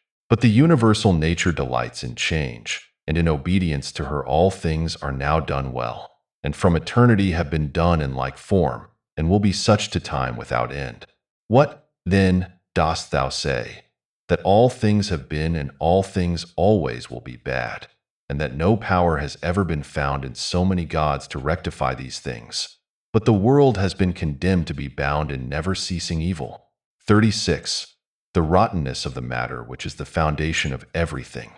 Water, dust, bones, filth, or again, marble rocks, the callosities of the earth, and gold and silver, the sediments, and garments, only bits of hair, and purple dye, blood, and everything else is of the same kind. And that which is of the nature of breath is also another thing of the same kind, changing from this to that. 37. Enough of this wretched life and murmuring and apish tricks. Why art thou disturbed? What is there new in this? What unsettles thee? Is it the form of the thing? Look at it. Or is it the matter? Look at it. But besides these there is nothing. Towards the gods, then, now become at last more simple and better. It is the same whether we examine these things for 100 years or 3. 38. If any man has done wrong, the harm is his own, but perhaps he has not done wrong. 39. Either all things proceed from one intelligent source and come together as in one body, and the part ought not to find fault with what is done for the benefit of the whole, or there are only atoms, and nothing else than mixture and dispersion. Why, then, art thou disturbed? Say to the ruling faculty, art thou dead? Art thou corrupted? Art thou playing the hypocrite? Art thou become a beast? Dost thou herd and feed with the rest? 40. Either the gods have no power, or they have power. If, then, they have no power, why dost thou pray to them? But if they have power, why dost thou not pray for them to give thee the faculty of not fearing any of the things which thou fearest, or of not desiring any of the things which thou desirest, or not being pained at anything, rather than pray that any of these things should not happen or happen? For certainly if they can cooperate with men, they can cooperate for these purposes. But perhaps thou wilt say the gods have placed them in thy power. Well, then, is it not better to use what is in thy power like a free man than to desire in a slavish and abject way what is not in thy power? And who has told thee that the gods do not aid us even in the things which are in our power? Begin, then, to pray for such things, and thou wilt see. One man prays thus, how shall I be able to lie with that woman? Do thou pray thus, how shall I not desire to lie with her? Another prays thus, how shall I be released from this? Another prays, how shall I not desire to be released? Another thus, how shall I not lose my little son? Thou thus, how shall I not be afraid to lose him? In fine, turn thy prayers this way, and see what comes. 41. Epicurus says, in my sickness my conversation was not about my bodily sufferings, nor, says he, did I talk on such subjects to those who visited me. But I continued to discourse on the nature of things as before, keeping to this main point, how the mind, while participating in such movements as go on in the poor flesh, shall be free from perturbations and maintain its proper good. Nor did I, he says, give the physicians an opportunity of putting on solemn looks, as if they were doing something great, but my life went on well and happily. Do, then, the same that he did both in sickness, if thou art sick, and in any other circumstances. For never to desert philosophy in any events that may befall us, nor to hold trifling talk either with an ignorant man or with one unacquainted with nature, is a principle of all schools of philosophy, but to be intent only on that which thou art now doing and on the instrument by which thou dost it. 42. When thou art offended with any man's shameless conduct, immediately ask thyself, is it possible then that shameless men should not be in the world? It is not possible. Do not, then, require what is impossible. For this man also is one of those shameless men who must of necessity be in the world. Let the same considerations be present to thy mind in the case of the knave, and the faithless man, and of every man who does wrong in any way. For at the same time that thou dost remind thyself that it is impossible that such kind of men should not exist, thou wilt become more kindly disposed towards everyone individually. It is useful to perceive this, too, immediately when the occasion arises, what virtue nature has given to man to oppose to every wrongful act. For she has given to man, as an antidote against the stupid man, mildness, and against another kind of man some other power. And in all cases it is possible for thee to correct by teaching the man who is gone astray. For every man who errs misses his object and is gone astray. Besides, wherein hast thou been injured? For thou wilt find that no one among those against whom thou art irritated has done anything by which thy mind could be made worse. But that which is evil to thee and harmful has its foundation only in the mind. And what harm is done, or what is there strange, if the man who has not been instructed does the acts of an uninstructed man? Consider whether thou shouldst not rather blame thyself, because thou didst not expect such a man to err in such a way. For thou hadst means given thee by thy reason to suppose that it was likely that he would commit this error, and yet thou hast forgotten and art amazed that he has erred. But most of all, when thou blamest a man as faithless or ungrateful, turn to thyself, for the fault is manifestly thy own, whether thou didst trust that a man who had such a disposition would keep his promise, or when conferring thy kindness thou didst not confer it absolutely, nor yet in such way as to have received from thy very act all the profit. For what more dost thou want when thou hast done a man a service? Art thou not content that thou hast done something comfortable to thy nature, and dost thou seek to be paid for it, just as if the eye demanded a recompense for seeing, or the feet for walking? For as these members are formed for a particular purpose, and by working according to their several constitutions obtain what is their own, so also as man is formed by nature to acts of benevolence, when he has done anything benevolent or in any other way conducive to the common interest, he has acted conformably to his constitution, and he gets what is his own. The Thoughts of Marcus Aurelius Antoninus, Book 10. 1. Wilt thou, then, my soul, never be good and simple and one and naked, more manifest than the body which surrounds thee? Wilt thou never enjoy an affectionate and contented disposition? Wilt thou never be full and without a want of any kind, longing for nothing more, nor desiring anything, either animate or inanimate, for the enjoyment of pleasures? Nor yet desiring time wherein thou shalt have longer enjoyment, or place, or pleasant climate, or society of men with whom thou mayest live in harmony? But wilt thou be satisfied with thy present condition, and pleased with all that is about thee? And wilt thou convince thyself that thou hast everything, and that it comes from the gods, that everything is well for thee, and will be well whatever shall please them, and whatever they shall give for the conservation of the perfect living being, the good and just and beautiful, which generates and holds together all things, and contains and embraces all things which are dissolved for the production of other like things? Wilt thou never be such that thou shalt so dwell in community with gods and men as neither to find fault with them at all, nor to be condemned by them? 2. Observe what thy nature requires, so far as thou art governed by nature only. Then do it and accept it if thy nature, so far as thou art a living being, shall not be made worse by it. And next thou must observe what thy nature requires so far as thou art a living being. And all this thou mayest allow thyself if thy nature, so far as thou art a rational animal, shall not be made worse by it. But the rational animal is consequently also a political, social animal. Use these rules, then, and trouble thyself about nothing else. 3. Everything which happens either happens in such wise as thou art formed by nature to bear it, or as thou art not formed by nature to bear it. If, then, it happens to thee in such way as thou art formed by nature to bear it, do not complain, but bear it as thou art formed by nature to bear it. But if it happens in such wise as thou art not formed by nature to bear it, do not complain, for it will perish after it has consumed thee. Remember, however, that thou art formed by nature to bear everything, with respect to which it depends on thy own opinion to make it endurable and tolerable, by thinking that it is either thy interest or thy duty to do this. 4. If a man is mistaken, instruct him kindly and show him his error. But if thou art not able, blame thyself, or blame not even thyself. 5.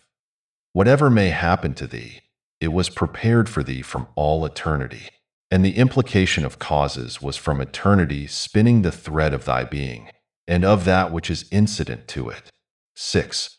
Whether the universe is a concourse of atoms or nature is a system. Let this first be established, that I am a part of the whole which is governed by nature. Next, I am in a manner intimately related to the parts which are of the same kind with myself. For remembering this, inasmuch as I am a part, I shall be discontented with none of the things which are assigned to me out of the whole. For nothing is injurious to the part if it is for the advantage of the whole. For the whole contains nothing which is not for its advantage. And all natures indeed have this common principle, but the nature of the universe has this principle besides, that it cannot be compelled even by any external cause to generate anything harmful to itself. By remembering, then, that I am a part of such a whole, I shall be content with everything that happens. And inasmuch as I am in a manner intimately related to the parts which are of the same kind with myself, I shall do nothing unsocial, but I shall rather direct myself to the things which are of the same kind with myself, and I shall turn all my efforts to the common interest, and divert them from the contrary.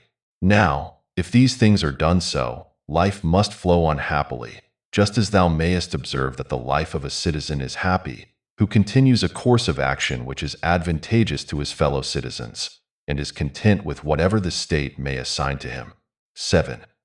The parts of the whole, everything, which is naturally comprehended in the universe, must of necessity perish. But let this be understood in this sense, that they must undergo change. But if this is naturally both an evil and a necessity for the parts, the whole would not continue to exist in a good condition, the parts being subject to change and constituted so as to perish in various ways. For whether did nature herself design to do evil to the things which are parts of herself, and to make them subject to evil and of necessity fall into evil, or have such results happened without her knowing it? Both these suppositions, indeed, are incredible. But if a man should even drop the term nature as an efficient power, and should speak of these things as natural, even then it would be ridiculous to affirm at the same time that the parts of the whole are in their nature subject to change, and at the same time to be surprised or vexed as if something were happening contrary to nature, particularly as the dissolution of things is into those things of which each thing is composed. For there is either a dispersion of the elements out of which everything has been compounded, or a change from the solid to the earthy and from the airy to the aerial, so that these parts are taken back into the universal reason, whether this at certain periods is consumed by fire or renewed by eternal changes. And do not imagine that the solid and the airy part belongs to thee from the time of generation. For all this received its accretion only yesterday and the day before, as one may say, from the food and the air which is inspired. This, then, which has received the accretion, changes, not that which thy mother brought forth. But suppose that this which thy mother brought forth implicates thee very much with that other part, which has the peculiar quality of change. This is nothing in fact in the way of objection to what is said. 8. When thou hast assumed these names, good, modest, true, rational, a man of equanimity, and magnanimous, take care that thou dost not change these names. And if thou shouldst lose them, quickly return to them. And remember that the term rational was intended to signify a discriminating attention to every several thing and freedom from negligence, and that equanimity is the voluntary acceptance of the things which are assigned to thee by the common nature, and that magnanimity is the elevation of the intelligent part above the pleasurable or painful sensations of the flesh, and above that poor thing called fame and death and all such things. If, then, thou maintainest thyself in the possession of these names, without desiring to be called by these names by others, thou wilt be another person and wilt enter on another life. For to continue to be such as thou hast hitherto been, and to be torn in pieces and defiled in such a life, is the character of a very stupid man and one over-fond of his life, and like those half-devoured fighters with wild beasts who, though covered with wounds and gore, still entreat to be kept to the following day, though they will be exposed in the same state to the same claws and bites. Therefore fix thyself in the possession of these few names, and if thou art able to abide in them, abide as if thou wast removed to certain islands of the happy. But if thou shalt perceive that thou fallest out of them and dost not maintain thy hold, go courageously into some nook where thou shalt maintain them, or even depart at once from life, not in passion, but with simplicity and freedom and modesty, after doing this one laudable thing at least in thy life, to have gone out of it thus. In order, however, to the remembrance of these names, it will greatly help thee if thou rememberest the gods, and that they wish not to be flattered, but wish all reasonable beings to be made like themselves. And if thou rememberest that what is the work of a fig tree is a fig tree, and that what is the work of a dog is a dog, and that what is the work of a bee is a bee, and that what is the work of a man is a man. 9. Mimi, war, astonishment, torpor, slavery, will daily wipe out those holy principles of thine. How many things without studying nature dost thou imagine, and how many dost thou neglect? But it is thy duty so to look on and so to do everything, that at the same time the power of dealing with circumstances is perfected, and the contemplative faculty is exercised, and the confidence which comes from the knowledge of each several thing is maintained without showing it, but yet not concealed. For when wilt thou enjoy simplicity, when gravity, and when the knowledge of every several thing, both what it is in substance, and what place it has in the universe, and how long it is formed to exist, and of what things it is compounded, and to whom it can belong, and who are able both to give it and take it away. 10. A spider is proud when it has caught a fly, and another when he has caught a poor hare, and another when he has taken a little fish in a net, and another when he has taken wild boars, and another when he has taken bears, and another when he has taken Sarmatians. Are not these robbers, if thou examinest their opinions? 11. Acquire the contemplative way of seeing how all things change into one another, and constantly attend to it, and exercise thyself about this part of philosophy. For nothing is so much adapted to produce magnanimity. Such a man has put off the body, and as he sees that he must, no one knows how soon, go away from among men and leave everything here. He gives himself up entirely to just doing in all his actions, and in everything else that happens he resigns himself to the universal nature. But as to what any man shall say or think about him or do against him, he never even thinks of it, being himself contented with these two things, with acting justly in what he now does, and being satisfied with what is now assigned to him. And he lays aside all distracting and busy pursuits, and desires nothing else than to accomplish the straight course through the law, and by accomplishing the straight course to follow God. 12. What need is there of suspicious fear, since it is in thy power to inquire what ought to be done? And if thou sayest clear, go by this way content, without turning back. But if thou dost not see clear, stop and take the best advisers. But if any other things oppose thee, go on according to thy powers with due consideration, keeping to that which appears to be just. For it is best to reach this object, and if thou dost fail, let thy failure be in attempting this. He who follows reason in all things is both tranquil and active at the same time, and also cheerful and collected. 13. Inquire of thyself as soon as thou wakest from sleep whether it will make any difference to thee if another does what is just and right. It will make no difference. Thou hast not forgotten, I suppose, that those who assume arrogant airs in bestowing their praise or blame on others are such as they are at bed and at board, and thou hast not forgotten what they do, and what they avoid, and what they pursue, and how they steal and how they rob, not with hands and feet, but with their most valuable part, by means of which there is produced, when a man chooses, fidelity, modesty, truth, law, a good demon, happiness. 14. To her who gives and takes back all, to nature, the man who is instructed and modest says, give what thou wilt, take back what thou wilt. And he says this not proudly, but obediently, and well pleased with her. 15. Short is the little which remains to thee of life, live as on a mountain. For it makes no difference whether a man lives there or here, if he lives everywhere in the world as in a state, political community. Let men see, let them know a real man who lives according to nature. If they cannot endure him, let them kill him, for that is better than to live thus as men do. 16. No longer talk at all about the kind of man that a good man ought to be, but be such. 17. Constantly contemplate the whole of time and the whole of substance, and consider that all individual things as to substance are a grain of a fig, and as to time the turning of a gimlet. 18. Look at everything that exists, and observe that it is already in dissolution and in change, and as it were putrefaction or dispersion, or that everything is so constituted by nature as to die. 19. Consider what men are when they are eating, sleeping, generating, easing themselves, and so forth. Then what kind of men they are when they are imperious and arrogant, or angry and scolding from their elevated place. But a short time ago to how many they were slaves, and for what things. And after a little time consider in what a condition they will be. 20. That is for the good of each thing, which the universal nature brings to each. And it is for its good at the time when nature brings it. 21.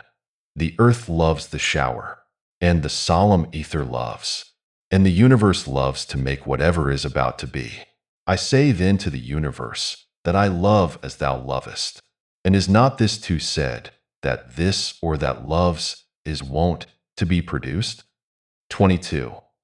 Either thou livest here, and hast already accustomed thyself to it, or thou art going away, and this was thy own will. Or thou art dying, and hast discharged thy duty. But besides these things there is nothing. Be of good cheer, then. 23. Let this always be plain to thee, that this piece of land is like any other, and that all things here are the same with things on the top of a mountain, or on the seashore, or wherever thou choosest to be.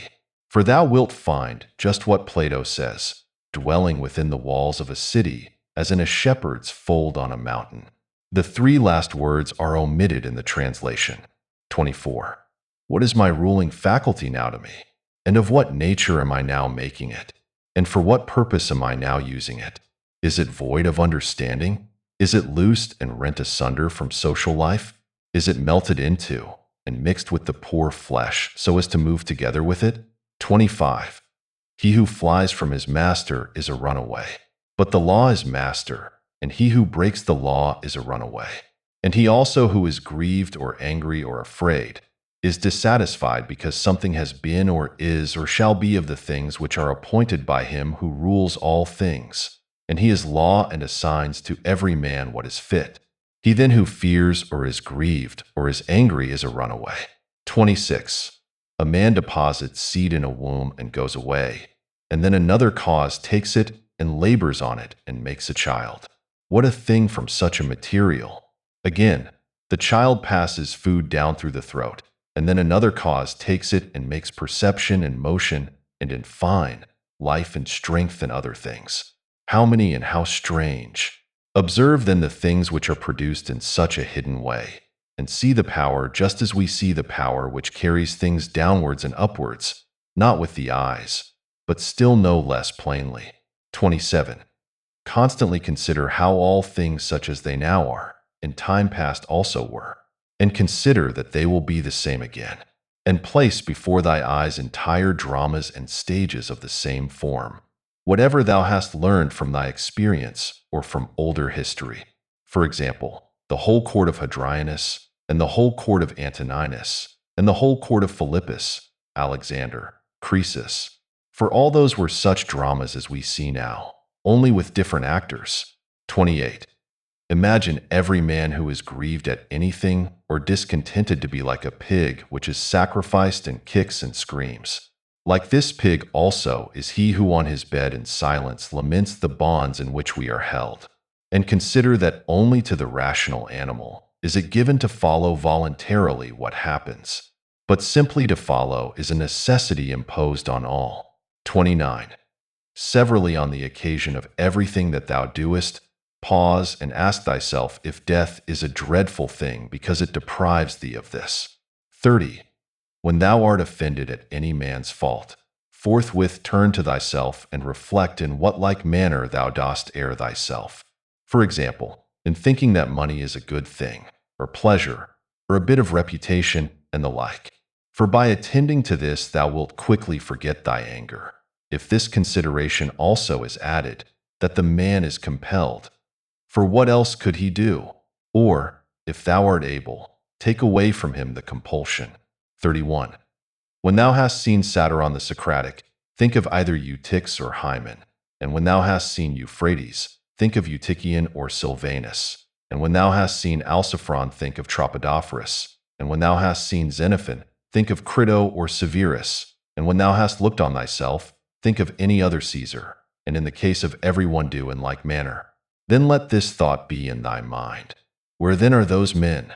Nowhere, or nobody knows where.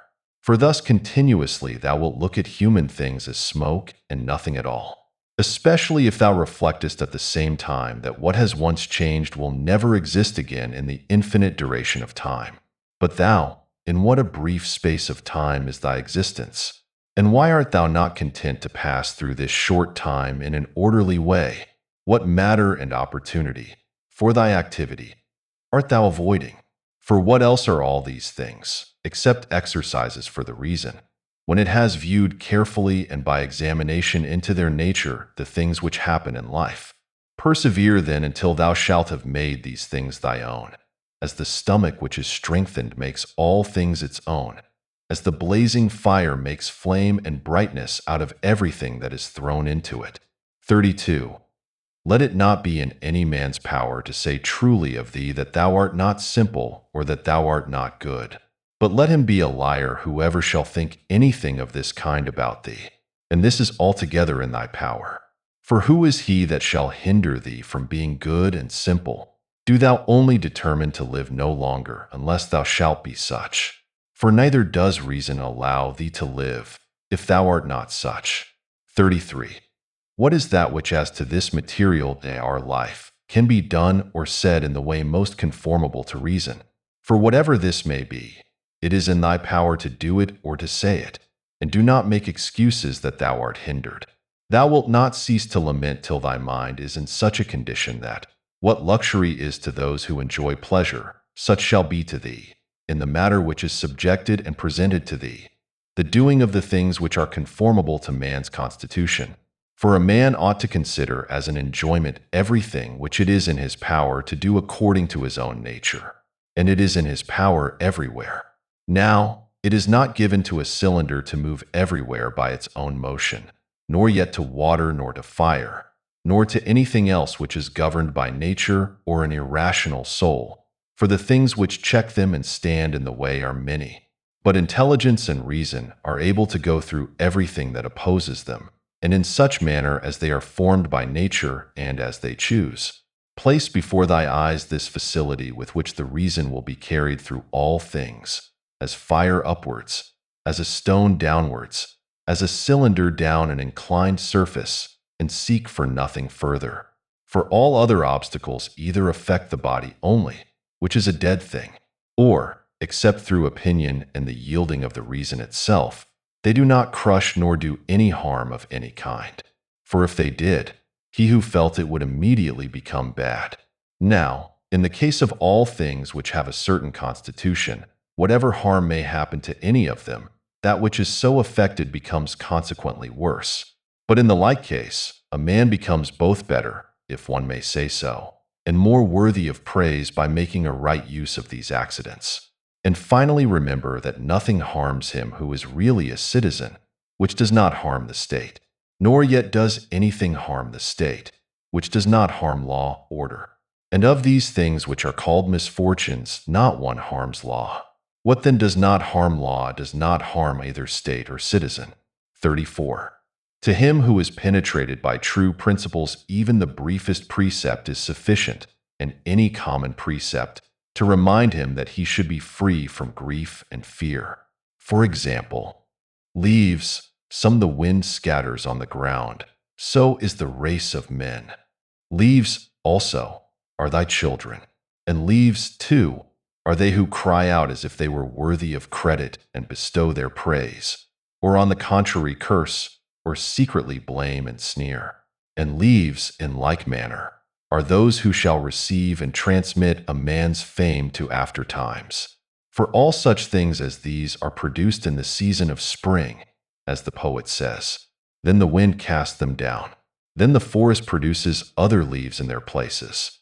But a brief existence is common to all things, and yet thou avoidest and pursuest all things as if they would be eternal. A little time, and thou shalt close thy eyes, and him who has attended thee to thy grave another will soon lament. 35. The healthy I ought to see all visible things, and not to say, I wish for green things. For this is the condition of a diseased eye. And the healthy hearing and smelling ought to be ready to perceive all that can be heard and smelled. And the healthy stomach ought to be with respect to all food, just as the mill with respect to all things which it is formed to grind. And accordingly the healthy understanding ought to be prepared for everything which happens. But that which says, Let my dear children live, and let all men praise whatever I may do, is an eye which seeks for green things, or teeth which seek for soft things. 36. There is no man so fortunate that there shall not be by him when he is dying some who are pleased with what is going to happen. Suppose that he was a good and wise man. Will there not be at last someone to say to himself, Let us at last breathe freely, being relieved from this schoolmaster? It is true that he was harsh to none of us, but I perceive that he tacitly condemns us. This is what is said of a good man. But in our own case, how many other things are there for which there are many who wish to get rid of us?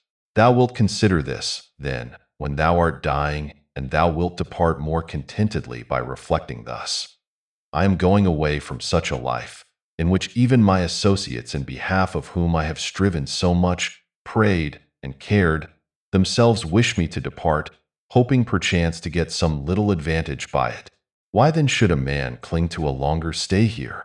Do not, however, for this reason go away less kindly disposed to them, but preserving thy own character, and friendly and benevolent and mild, and on the other hand, not as if thou wast torn away, but as when a man dies a quiet death, the poor soul is easily separated from the body.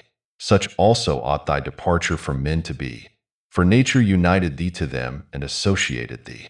But does she now dissolve the union? Well, I am separated as from kinsmen, not however dragged resisting, but without compulsion. For this, too, is one of the things according to nature. 37. Accustom thyself as much as possible on the occasion of anything being done by any person to inquire with thyself, for what object is this man doing this? But begin with thyself, and examine thyself first. 38. Remember that this which pulls the strings is the thing which is hidden within. This is the power of persuasion. This is life. This, if one may so say, is man.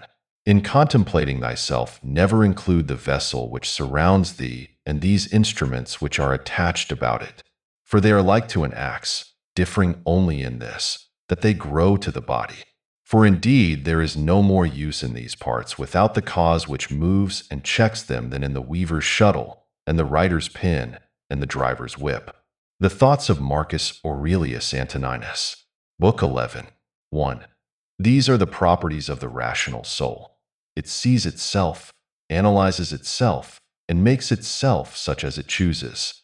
The fruit which it bears itself enjoys, for the fruits of plants, and that in animals which corresponds to fruits others enjoy. It obtains its own end, wherever the limit of life may be fixed, not as in a dance and in a play and in such like things, where the whole action is incomplete if anything cuts it short, but in every part and wherever it may be stopped. It makes what has been set before it full and complete, so that it can say, I have what is my own. And further, it traverses the whole universe and the surrounding vacuum, and surveys its form, and it extends itself into the infinity of time, and embraces and comprehends the periodical renovation of all things. And it comprehends that those who come after us will see nothing new, nor have those before us seen anything more. But in a manner he who is 40 years old, if he has any understanding at all, has seen by virtue of the uniformity that prevails all things which have been and all that will be. This too is a property of the rational soul, love of one's neighbor, and truth and modesty, and to value nothing more than itself, which is also the property of law. Thus then right reason differs not at all from the reason of justice. 2. Thou wilt set little value on pleasing song and dancing and the pancratium. If thou wilt distribute the melody of the voice into its several sounds, and ask thyself as to each, if thou art mastered by this, for thou wilt be prevented by shame from confessing it. And in the matter of dancing, if at each movement and attitude thou wilt do the same, and the like also in the matter of the pancratium. In all things, then, except virtue and the acts of virtue, remember to apply thyself to their several parts, and by this division to come to value them little, and apply this rule also to thy whole life. 3.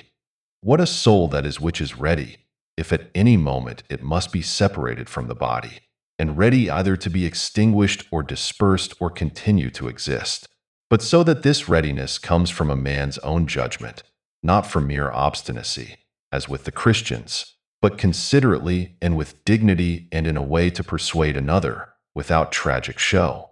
4. Have I done something for the general interest? Well, then I have had my reward. Let this always be present to thy mind, and never stop doing such good. 5. What is thy art? To be good. And how is this accomplished well except by general principles, some about the nature of the universe, and others about the proper constitution of man? 6. At first tragedies were brought on the stage as means of reminding men of the things which happened to them, and that it is according to nature for things to happen so, and that, if you are delighted with what is shown on the stage, you should not be troubled with that which takes place on the larger stage. For you see that these things must be accomplished thus, and that even they bear them who cry out, O Cytheron. And, indeed, some things are said well by the dramatic writers, of which kind is the following especially. Me and my children if the gods neglect, this has its reason too. We must not chafe and fret at that which happens, and life's harvest reap like the wheat's fruitful ear, and other things of the same kind. After tragedy the old comedy was introduced, which had a magisterial freedom of speech, and by its very plainness of speaking was useful in reminding men to beware of insolence. And for this purpose too Diogenes used to take from these writers. But as to the middle comedy, which came next, observe what it was, and again, for what object the new comedy was introduced, which gradually sank down into a mere mimic artifice. That some good things are said even by these writers, everybody knows. But the whole plan of such poetry and dramaturgy, to what end does it look? 7. How plain does it appear that there is not another condition of life so well suited for philosophizing as this in which thou now happenest to be. 8. A branch cut off from the adjacent branch must of necessity be cut off from the whole tree also. So too a man, when he is separated from another man, has fallen off from the whole social community. Now as to a branch, another cuts it off. But a man by his own act separates himself from his neighbor when he hates him and turns away from him. and he does not know that he has at the same time cut himself off from the whole social system. Yet he has this privilege certainly from Zeus, who framed society, for it is in our power to grow again to that which is near to us, and again to become a part which helps to make up the whole. However, if it often happens, this kind of separation, it makes it difficult for that which detaches itself to be brought to unity and to be restored to its former condition. Finally, the branch, which from the first grew together with the tree, and has continued to have one life with it, is not like that which after being cut off is then engrafted, for this is something like what the gardeners mean when they say that it grows with the rest of the tree, but that it has not the same mind with it. 9. As those who try to stand in thy way when thou art proceeding according to right reason will not be able to turn thee aside from thy proper action, so neither let them drive thee from thy benevolent feelings towards them, but be on thy guard equally in both matters, not only in the matter of steady judgment and action, but also in the matter of gentleness to those who try to hinder or otherwise trouble thee. For this also is a weakness, to be vexed at them, as well as to be diverted from thy course of action, and to give way through fear. For both are equally deserters from their post, the man who does it through fear, and the man who is alienated from him who is by nature a kinsman and a friend. 10. There is no nature which is inferior to art, for the arts imitate the natures of things.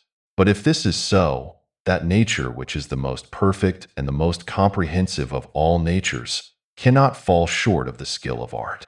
Now all arts do the inferior things for the sake of the superior. Therefore the universal nature does so too. And indeed, hence is the origin of justice, and in justice the other virtues have their foundation. For justice will not be observed if we either care for middle things, things indifferent, or are easily deceived and careless and changeable. 11. If the things do not come to thee, the pursuits and avoidances of which disturb thee, still in a manner thou goest to them. Let then thy judgment about them be at rest, and they will remain quiet, and thou wilt not be seen either pursuing or avoiding. 12. The spherical form of the soul maintains its figure when it is neither extended towards any object, nor contracted inwards, nor dispersed, nor sinks down, but is illuminated by light, by which it sees the truth of all things and the truth that is in itself. 13. Suppose any man shall despise me, let him look to that himself. But I will look to this, that I be not discovered doing, or saying anything deserving of contempt. Shall any man hate me? Let him look to it. But I will be mild and benevolent towards every man, and ready to show even him his mistake, not reproachfully, nor yet as making a display of my endurance, but nobly and honestly, like the great Phocion, unless indeed he only assumed it. For the interior parts ought to be such, and a man ought to be seen by the gods neither dissatisfied with anything nor complaining. For what evil is it to thee, if thou art now doing what is agreeable to thy own nature, and art satisfied with that which at this moment is suitable to the nature of the universe, since thou art a human being placed at thy post in order that what is for the common advantage may be done in some way. 14. Men despise one another and flatter one another, and men wish to raise themselves above one another and crouch before one another. 15. How unsound and insincere is he who says, I have determined to deal with thee in a fair way. What art thou doing, man? There is no occasion to give this notice. It will soon show itself by acts. The voice ought to be plainly written on the forehead. Such as a man's character is, he immediately shows it in his eyes, just as he who is beloved forthwith reads everything in the eyes of lovers. The man who is honest and good ought to be exactly like a man who smells strong, so that the bystander as soon as he comes near him must smell whether he choose or not. But the affectation of simplicity is like a crooked stick. Nothing is more disgraceful than a wolfish friendship, false friendship.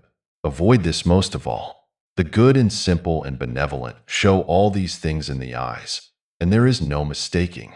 16.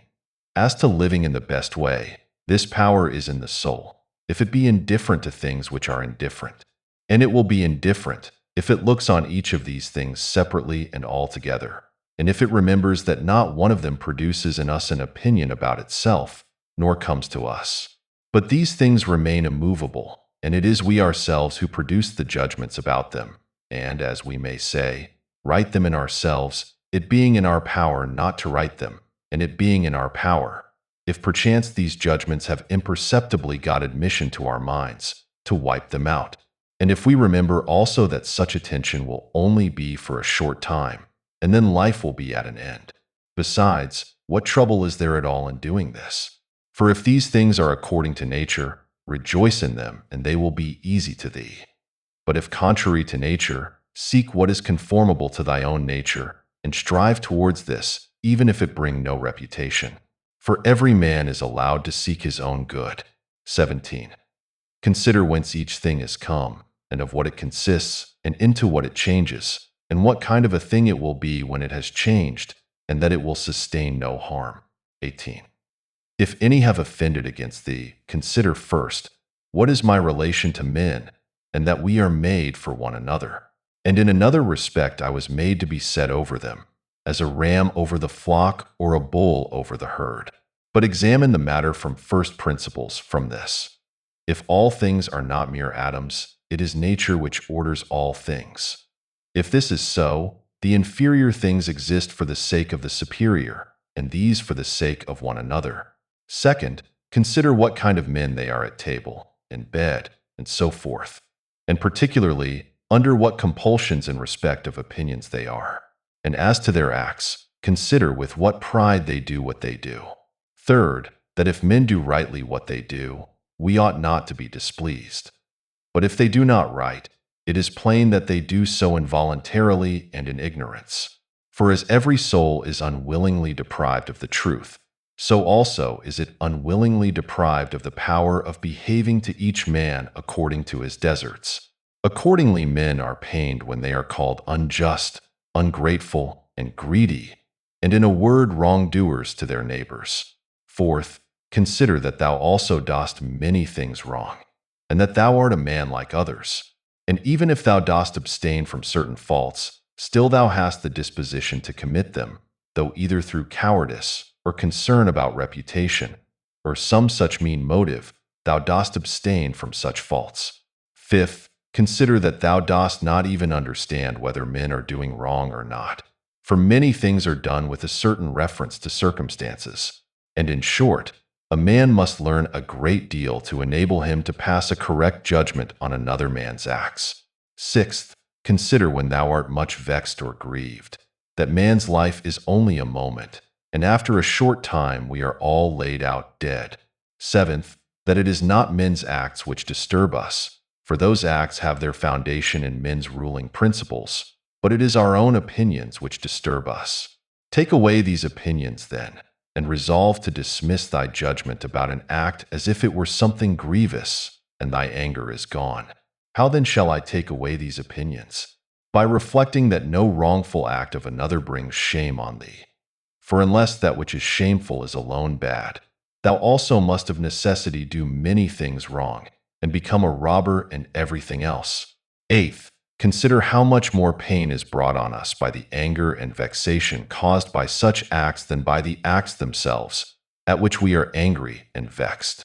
Ninth, consider that a good disposition is invincible if it be genuine, and not an affected smile and acting a part. For what will the most violent man do to thee, if thou continuest to be of a kind disposition towards him, and if, as opportunity offers, thou gently admonishest him and calmly correctest his errors at the very time when he is trying to do thee harm, saying, "Not so, my child. We are constituted by nature for something else. I shall certainly not be injured, but thou art injuring thyself, my child." And show him with gentle tact and by general principles that this is so, and that even bees do not do as he does, nor any animals which are formed by nature to be gregarious. And thou must do this neither with any double meaning, nor in the way of reproach, but affectionately and without any rancor in thy soul, and not as if thou wert lecturing him, nor yet that any bystander may admire, but either when he is alone, and if others are present. Remember these 9 rules. as if thou hadst received them as a gift from the Muses, and begin at last to be a man while thou livest. But thou must equally avoid flattering men and being vexed at them, for both are unsocial and lead to harm. And let this truth be present to thee in the excitement of anger, that to be moved by passion is not manly, but that mildness and gentleness, as they are more agreeable to human nature, so also are they more manly. And he who possesses these qualities possesses strength, nerves, and courage, and not the man who is subject to fits of passion and discontent. For in the same degree in which a man's mind is nearer to freedom from all passion, in the same degree also is it nearer to strength. And as the sense of pain is a characteristic of weakness, so also is anger. For he who yields to pain and he who yields to anger, both are wounded and both submit. But if thou wilt, receive also a 10th present from the leader of the Muses, Apollo. And it is this, that to expect bad men not to do wrong is madness, for he who expects this desires an impossibility. But to allow men to behave so to others, and to expect them not to do thee any wrong, is irrational and tyrannical. 19. There are 4 principal aberrations of the superior faculty against which thou shouldst be constantly on thy guard, and when thou hast detected them, thou shouldst wipe them out and say on each occasion thus: this thought is not necessary. This tends to destroy social union. This which thou art going to say comes not from the real thoughts, for thou shouldst consider it among the most absurd of things for a man not to speak from his real thoughts. But the 4th is when thou shalt reproach thyself for anything, for this is an evidence of the diviner part within thee being overpowered and yielding to the less honorable, and to the perishable part, the body, and to its gross pleasures. 20. Thy aerial part and all the fiery parts which are mingled in thee, though by nature they have an upward tendency, still in obedience to the disposition of the universe they are overpowered here in the compound mass, the body, and also the whole of the earthy part in thee and the watery, though their tendency is downward, still are raised up and occupy a position which is not their natural one. In this manner, then the elemental parts obey the universal. For when they have been fixed in any place, perforce they remain there until again the universal shall sound the signal for dissolution. Is it not then strange that thy intelligent part only should be disobedient and discontented with its own place? And yet no force is imposed on it, but only those things which are conformable to its nature. Still it does not submit, but is carried in the opposite direction. For the movement towards injustice and intemperance, and to anger and grief and fear is nothing else than the act of one who deviates from nature. And also when the ruling faculty is discontented with anything that happens, then too it deserts its post. For it is constituted for piety and reverence towards the gods no less than for justice. For these qualities also are comprehended under the generic term of contentment with the constitution of things, and indeed they are prior to acts of justice. 21. He who has not one and always the same object in life cannot be one and the same all through his life. But what I have said is not enough, unless this also is added, what this object ought to be. For as there is not the same opinion about all the things which in some way or other are considered by the majority to be good, but only about some certain things, that is, things which concern the common interest, so also ought we to propose to ourselves an object which shall be of a common kind, social and political. For he who directs all his own efforts to this object will make all his acts alike, and thus will always be the same. 22. Think of the country mouse and of the town mouse, and of the alarm and trepidation of the town mouse. 23. Socrates used to call the opinions of the many by the name of lami, bugbears to frighten children. 24. The Lacedaemonians at their public spectacles used to set seats in the shade for strangers, but themselves sat down anywhere. 25. Socrates excused himself to Perdiccas for not going to him, saying, "It is because I would not perish by the worst of all ends. That is, I would not receive a favor, and then be unable to return it." 26. In the writings of the Ephesians, there was this precept, constantly to think of some one of the men of former times who practiced virtue. 27. The Pythagoreans bid us in the morning look to the heavens that we may be reminded of those bodies which continually do the same things and in the same manner perform their work, and also be reminded of their purity and nudity. For there is no veil over a star. 28. Consider what a man Socrates was when he dressed himself in a skin, after Xantippe had taken his cloak and gone out, and what Socrates said to his friends who were ashamed of him and drew back from him when they saw him dressed thus. 29. Neither in writing nor in reading wilt thou be able to lay down rules for others before thou shalt have first learned to obey rules thyself. Much more is this so in life. 30. A slave thou art. Free speech is not for thee. 31. And my heart laughed within. 32. And virtue they will curse, speaking harsh words. 33. To look for the fig in winter is a madman's act. Such is he who looks for his child when it is no longer allowed. 34. When a man kisses his child, said Epictetus, he should whisper to himself, tomorrow perchance thou wilt die. But those are words of bad omen. No word is a word of bad omen, said Epictetus, which expresses any work of nature. Or if it is so, it is also a word of bad omen to speak of the ears of corn being reaped. 35. The unripe grape, the ripe bunch, the dried grape, all are changes, not into nothing, but into something which exists not yet.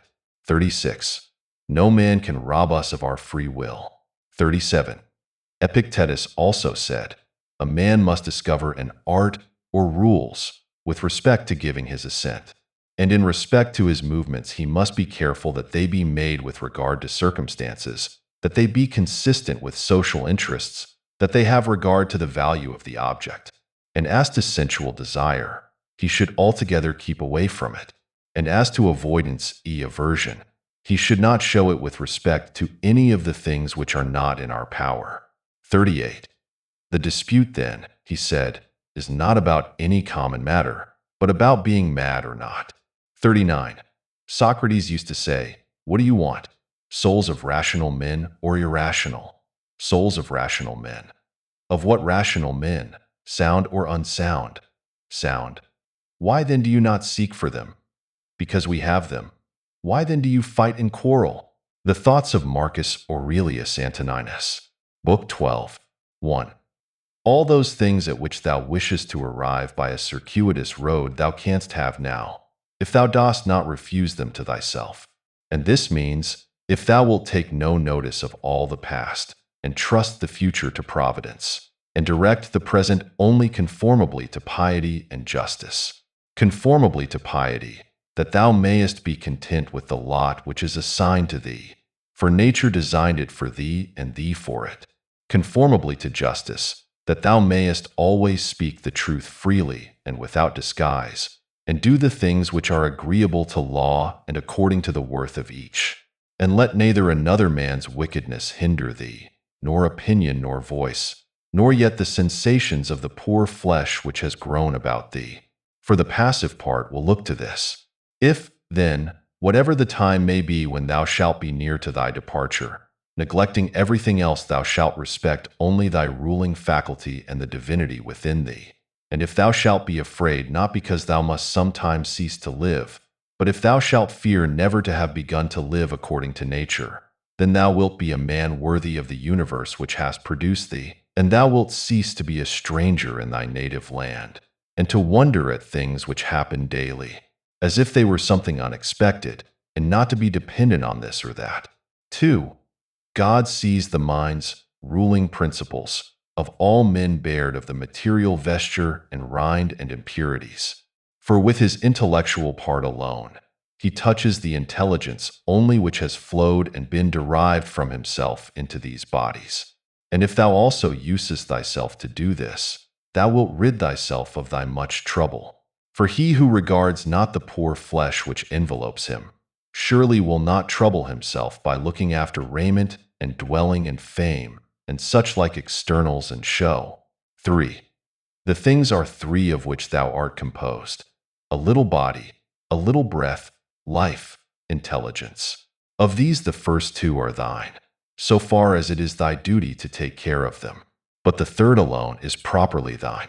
Therefore, if thou shalt separate from thyself, that is, from thy understanding, whatever others do or say, and whatever thou hast done or said thyself, and whatever future things trouble thee because they may happen, and whatever in the body which envelopes thee or in the breath, life, which is by nature associated with the body, is attached to the independent of thy will, and whatever the external circumfluent vortex whirls round, so that the intellectual power, exempt from the things of fate, can live pure and free by itself, doing what is just and accepting what happens and saying the truth. If thou wilt separate, I say, from this ruling faculty the things which are attached to it by the impressions of sense, and the things of time to come and of time that is past, and wilt make thyself like Empedocles' sphere, all round and in its joyous rest reposing. And if thou shalt strive to live only what is really thy life, that is, the present, then thou wilt be able to pass that portion of life which remains for thee up to the time of thy death free from perturbations, nobly and obedient to thy own demon, to the God that is within thee. For I have often wondered how it is that every man loves himself more than all the rest of men, but yet sets less value on his own opinion of himself than on the opinion of others. If then a God or a wise teacher should present himself to a man and bid him to think of nothing and to design nothing which he would not express as soon as he conceived it, he could not endure it even for a single day. So much more respect have we to what our neighbors shall think of us than to what we shall think of ourselves. 5. How can it be that the gods, after having arranged all things well and benevolently for mankind, have overlooked this alone, that some men, and very good men, and men who, as we may say, have had most communion with the divinity, and through pious acts and religious observances have been most intimate with the divinity, when they have once died should never exist again, but should be completely extinguished? But if this is so, be assured that if it ought to have been otherwise, the gods would have done it. For if it were just, it would also be possible. And if it were according to nature, nature would have had it so. But because it is not so, if in fact it is not so, be thou convinced that it ought not to have been so. For thou sayest even of thyself that in this inquiry thou art disputing with the deity. And we should not thus dispute with the gods, unless they were most excellent and most just. But if this is so, they would not have allowed anything in the ordering of the universe to be neglected unjustly and irrationally. 6. Practice thyself even in the things which thou despairest of accomplishing. For even the left hand, which is ineffectual for all other things for want of practice, holds the bridle more vigorously than the right hand, for it has been practiced in this. 7. Consider in what condition both in body and soul a man should be when he is overtaken by death, and consider the shortness of life, the boundless abyss of time past and future, the feebleness of all matter. 8. Contemplate the formative principles, forms, of things bare of their coverings, the purposes of actions. Consider what pain is, what pleasure is, and death, and fame. Who is to himself the cause of his uneasiness? How no man is hindered by another? That everything is opinion. 9. In the application of thy principles thou must be like the pancratiast, not like the gladiator. For the gladiator lets fall the sword which he uses and is killed. But the other always has his hand, and needs to do nothing else than use it. 10.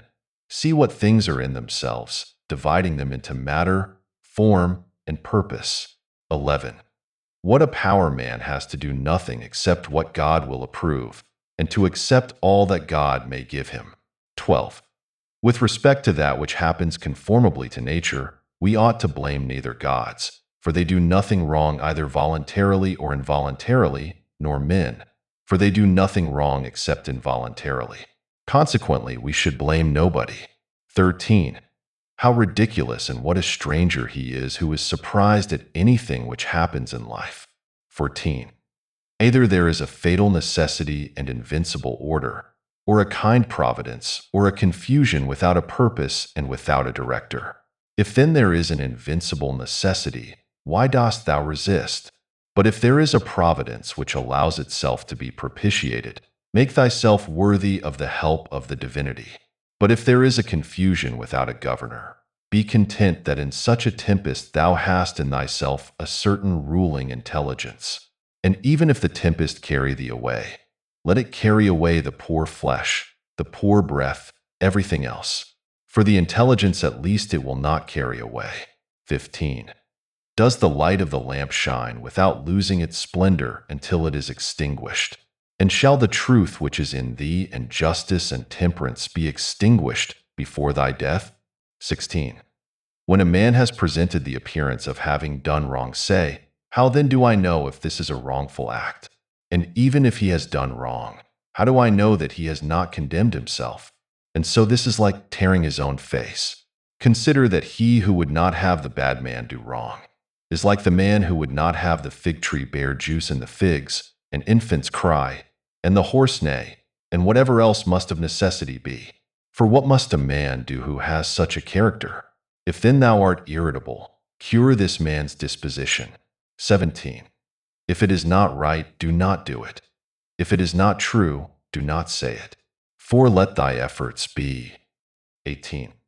In everything always observe what the thing is which produces for thee an appearance, and resolve it by dividing it into the formal, the material, the purpose, and the time within which it must end. 19. Perceive at last that thou hast in thee something better and more divine than the things which cause the various effects, and as it were pull thee by the strings.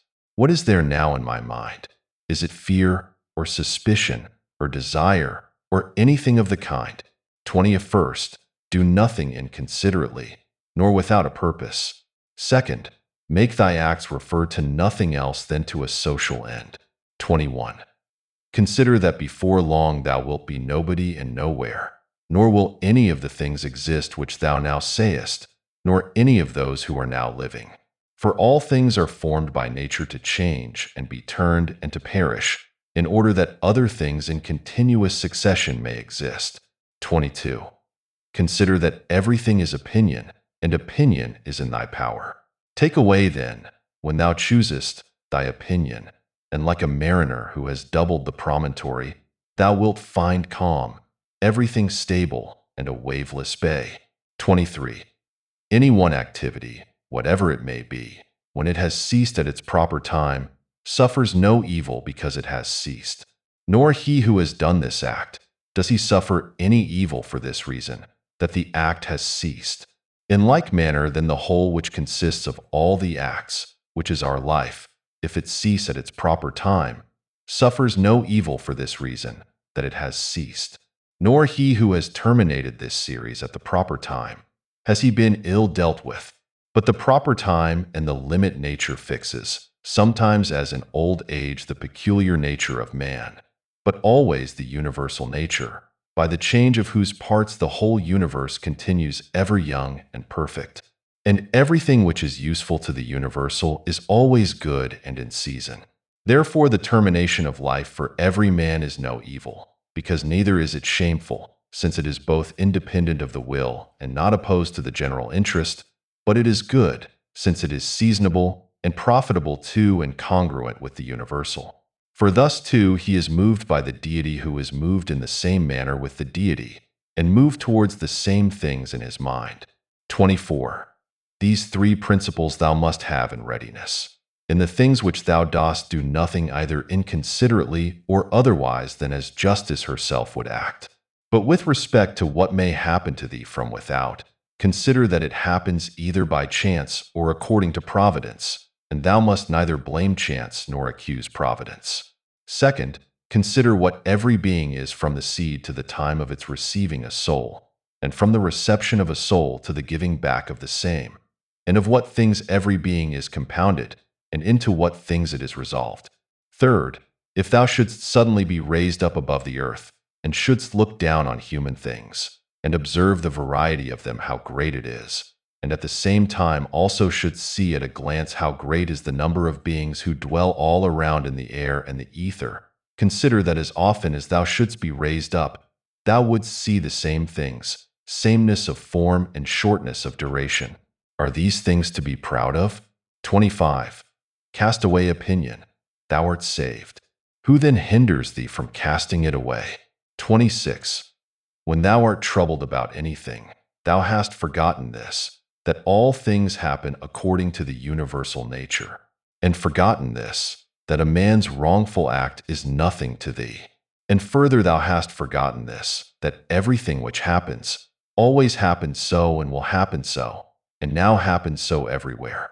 Forgotten this too, how close is the kinship between a man and the whole human race, for it is a community, not of a little blood or seed, but of intelligence. And thou hast forgotten this too, that every man's intelligence is a god and is an efflux of the deity.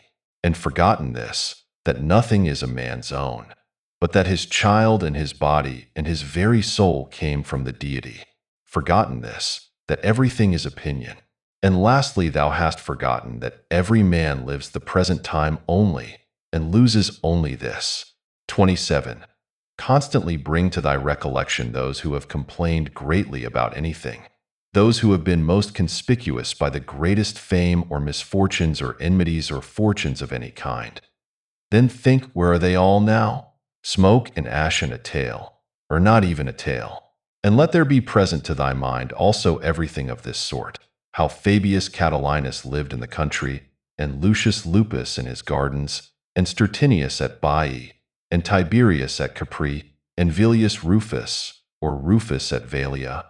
And in fine think of the eager pursuit of anything conjoined with pride, and how worthless everything is after which men violently strain, and how much more philosophical it is for a man in the opportunities presented to him to show himself just, temperate, obedient to the gods, and to do this with all simplicity. For the pride which is proud of its want of pride is the most intolerable of all. 28. To those who ask, where hast thou seen the gods, or how dost thou comprehend that they exist and so worshipest them? I answer, in the first place, they may be seen even with the eyes. Footnote 8. In the second place, neither have I seen even my own soul, and yet I honor it. Thus then, with respect to the gods, from what I constantly experience of their power, from this I comprehend that they exist, and I venerate them. 29. The safety of life is this, to examine everything all through, what it is itself, that is its material, what the formal part, with all thy soul to do justice and to say the truth.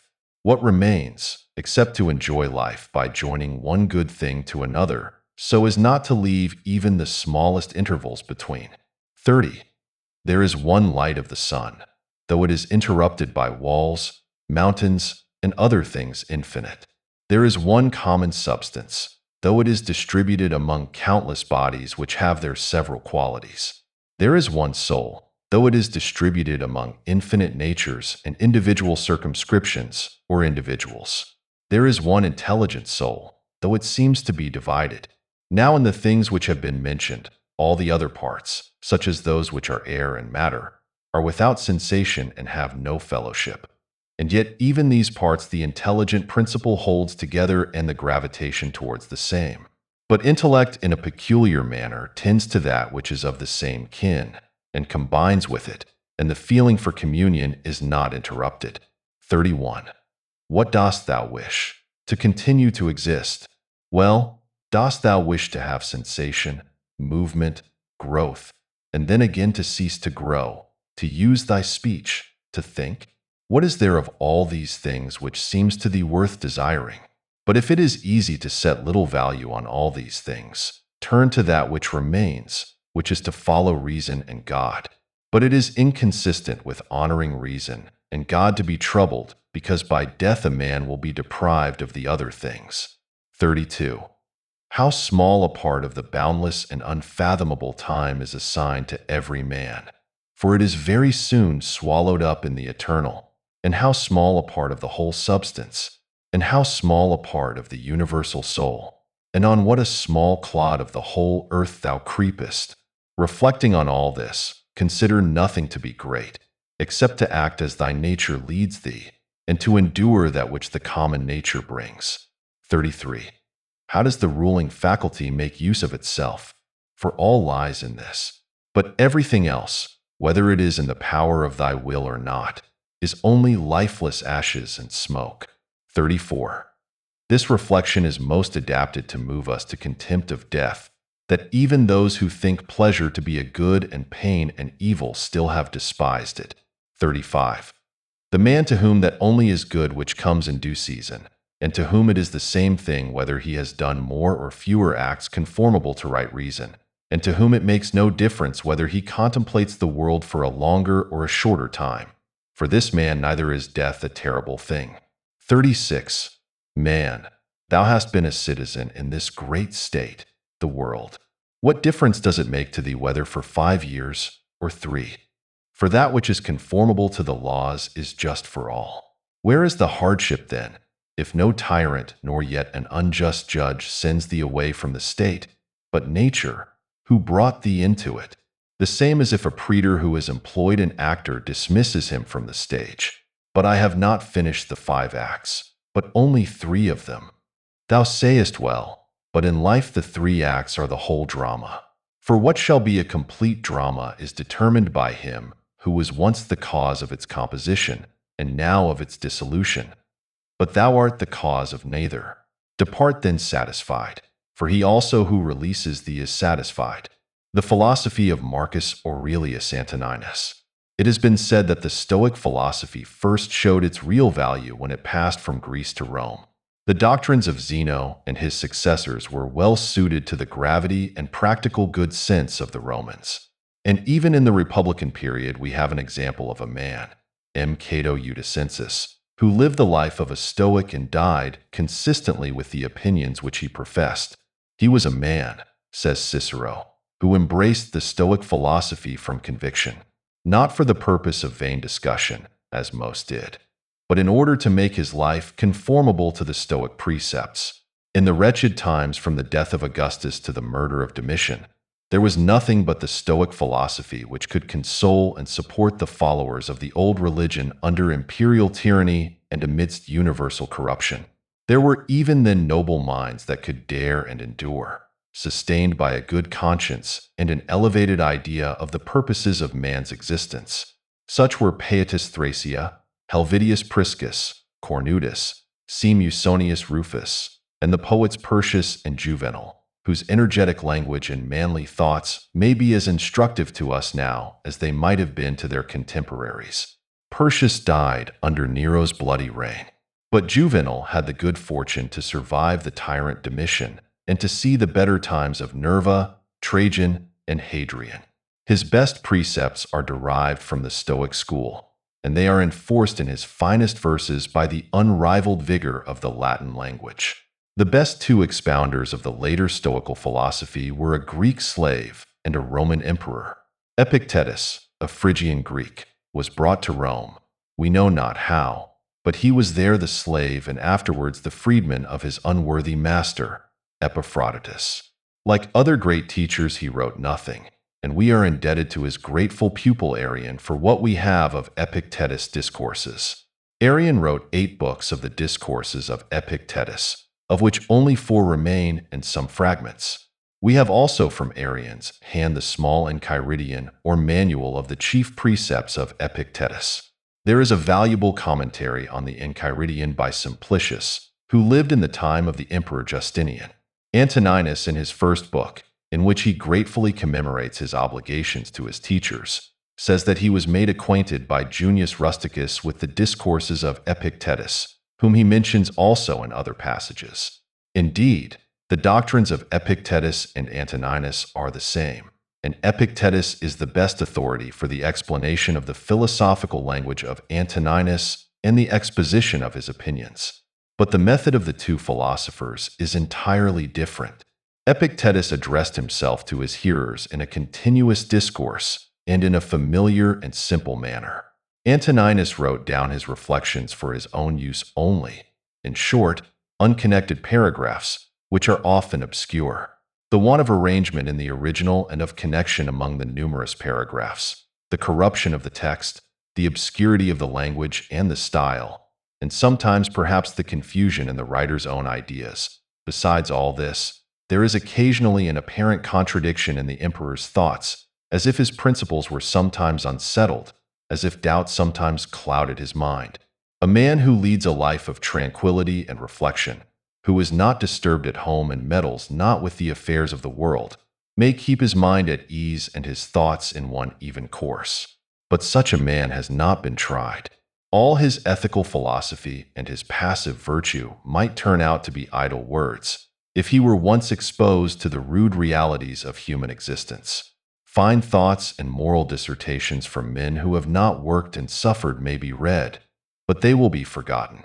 No religion, no ethical philosophy is worth anything if the teacher has not lived the life of an apostle and been ready to die the death of a martyr. Not in passivity, the passive effects, but in activity lie the evil and the good of the rational social animal, just as his virtue and his vice lie not in passivity, but in activity. 9:16. The Emperor Antoninus was a practical moralist. From his youth he followed a laborious discipline, and though his high station placed him above all want or the fear of it, he lived as frugally and temperately as the poorest philosopher.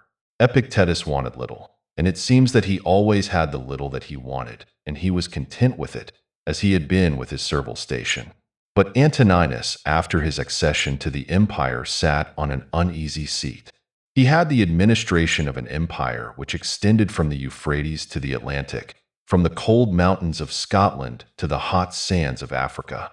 And we may imagine, though we cannot know it by experience, what must be the trials, the troubles, the anxiety, and the sorrows of him who has the world's business on his hands, with the wish to do the best that he can, and the certain knowledge that he can do very little of the good which he wishes.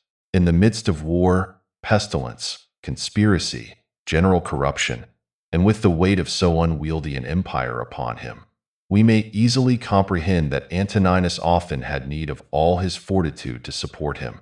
The best and the bravest men have moments of doubt and of weakness, but if they are the best and the bravest, they rise again from their depression by recurring to first principles, as Antoninus does.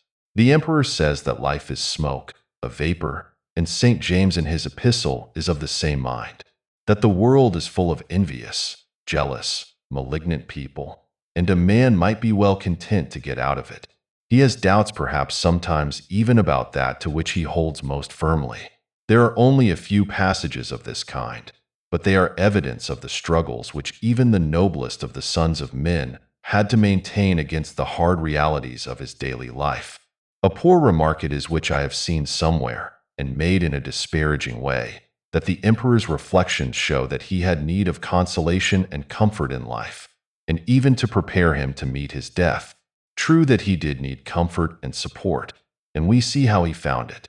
He constantly recurs to his fundamental principle that the universe is wisely ordered, that every man is a part of it and must conform to that order which he cannot change, that whatever the deity has done is good, that all mankind are a man's brethren, that he must love and cherish them and try to make them better, even those who would do him harm.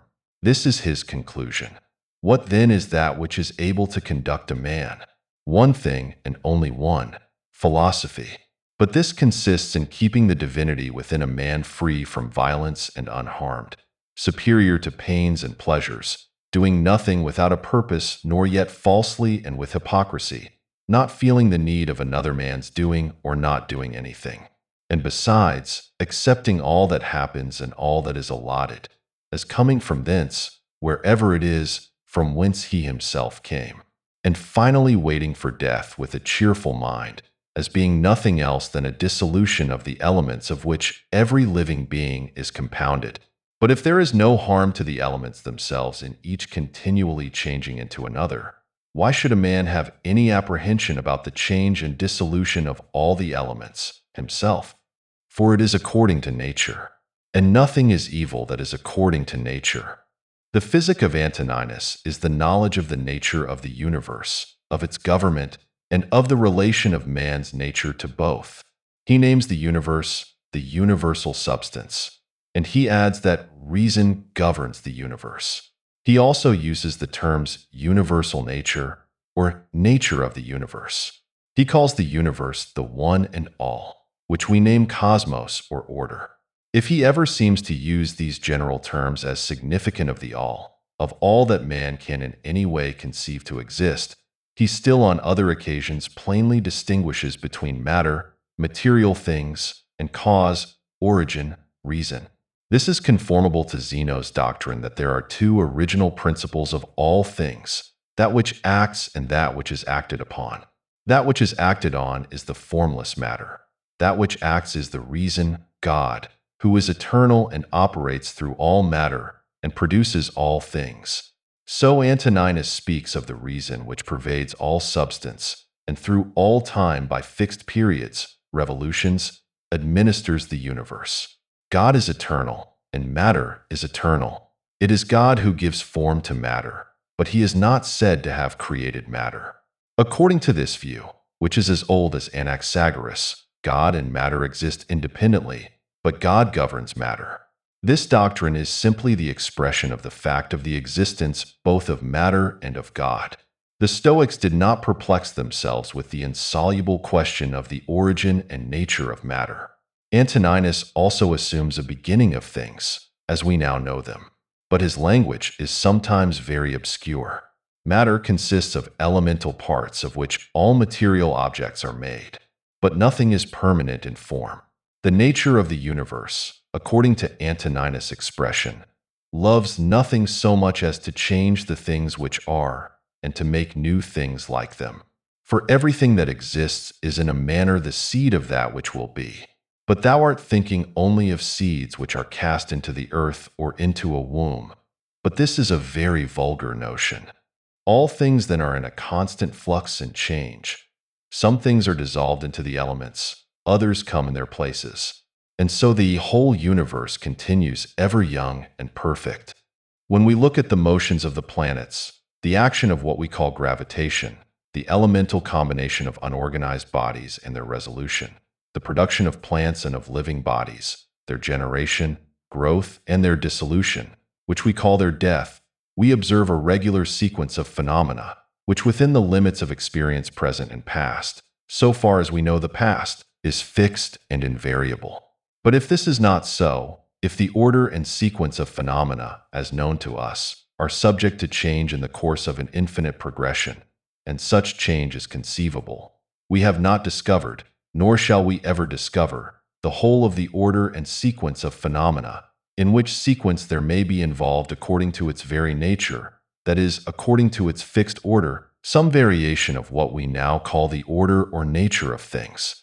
It is also conceivable that such changes have taken place, changes in the order of things, as we are compelled by the imperfection of language to call them, but which are no changes. And further, it is certain that our knowledge of the true sequence of all actual phenomena, as for instance the phenomena of generation, growth, and dissolution, is and ever must be imperfect. We do not fare much better when we speak of causes and effects than when we speak of nature. For the practical purposes of life, we may use the terms cause and effect conveniently, and we may fix a distinct meaning to them, distinct enough at least to prevent all misunderstanding. But the case is different when we speak of causes and effects as of things. All that we know is phenomena, as the Greeks called them, or appearances which follow one another in a regular order, as we conceive it, so that if some one phenomenon should fail in the series, we conceive that there must either be an interruption of the series, or that something else will appear after the phenomenon which has failed to appear, and will occupy the vacant place. And so the series and its progression may be modified or totally changed. Cause and effect then mean nothing in the sequence of natural phenomena beyond what I have said, and the real cause, or the transcendent cause, as some would call it, of each successive phenomenon is in that which is the cause of all things which are, which have been, and which will be forever. Thus the word creation may have a real sense if we consider it as the first, if we can conceive a first, in the present order of natural phenomena. But in the vulgar sense, a creation of all things at a certain time, followed by a quiescence of the first cause, and an abandonment of all sequences of phenomena to the laws of nature, or to the other words that people may use, is absolutely absurd. Man being conscious that he is a spiritual power or an intellectual power, or that he has such a power, in whatever way he conceives that he has it, for I wish simply to state a fact, from this power which he has in himself, he is led, as Antoninus says, to believe that there is a greater power, which, as the old Stoics tell us, pervades the whole universe as the intellect pervades man. God exists then, but what do we know of his nature? Antoninus says that the soul of man is an efflux from the divinity. We have bodies like animals, but we have reason, intelligence, as the gods. Animals have life and what we call instincts or natural principles of action. But the rational animal man alone has a rational, intelligent soul. Antoninus insists on this continually. God is in man, and so we must constantly attend to the divinity within us, for it is only in this way that we can have any knowledge of the nature of God. The human soul is in a sense a portion of the divinity, and the soul alone has any communication with the deity. For as he says, with his intellectual part alone God touches the intelligence only which has flowed and been derived from himself into these bodies. In fact, he says that which is hidden within a man is life, that is the man himself. All the rest is vesture, covering, organs, instrument, which the living man, the real man, uses for the purpose of his present existence. The air is universally diffused for him who is able to respire, and so for him who is willing to partake of it the intelligent power, which holds within it all things, is diffused as wide and free as the air. It is by living a divine life that man approaches to a knowledge of the divinity. It is by following the divinity within, as Antoninus calls it, that man comes nearest to the deity, the supreme good. For man can never attain to perfect agreement with his internal guide, live with the gods. And he does live with the gods who constantly shows to them that his own soul is satisfied with that which is assigned to him, and that it does all the demon wishes, which Zeus hath given to every man for his guardian and guide, and a portion of himself. And this demon is every man's understanding and reason. There is in man, that is in the reason, the intelligence, a superior faculty which if it is exercised rules all the rest. A man must reverence only his ruling faculty and the divinity within him. As we must reverence that which is supreme in the universe, so we must reverence that which is supreme in ourselves. And this is that which is of like kind with that which is supreme in the universe. Antoninus speaks of a man's condemnation of himself when the diviner part within him has been overpowered and yields to the less honorable and to the perishable part, the body, and its gross pleasures. Antoninus did not view God and the material universe as the same, any more than he viewed the body and soul of man as one. Antoninus has no speculations on the absolute nature of the deity. It was not his fashion to waste his time on what man cannot understand. He was satisfied that God exists, that he governs all things, that man can only have an imperfect knowledge of his nature, and he must attain this imperfect knowledge by reverencing the divinity which is within him and keeping it pure. From all that has been said, it follows that the universe is administered by the providence of God and that all things are wisely ordered. There are passages in which Antoninus expresses doubts or states different possible theories of the constitution and government of the universe. But he always recurs to his fundamental principle, that if we admit the existence of a deity, we must also admit that he orders all things wisely and well. But if all things are wisely ordered, how is the world so full of what we call evil, physical and moral? If instead of saying that there is evil in the world, we use the expression which I have used, what we call evil, we have partly anticipated the emperor's answer. We see and feel and know imperfectly very few things in the few years that we live, and all the knowledge and all the experience of all the human race is positive ignorance of the whole, which is infinite. Now, as our reason teaches us that everything is in some way related to and connected with every other thing, all notion of evil as being in the universe of things is a contradiction. For if the whole comes from and is governed by an intelligent being, it is impossible to conceive anything in it which tends to the evil or destruction of the whole. Everything is in constant mutation, and yet the whole subsists. We might imagine the solar system resolved into its elemental parts, and yet the whole would still subsist ever young and perfect. All things, all forms, are dissolved and new forms appear. All living things undergo the change which we call death. If we call death an evil, then all change is an evil. Living beings also suffer pain, and man suffers most of all, for he suffers both in and by his body and by his intelligent part.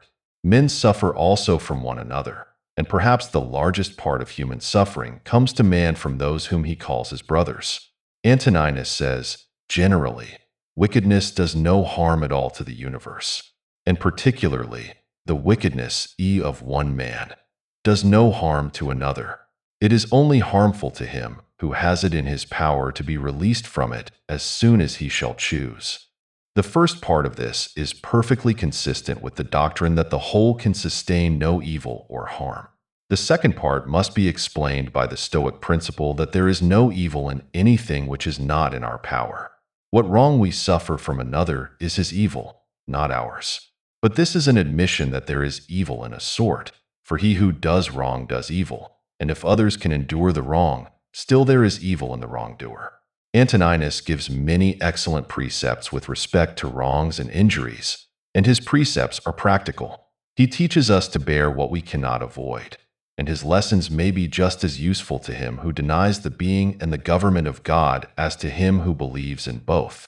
There is no direct answer in Antoninus to the objections which may be made to the existence and providence of God because of the moral disorder and suffering which are in the world, except this answer which he makes in reply to the supposition that even the best men may be extinguished by death. He says if it is so, we may be sure that if it ought to have been otherwise, the gods would have ordered it otherwise. His conviction of the wisdom which we may observe in the government of the world is too strong to be disturbed by any apparent irregularities in the order of things. That these disorders exist is a fact, and those who would conclude from them against the being and government of God conclude too hastily. We all admit that there is an order in the material world, a constitution, a system, a relation of parts to one another, and a fitness of the whole for something. So in the constitution of plants and of animals there is an order, a fitness for some end. Sometimes the order, as we conceive it, is interrupted, and the end, as we conceive it, is not attained. The seed, the plant, or the animal sometimes perishes before it has passed through all its changes and done all its uses.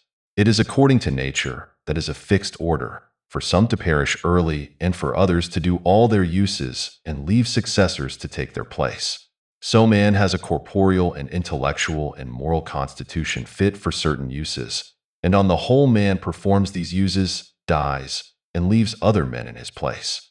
So society exists, and a social state is manifestly the natural state of man, the state for which his nature fits him, and society amidst innumerable irregularities and disorders still subsists. And perhaps we may say that the history of the past and our present knowledge give us a reasonable hope that its disorders will diminish, and that order, its governing principle, may be more firmly established. As order, then, a fixed order, we may say, subject to deviations real or apparent, must be admitted to exist in the whole nature of things. That which we call disorder or evil, as it seems to us, does not in any way alter the fact of the general constitution of things having a nature or fixed order. Nobody will conclude from the existence of disorder that order is not the rule, for the existence of order, both physical and moral, is proved by daily experience and all past experience. We cannot conceive how the order of the universe is maintained. We cannot even conceive how our own life from day to day is continued, nor how we perform the simplest movements of the body, nor how we grow and think and act, though we know many of the conditions which are necessary for all these functions. Knowing nothing then of the unseen power which acts in ourselves except by what is done, we know nothing of the power which acts through what we call all time and all space. But seeing that there is a nature or fixed order in all things known to us, it is conformable to the nature of our minds to believe that this universal nature has a cause which operates continually, and that we are totally unable to speculate on the reason of any of those disorders or evils which we perceive. This, I believe, is the answer which may be collected from all that Antoninus has said. The origin of evil is an old question. Achilles tells Priam that Zeus has two casks, one filled with good things, and the other with bad, and that he gives to men out of each according to his pleasure. And so we must be content. for we cannot alter the will of Zeus. One of the Greek commentators asks, how must we reconcile this doctrine with what we find in the first book of the Odyssey, where the king of the gods says, "Men say that evil comes to them from us, but they bring it on themselves through their own folly." The answer is plain enough, even to the Greek commentator. The poets make both Achilles and Zeus speak appropriately to their several characters. Indeed, Zeus says plainly that men do attribute their sufferings to the gods, but they do it falsely, for they are the cause of their own sorrows. Epictetus, in his Enchiridion, makes short work of the question of evil. He says, as a mark is not set up for the purpose of missing it, so neither does the nature of evil exist in the universe. This will appear obscure enough to those who are not acquainted with Epictetus, but he always knows what he is talking about. We do not set up a mark in order to miss it, though we may miss it. God, whose existence Epictetus assumes, has not ordered all things so that his purpose shall fail. Whatever there may be of what we call evil, the nature of evil, as he expresses it, does not exist. That is, evil is not a part of the constitution or nature of things. If there were a principle of evil in the constitution of things, evil would no longer be evil, as Simplicius argues, but evil would be good.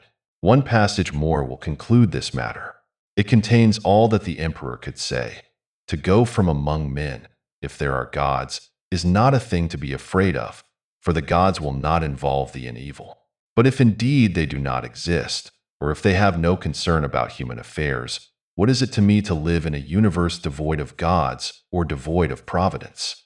But in truth they do exist, and they do care for human things, and they have put all the means in man's power to enable him not to fall into real evils.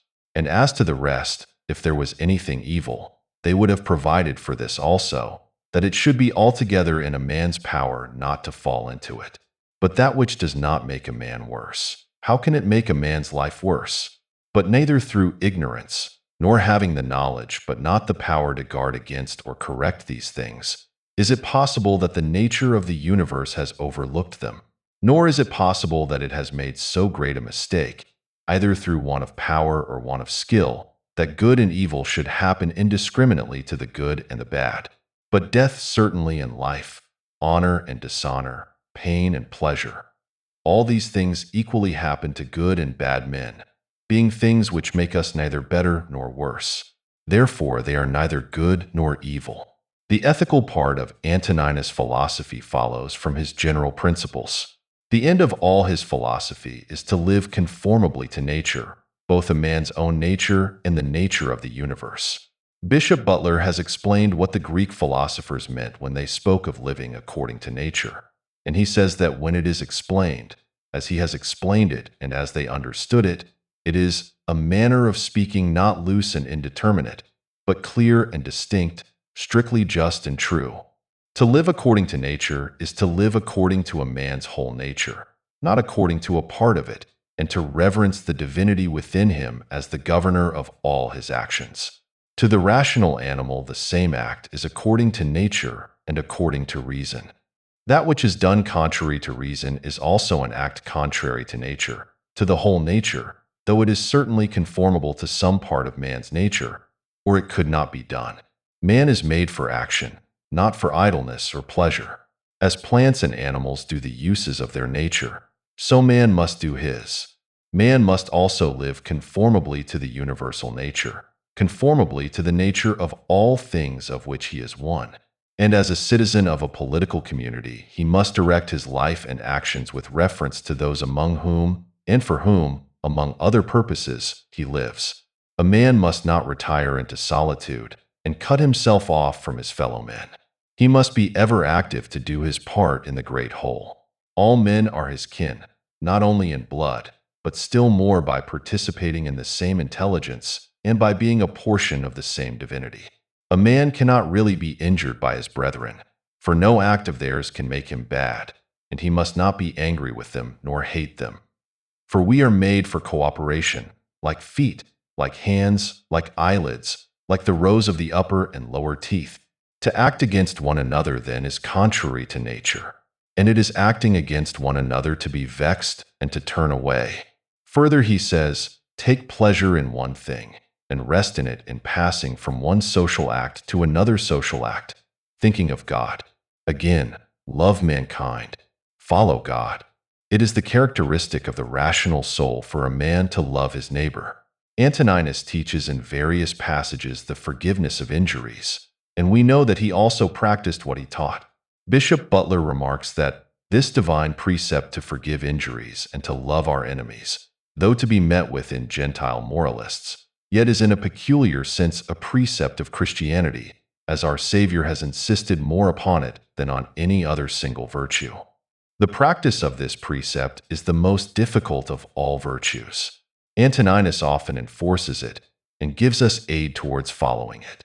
When we are injured, we feel anger and resentment, and the feeling is natural, just, and useful for the conservation of society. It is useful that wrongdoers should feel the natural consequences of their actions, among which is the disapprobation of society and the resentment of him who is wronged. But revenge, in the proper sense of that word, must not be practiced. The best way of avenging thyself, says the emperor, is not to become like the wrongdoer. It is plain by this that he does not mean that we should in any case practice revenge. But he says to those who talk of revenging wrongs, be not like him who has done the wrong. When a man has done thee any wrong, immediately consider with what opinion about good or evil he has done wrong. For when thou hast seen this, thou wilt pity him, and wilt neither wonder nor be angry. Antoninus would not deny that wrong naturally produces the feeling of anger and resentment, for this is implied in the recommendation to reflect on the nature of the man's mind who has done the wrong, and then you will have pity instead of resentment.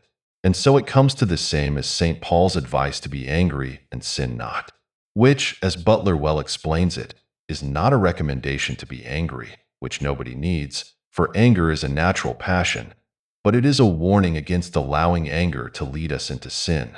In short, the emperor's doctrine about wrongful acts is this: wrongdoers do not know what good and bad are.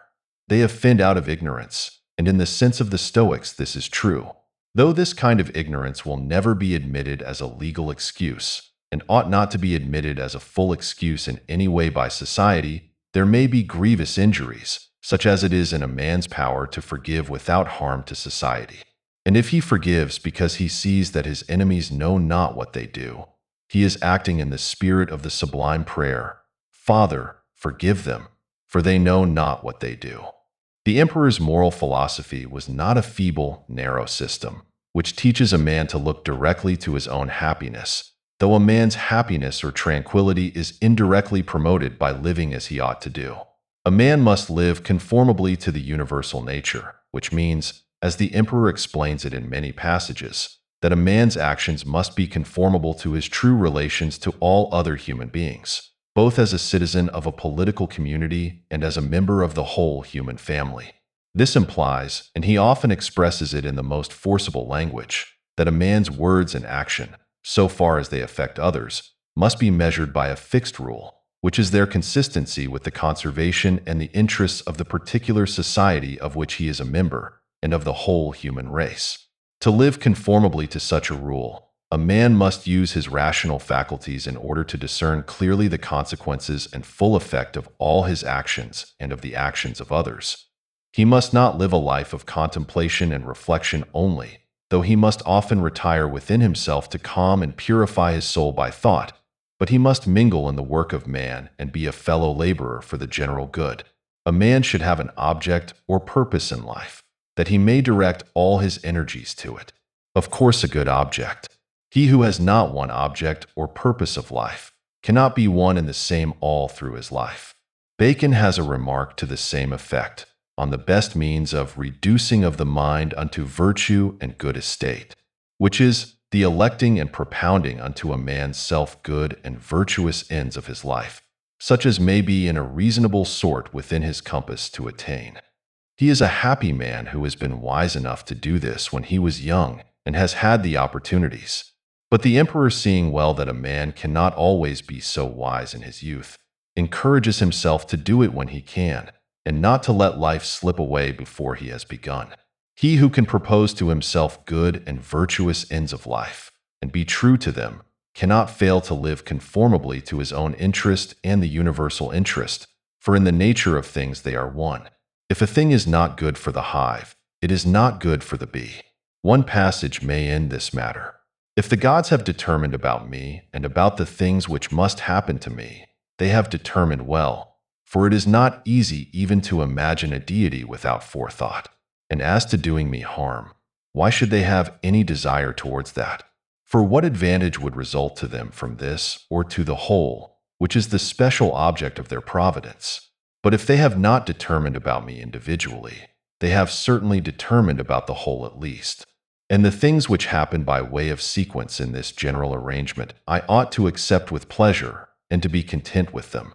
But if they determine about nothing which it is wicked to believe, or if we do believe it, let us neither sacrifice nor pray nor swear by them, nor do anything else which we do as if the gods were present and lived with us. But if, however, the gods determine about none of the things which concern us, I am able to determine about myself, and I can inquire about that which is useful. And that is useful to every man which is conformable to his own constitution and nature. But my nature is rational and social, and my city and country, so far as I am Antoninus, is Rome. But so far as I am a man, it is the world. It would be tedious, and it is not necessary to state the emperor's opinions on all the ways in which a man may profitably use his understanding towards perfecting himself in practical virtue. The passages to this purpose are in all parts of his book, but as they are in no order or connection, a man must use the book a long time before he will find out all that is in it. A few words may be added here. If we analyze all other things, we find how insufficient they are for human life, and how truly worthless many of them are. Virtue alone is indivisible, one, and perfectly satisfying. The notion of virtue cannot be considered vague or unsettled, because a man may find it difficult to explain the notion fully to himself, or to expound it to others in such a way as to prevent cavilling. Virtue is a whole, and no more consists of parts than man's intelligence does. And yet we speak of various intellectual faculties as a convenient way of expressing the various powers which man's intellect shows by his works. In the same way, we may speak of various virtues or parts of virtue, in a practical sense, for the purpose of showing what particular virtues we ought to practice in order to the exercise of the whole of virtue, that is, as much as man's nature is capable of. The prime principle in man's constitution is social. The next in order is not to yield to the persuasions of the body, when they are not conformable to the rational principle which must govern. The third is freedom from error and from deception. Let then the ruling principle holding fast to these things go straight on, and it has what is its own. The emperor selects justice as the virtue which is the basis of all the rest, and this had been said long before his time. It is true that all people have some notion of what is meant by justice as a disposition of the mind, and some notion about acting in conformity to this disposition. But experience shows that men's notions about justice are as confused as their actions are inconsistent with the true notion of justice. The emperor's notion of justice is clear enough, but not practical enough for all mankind. Let there be freedom from perturbations with respect to the things which come from the external cause. And let there be justice in the things done by virtue of the internal cause. That is, let there be movement and action terminating in this, in social acts, for this is according to thy nature. In another place, he says that he who acts unjustly acts impiously, which follows, of course, from all that he says in various places. He insists on the practice of truth as a virtue and as a means to virtue, which no doubt it is. For lying even in indifferent things weakens the understanding, and lying maliciously is as great a moral offense as a man can be guilty of, viewed both as showing an habitual disposition and viewed with respect to consequences. He couples the notion of justice with action. A man must not pride himself on having some fine notion of justice in his head, but he must exhibit his justice in act. The Stoics, and Antoninus among them, call some things beautiful and some ugly, and as they are beautiful so they are good, and as they are ugly so they are evil or bad. All these things, good and evil, are in our power. Absolutely, some of the stricter Stoics would say, in a manner only, as those who would not depart altogether from common sense would say. Practically, they are to a great degree in the power of some persons and in some circumstances, but in a small degree only in other persons and in other circumstances. The Stoics maintain man's free will as to the things which are in his power. For as to the things which are out of his power, free will terminating in action is of course excluded by the very terms of the expression. I hardly know if we can discover exactly Antoninus' notion of the free will of man, nor is the question worth the inquiry. What he does mean and does say is intelligible. All the things which are not in our power are indifferent. They are neither good nor bad, morally. Such are life, health, wealth, power, disease, poverty, and death. Life and death are all men's portion. Health, wealth, power, disease, and poverty happen to men, indifferently to the good and to the bad, to those who live according to nature, and to those who do not. Life, says the emperor, is a warfare and a stranger's sojourn, and after fame is oblivion. After speaking of those men who have disturbed the world and then died, and of the death of philosophers such as Heraclitus and Democritus, who was destroyed by lice, and of Socrates whom other lice, his enemies, destroyed, he says, "What means all this? Thou hast embarked, thou hast made the voyage, thou art come to shore. Get out, if indeed to another life there is no one of God's, not even there. But if to a state without sensation, thou wilt cease to be held by pains and pleasures, and to be a slave to the vessel which is as much inferior as that which serves it is superior. For the one is intelligence and deity, the other is earth and corruption. It is not death that a man should fear, but he should fear never beginning to live according to nature. Every man should live in such a way as to discharge his duty and to trouble himself about nothing else. He should live such a life that he shall always be ready for death, and shall depart content when the summons comes. For what is death?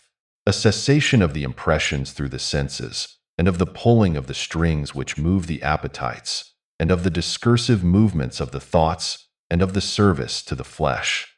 Death is such as generation is, a mystery of nature. In another passage, the exact meaning of which is perhaps doubtful, he speaks of the child which leaves the womb, and so he says the soul at death leaves its envelope. Antoninus' opinion of a future life is nowhere clearly expressed. His doctrine of the nature of the soul of necessity implies that it does not perish absolutely, for a portion of the divinity cannot perish. The opinion is at least as old as the time of Epicharmus and Euripides. What comes from earth goes back to earth, and what comes from heaven, the divinity, returns to him who gave it. But I find nothing clear in Antoninus as to the notion of the man existing after death, so as to be conscious of his sameness with that soul which occupied his vessel of clay. He seems to be perplexed on this matter, and finally to have rested in this, that God or the gods will do whatever is best and consistent with the university of things. Nor, I think, does he speak conclusively on another Stoic doctrine, which some Stoics practiced, the anticipating the regular course of nature by a man's own act. The reader will find some passages in which this is touched on, and he may make of them what he can. But there are passages in which the emperor encourages himself to wait for the end patiently and with tranquility. And certainly it is consistent with all his best teaching that a man should bear all that falls to his lot and do useful acts as long as he lives. He should not therefore abridge the time of his usefulness by his own act. Happiness was not the direct object of a Stoic's life. There is no rule of life contained in the precept that a man should pursue his own happiness. Many men think that they are seeking happiness when they are only seeking the gratification of some particular passion, the strongest that they have. The end of a man is, as already explained, to live conformably to nature, and he will thus obtain happiness, tranquility of mind, and contentment. As a means of living conformably to nature, he must study the four chief virtues, each of which has its proper sphere: wisdom, or the knowledge of good and evil; justice, or the giving to every man his due; fortitude, or the enduring of labor and pain; and temperance, which is moderation in all things. By thus living conformably to nature, the Stoic obtained all that he wished or expected. His reward was in his virtuous life, and he was satisfied with that. Epictetus and Antoninus both by precept and example labored to improve themselves and others. And if we discover imperfections in their teaching, we must still honor these great men who attempted to show that there is in man's nature and in the constitution of things sufficient reason for living a virtuous life. It is difficult enough to live as we ought to live, difficult even for any man to live in such a way as to satisfy himself, if he exercises only in a moderate degree the power of reflecting upon and reviewing his own conduct. And if all men cannot be brought to the same opinions in morals and religion, it is at least worthwhile to give them good reasons for as much as they can be persuaded to accept.